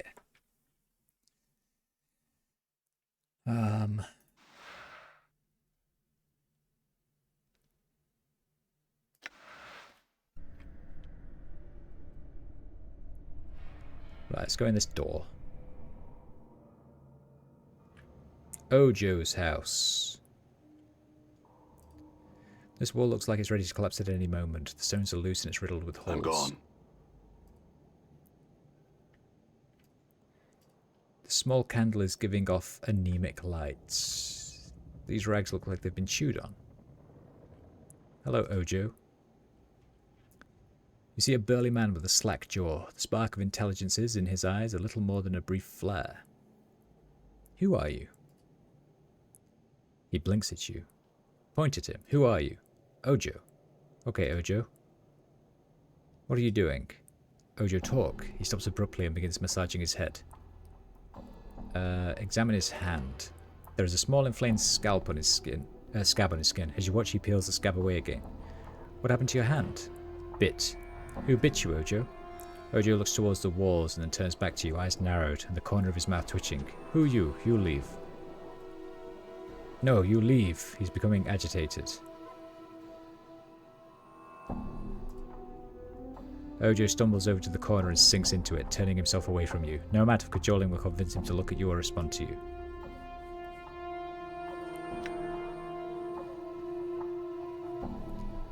Ojo turns away from the wall and looks at you dully. Hey there, big header. How's your friend in the wall? Ojo turns away from the wall and stares at Mort, a slow smolder in his eyes. I had some questions. He just stares. Tell me about the people of this village. Marta, Scary Witch. Farod, Fair Odd. Gris. Dead. How do you know he's dead?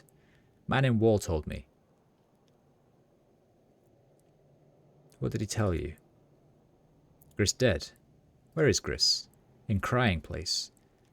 You mean the Weeping Stone Catacombs? He nods. Tell me about the man in the wall. He looks towards one of the walls, then turns back to you, eyes narrowed. Who you? You leave. Alright.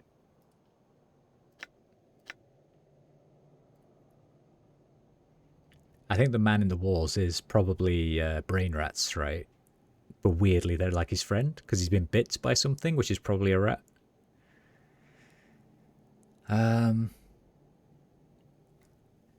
Hazy, playing some Shining Force on your Game Gear. Nice. Nice, I don't blame you. I'm actually thinking about doing a video on Shining Force. Like a dive into the lore.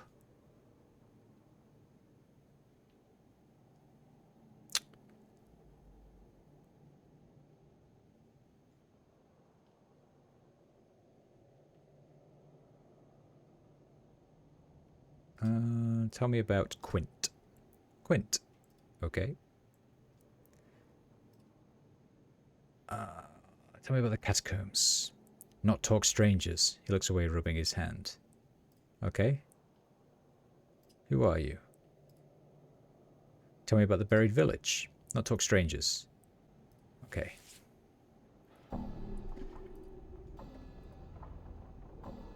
My blade has shifted. He's got saving throws, fighting skills improved, his weapon has changed.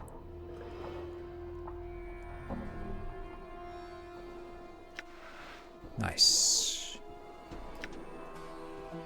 I hear your words. So what is your weapon now? Change blade, 2 to 9 slashing.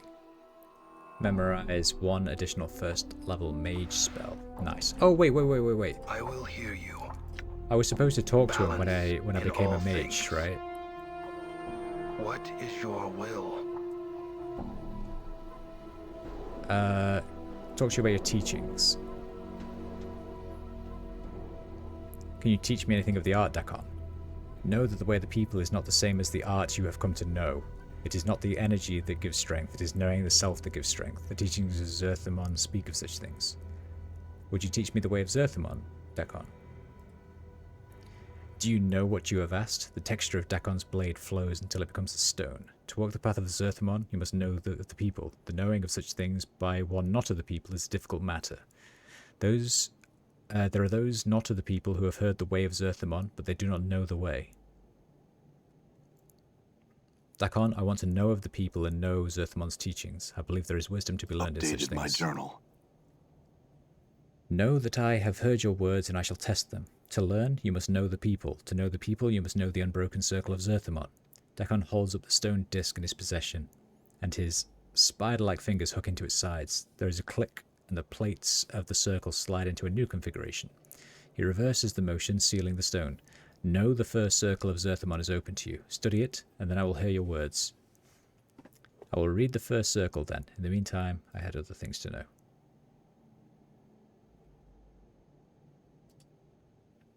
It is I. Unlock the first plate as Dakon showed you. You mirror the motions that Dakon made upon the circle, and the plates give way to your touch. The rings sliding into new configuration. Upon the rings are a series of symbols. The script is like no writing you've ever seen. It is a series of interlocking geometries with circles predominating. Just looking at it, you know the symbols and know you can read them. Read the first circle. Know that we are the first people. Once all was chaos, the first people were thoughts drawn from chaos.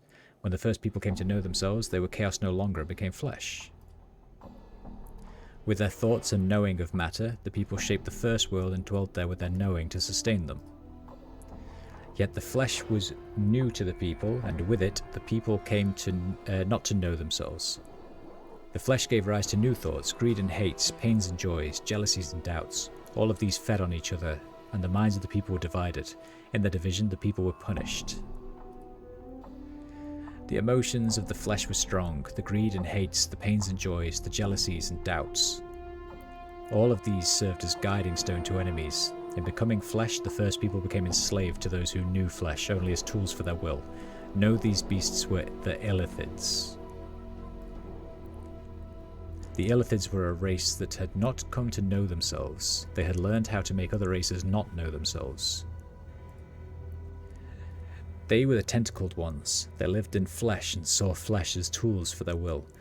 Their blood was as water, and they shaped people's minds with their thoughts. When the Illithids came upon the people were a people no more. The people became slaves. The Illithids took the people from the first world and brought them to the false worlds. As the people laboured upon the false worlds, the Illithid taught them the way of the flesh. Through them, the people came to know of loss. They came to know suffering. They came to know death, both of the body and the mind. They came to know what it was to be the herd of another, and have their flesh consumed. They came to know the horror of being made to feel joy in such things. The unbroken circle is the knowing of how the people lost themselves, and how they came to know themselves again. Cool story, bro. So now we talk to him again. What is your will?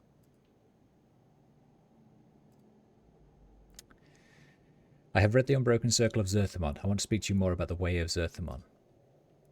What did you want? What did you come to know?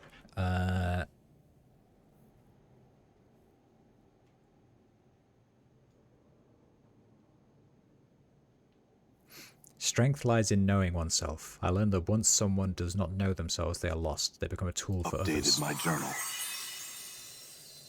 You have come to know the first circle of Zerthimon. You not only see the words of Zerthimon, you have come to know them. Dakon holds up the circle and hooks his fingers around the edges. There is a click, and the plates of the circle slide into a new configuration. He reverses the motion, sealing the stone. Know the second circle of Zerthemon is open to you. Study it, then I will hear your words. Endure. Okay. In enduring, grow strong. Unlock the second circle.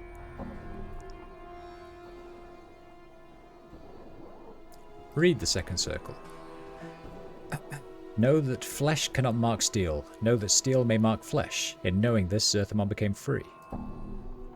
Know that the tentacled ones were of flesh. They relied on the flesh and used it as tools for their will. One of the places where flesh served their will was the fields of husks on the false world of Illithids. The fields were where the bodies of the people were cast after the Illithids had consumed their brains. When the brain had been devoured, the husks came to be fertilizer to grow the poison-stemmed grasses of the Illithids. Zerthemon worked the fields with no knowing of himself or what he had become. He was a tool of flesh, and the flesh was content. It was upon these fields that Zerthemon came to know the scripture of steel. During one of the turnings, as Zerthemon tilled the fields with his hands, he came across a husk whose brain remained within it. It had not been used as food, yet it was dead. The thought that one of the husks had died a death without serving as food for the Illithids was a thought Zerthemon had difficulty understanding. From that thought came a desire to know what had happened to the husk. Embedded in the skull of the husk was a steel blade. It had pierced the bone. Zerthemon realized that that was what had killed the husk. The steel had marked the flesh, but the flesh had not marked the steel. Zerthemon took the blade and studied its surface. In it, he saw his reflection. It was in the reflection of the steel that Zerthemon first knew himself. Its edge was sharp, its will the wearer's. It was the blade that would come to be raised against Gith when Zerthemon made the pronouncement of two skies. Zerthemon kept the blade for many turnings, and many were the thoughts he had about it. He used it in the fields to aid his work. In using it, he thought about how it was not used.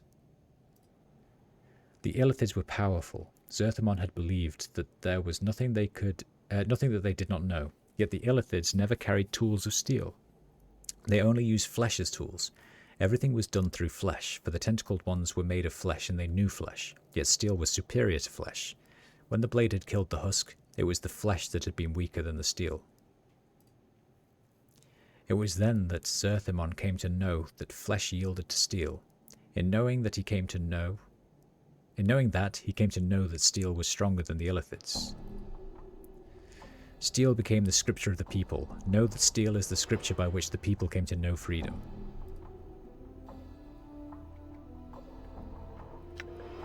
What is your will? I have read The Unbroken Circle of Zerthemon. What did you come to know? I learned that knowing something can be a tool, just like flesh and steel, if upon encountering it you attempt to know its nature and how it came to be. I learned that while tending the fields of the Illithids, Zerthemon learned of the nature of steel and how it could be used to defeat the Illithids. So I learned that not knowing something can be a tool, just like flesh... Okay, yeah, that top one. You have seen the words and you have seen beyond them. You have come to know the second circle of Zerthemon. He takes the circle and with a deft motion he twists one of the links so that the plates slide forth. But strangely enough, the stone still appears intact. He hands the plate to you. Meditate upon this teaching, and the knowing of it shall be your strength. When you have absorbed it, you shall know more. I will study the circle. Dakon's fingers feel around the edge of the stone. He twists it clockwise, then links the clicking until it's settled into a new configuration, then reverses the motion, resetting the stone. The next circle is open to you. Study it. I will read it. I hear your words. Unlock the third circle. Read the third circle. Zerthemon laboured many turnings for the Illithid Alathi twice deceased, and his partnership in the cavernous heavens of the false worlds. His duties would have broken the backs of many others, but Zerthemon laboured on, suffering torment and exhaustion. It came to pass that the Illithid, Alathi twice deceased, ordered Zerthemon before him in a many-veined Galleria.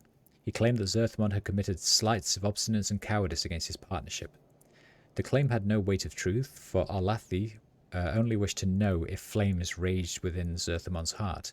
He wished to know if Zerthimon's heart was one of a slave or of a rebel. Zerthimon surrendered to the Illithid punishment rather than reveal his newfound strength. He knew that were he to show the hatred in his heart, it would serve nothing, and it would harm others that felt as he. He chose to endure the punishment and was placed within the Pillars of Silence, so he might suffer for returning. Lashed upon the pillars, Zerthimon moved his mind to a place where pain could not reach, leaving his body behind. He lasted a turning, and when he was brought before Alathi twice deceased, he gave gratitude for his punishment to the Illithid, as was custom. In so doing, he proved himself a slave in the Illithid eyes, while his heart remained free. By enduring and quenching the fires of his hatred, he allowed Alathi twice deceased to think him weak. When the time of the rising came, Alathi was the first of the Illithid to know death by Zerthimon's hand, and die a third death.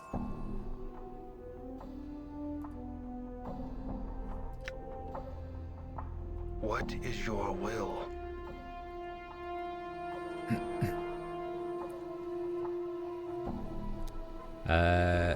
What did you come to know? Endure, and enduring grows strong. The words you speak seem to strike Dakon strangely. As you speak them, his forehead creases, then resettles into its normal passive expression. Your will has brought you the knowing of the third circle of Zerthimon. With this knowing, I impart this to you. He takes the circle, and with a deft motion, he twists one of the links so that the plates slide forward. He hands you the plate to you. Is there more you can teach me? As you ask the words, you suddenly notice that Dakon isn't looking at you. He is holding the unbroken circle in his hands, studying it. His blade has taken on the same texture as the unbroken circle, and Dakon suddenly seems older somehow. Dakon? Dakon's black eyes rise from the circle and looks at you. Know that I did not believe you would come to know the teachings of the circle. It is a difficult path you will walk in the learning the way of Zerthimon. Is your mind focused on this matter? Yes. His fingers feel around the edges of the stone circle, and he twists it clockwise, the links clicking until they have settled into a new configuration. Then he reverses the motion, resetting the stone. The next circle of Zerthimon is open to you. Study it, and I will hear your words. I will read it.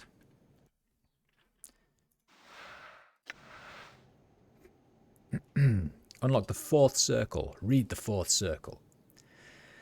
Know that the rising of the people against the Illithid was a thing built upon many 10 turnings of labour. Many of the people were gathered and taught in secret the ways of defeating their Illithid masters. They were taught to shield their minds and use them as weapons. They were taught the scripture of steel, and most importantly, they were given the knowing of freedom. Continue reading. Some of the people learned the nature of freedom and took it into their hearts. The knowing gave them strength. Others feared freedom and kept silent, but there was those that knew freedom and knew slavery, and it was their choice that the people remained chained. One of these was Valquar. How many daggers do I have? Mossy, you know me, I loot all the daggers. Anything. I will pick up as much shit as I can. The fact that there is an inventory limit is driving a dagger through my heart, frankly. Continue. Valquar saw no freedom in the Rising, but opportunity. He saw that the Illithid had spawned across many of the false worlds. Their worlds numbered so many that their vision was turned only outward, to all they did not already touch. Valquar's eye saw much took place that the Illithid did not see. To the Rising, the Illithid were blinded. Valquar came before his master, the Illithid Zigitaris, with the knowing of the Rising. Valquar added to his chains and offered to be the eyes against the Rising. In exchange, Valquar asked that he be rewarded for his service. The Illithid agreed to his contract.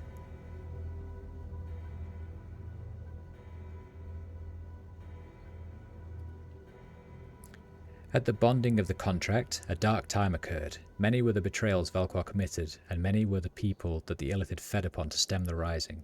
It seemed that the Rising would die before it could occur, and the Illithid were pleased with Valquar's eye. It was near the end of this dark time when Zerthimon came to know Valquar's treacheries. In knowing Valquar's eye, Zerthimon forced the Rising to silence itself so that Valquar might think at last his treacheries had succeeded and the Rising had fallen. He knew that Valquar's eye was filled only with the reward he had been promised. He would see what he wished to see. With greed beating in his heart, Valquar came upon the Illithid Zigitaris and spoke to his master of his success. He said that the rising had fallen, and the Illithids were safe to turn their eyes outwards once more. He praised their wisdom in using Vilquar's eye, and he asked them for his reward. In his greed blindness, Vilquar had forgotten the knowing of why the people had sought freedom. He had lost the knowing of what slavery meant. He had forgotten what his Illithid masters saw when they looked upon him, and so Vilquar's betrayal of his people was ended with another betrayal.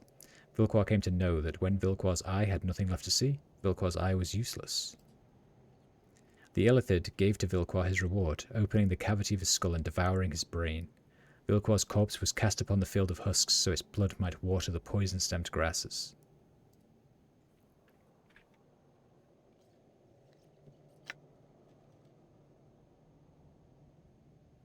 What is your will?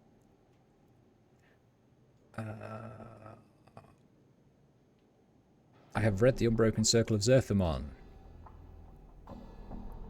What did I come to know? When one chooses to see only what is before them, they see only a part of the whole. They are blind, and just as Vilquar was blinded by his promised reward, so were the Illithids blinded to the true rising. But when they heard Vilquar's words, they turned their sight outward again, didn't they? And rising was free to strike. Know that you speak truly. Vilquar's eye blinded both Vilquar and the Illithids. The tentacled ones thought the rising to be no more. When the rising occurred, the ground drank deep of Illithid blood. So was victory born from treachery. It's a curious lesson. Why would it be part of the teachings of Zerthamon? Dakon's blade bleeds into a dead black night black, and his voice deepens. For a moment you think he's angry, but you're not so sure. There is much about the way of Zerthamon and his path that is difficult to know. Do you know why Vilquar's eye is part of the way of Zerthamon? It is part of the telling of how our people came to know freedom. It lets us know that there are those, even among the people, who are not of the people, and that even in the greatest treachery, a greater knowing may be achieved. You have come to know the fourth circle of Zerthamon. He hands the plate to you. Meditate upon its teachings, and the knowing of it shall give you strength. The next circle of Zerthamon is open to you. Study it, and I will hear your words.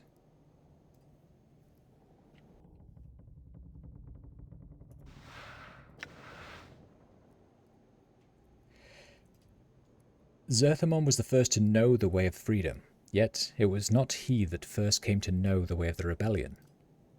The knowing of the rebellion came to the warrior queen Gith, one of the people.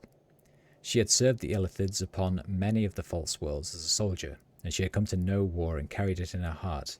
She had come to know how others might be organized to subjugate others. She knew the paths of power, and she knew the art of taking from the conquerors the weapons by which they could be defeated. Her mind was focused, and both her will and her blade were as one. The turning in which Zerthamon came to know Gith, Zerthamon ceased to know himself. Her words were as fires lit in the hearts of all who heard her. In hearing her words, he wished to know war. He knew not what afflicted him, but he knew he wished to join his blade to Gith. He wished to give his hate expression and share his pain with the Illithid. Gith was one of the people, but her knowing of herself was greater than any Zerthamon had ever encountered. She knew the way of the flesh, she knew the Illithids, and in knowing herself, she was to know how to defeat them in battle. The strength of her knowing was so great that all those who walked her path came to know themselves. Gith was but one. Her strength was such that it caused others to know their strength, and Zerthamon laid his steel at her feet.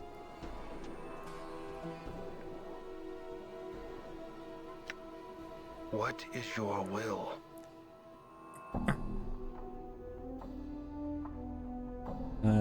I've read your circle again, mate. What did you come to know? There is great strength in numbers, but there is great power in one, for the strength of the will of one may gather numbers to it. There is strength not only in knowing the self, but knowing how to bring it forth in others. You have come to know the fifth circle of Zerthamon. With this knowing, I impart this to you. He takes the circle, and with a deft motion, he twists one of the links so that the plate slide forth. He hands the plate to you. Meditate, blah blah blah. Study the next circle. Okay. I feel stronger. I feel stronger.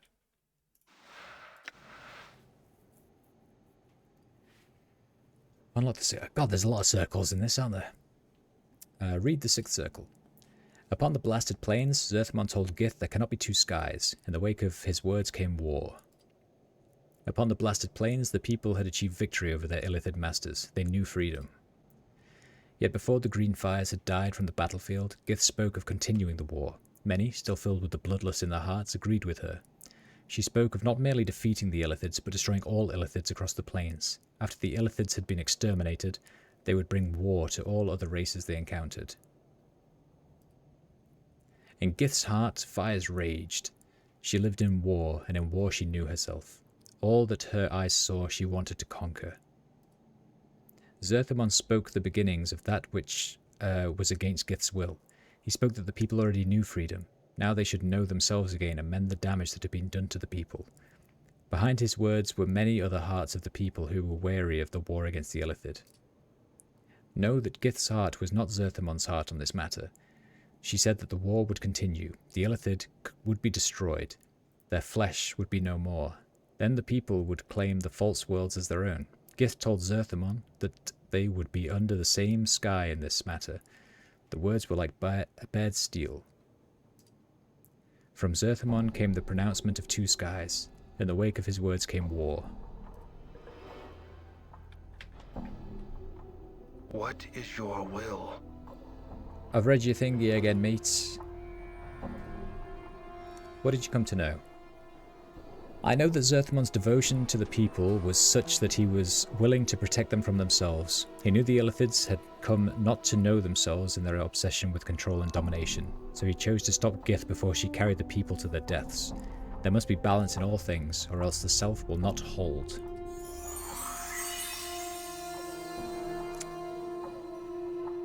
"5,000 experience points. Holy shit, I'm getting a lot. You have seen the words and know them." Dakon's voice slows, and his hand grips the edge of the unbroken circle. He twists it clockwise and there is a click as 2 plates slide forth. Dakon stares at the 2 plates in his hand. He makes no move to hand them to you. Dakon, is that second plate for you? Dakon falls silent. His blade has ceased shimmering, the film freezing upon its surface. He's staring at the second plate, paralyzed. Do you know the 6th circle? Dakon looks up, but his coal black eyes do not meet your gaze. No, there is nothing more I may teach you. You know the way as the people know it, and it shall give you direction by which you know yourself. That's not what I asked. Do you know the 6th circle or not? Dakon is silent for a moment, then speaks, his voice slow and careful. It has come to pass that I do not know the 6th circle of Zerthmon. Once I knew it, but I know now I only saw the words. Dakon's eyes stare through you. That is all. It is my path that I no longer know the way of Zerthmon. Dakon, is there some other thing I would know? There is one other thing I would know. Why is Vilquar's eye in the circle of Zerthmon? It seems strange. It tells of how the people benefited from a treachery from their own. It seems... Dakon's eyes flash. I have told you it is part of the telling of how the people came to know freedom. Do you not listen? His voice flattens, as if he is reciting a passage from memory. It tells the people that even in their greatest treachery, a greater knowing may be achieved. It doesn't sound to me like you believe that. I think there's another reason Vilquar's eye is in the circle of Zerthmon. It is there because of the 6th circle and the pronouncement of 2 skies. It's there to justify Zerthmon's treachery to the people upon the blasted plain. Dakon is silent, and his blade bleeds into a dead black, teeth rippling along the edge. I feel like I'm pissing off Dakon here, and I don't have any options to back out of it. He divided the people upon the blasted plains, Dakon. He divided your race. When they were on the path of victory, I would like to believe that it was because he wished to save the people from themselves, but I don't think you believe that. Dakon is silent for a moment, then he speaks slowly. I do not know the 6th circle as it is known to others. I fear that the 3rd circle, the 4th circle, and the 6th circle are more closely linked than many know. It is in that knowing that I have lost myself. In the 3rd circle, Zerthmon submerged his will to deceive the Illithids. Then in the 4th circle, it speaks of the benefit of treachery. Then in the 6th circle, Zerthmon divides his people before they exterminate the Illithids. Do you think Zerthmon's words may not have been his own? Know my words, and know the wound that lies upon my heart. I fear that when Zerthmon was upon the pillars of science, he did not submerge his will. I fear his will was taken from him by the Illithids, and when he spoke upon the blasted plains, it was their words he spoke. I fear that what he did was not for the people's sake, but for our former masters. It's possible, but no, it doesn't necessarily mean Updated my journal. Then know this and speak of it no more. Dakon's voice is like a knife. Know that I shall never know the truth. There is no resolution to this matter, for I shall never know Zerthamon's heart upon the blasted plains. His coal-black eyes glare at the stone circle in his hand, and so do I not know myself because of the unbroken circle of Zerthamon. Okay, Dakon, let's go. I got an achievement. Discover why Dakon's faith is shattered. I discovered why Dakon's faith is shattered, everybody. Hooray! Whoop, whoop. I'm guessing I can't do any more with this now. Re-examine the place to see if you can puzzle out any new combinations, because that's 1st, 2nd, 3rd, 4th, 5th,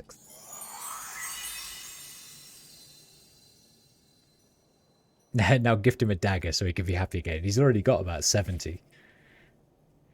As you examine the rings of the 2nd circle, you find a strange link in the plate that mentions the labouring of the Gith people to achieve the rising. A new circle emerges from the link and you unlock it, pulling the plate forth so you can study it.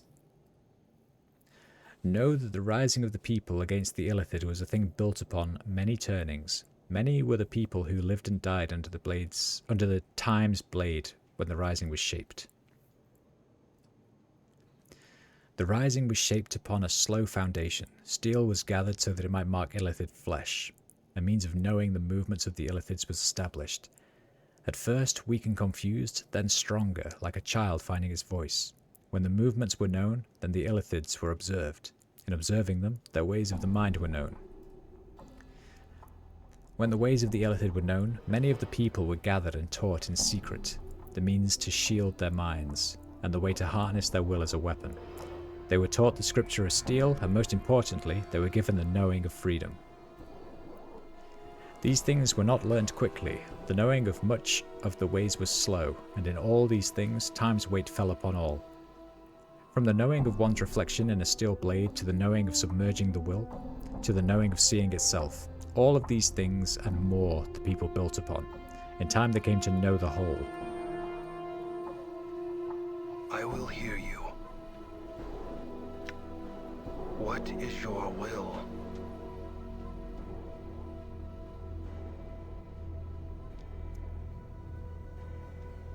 There was a 7th circle within the Stone of Zerthamon. It spoke of the building of the rebellion against the Illithids. Dakon falls silent. What does this 7th circle speak of?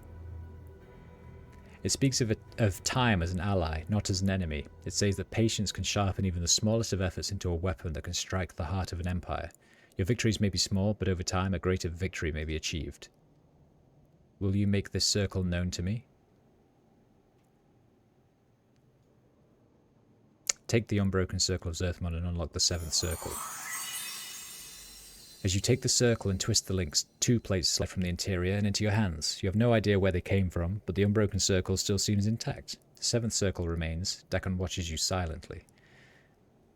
There are 2 plates here. Perhaps we should both study them, you and I. Dakon is silent for a moment. There is much you have come to know of the circle, and your knowing carries greater weight than mine. Dakon matches your gaze. Know that your path is mine, and it shall come to pass that as you knew the way of Zerthamon from me, I shall know the way of Zerthamon from you. Okay, let's study them together, bruh.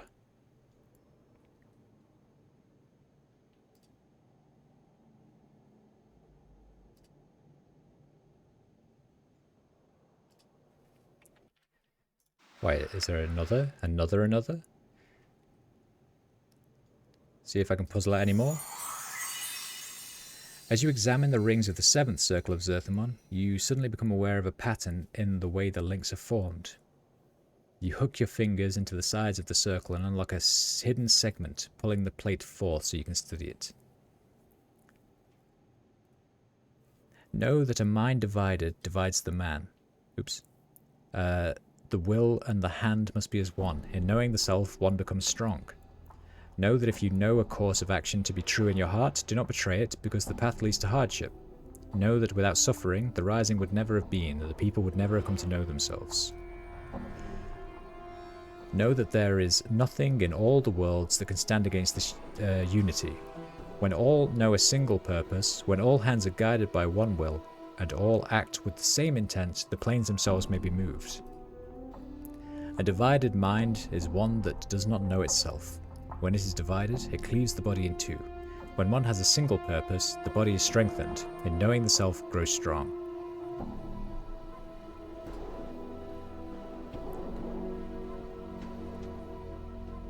I should probably do my level up, right? Saving throw, spell memorization, hit points gained, sweet.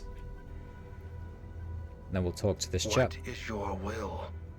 There are things I would know. Talk about teachings. What did you come to know? There was an 8th circle within the Stone of Zerthamon. It spoke of division of the mind and the importance of focus. Dakon falls silent. When he speaks again, his tone is quiet, almost reverent. What does this 8th circle speak of? It speaks of focus and discipline, about how not knowing oneself can physically divide the man. It also speaks of the weaknesses that division causes. It seems to me that it tells one to not only know themselves and to take strength from that, but that your focus can reveal weaknesses in your enemy. Dakon is silent for a moment. Will you make the circle known to me? Yes. I just gained 20,000 experience. Fucking hell. And I gained some items that I'd probably throw on the floor because I don't have space. As you take the circle and twist the links, 2 more plates slide from the interior and, into your hands. As with the 7th circle, you have no idea where they came from, but the unbroken circle still seems intact. The 8th circle remains. Dakon watches you silently. It's raining XP. Praise be to Zerthamon. It's raining XP. Hallelujah. There are 2 plates here. We should both study them, you and I. I think when you know the 8th circle, perhaps then you will know Zerthamon's heart when he made the pronouncement of 2 skies. His words were not those of the Illithid, but of the people. Dakon stares at the plates, his eyes flickering over the geometries upon them. Then looks up and matches your gaze. His blade bends, shifts until shimmering you noticed before has become a silver glow. He seems stronger somehow. In knowing the teachings of Zerthamon, I have become stronger. Hell yeah, Dakon. Know that when death comes for you, know that I shall meet its blade with mine. Know that when all dies around you, know I shall live for your sake. When we die, Dakon, it shall be the same death. It shall be the pronouncement of 2 deaths as one. In Updated knowing my the journal. teachings of Zerthamon, I have become stronger. I restored his faith. He's so faithless. Full.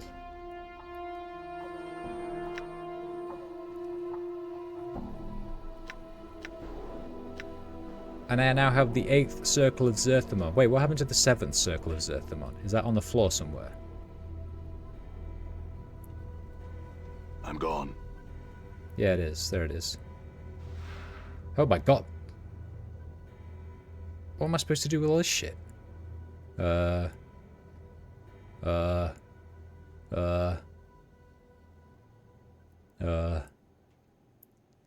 like throw that on the ground and take the first...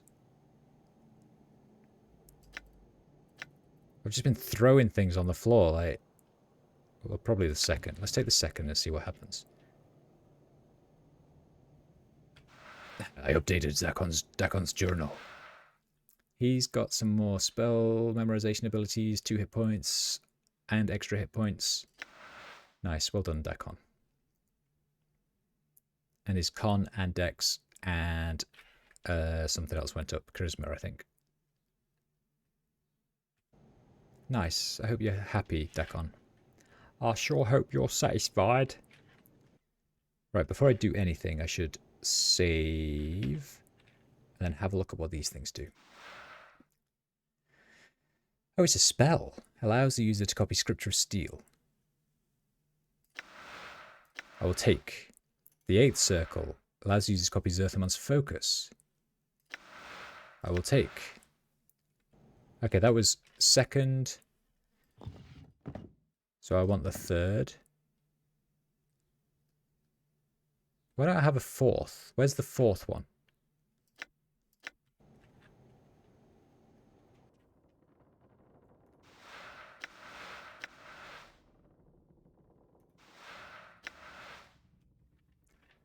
So I did second, third. There was no fourth.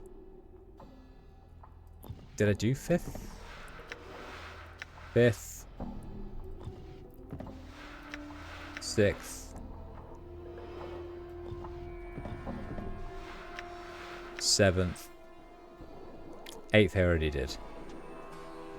And then you, my boy, will give me one of those knives. Then I can take third and give that to you, and you can learn it.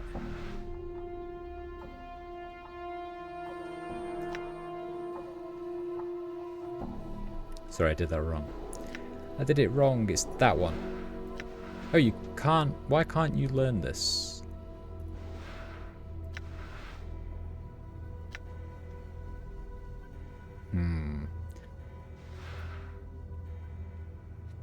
Alright, what do we reckon sells for more? Jagged knives or copper or bronze rings? I'm gonna guess... I don't fucking know. I'll get rid of a couple of those and a couple of these. And then I can take that and give it to him. Take that and give it to him. Take that and give it to him. Just pick that up, I guess.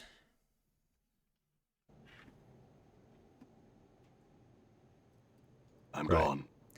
Then he's dumped a load of stuff on the floor. Perfect. Alright, I'm going to have to call it there, though, because that took a lot longer than I thought it was going to take, and now I'm running late. Hooray! What was this? Stream 4? Stream 4. End. Nice.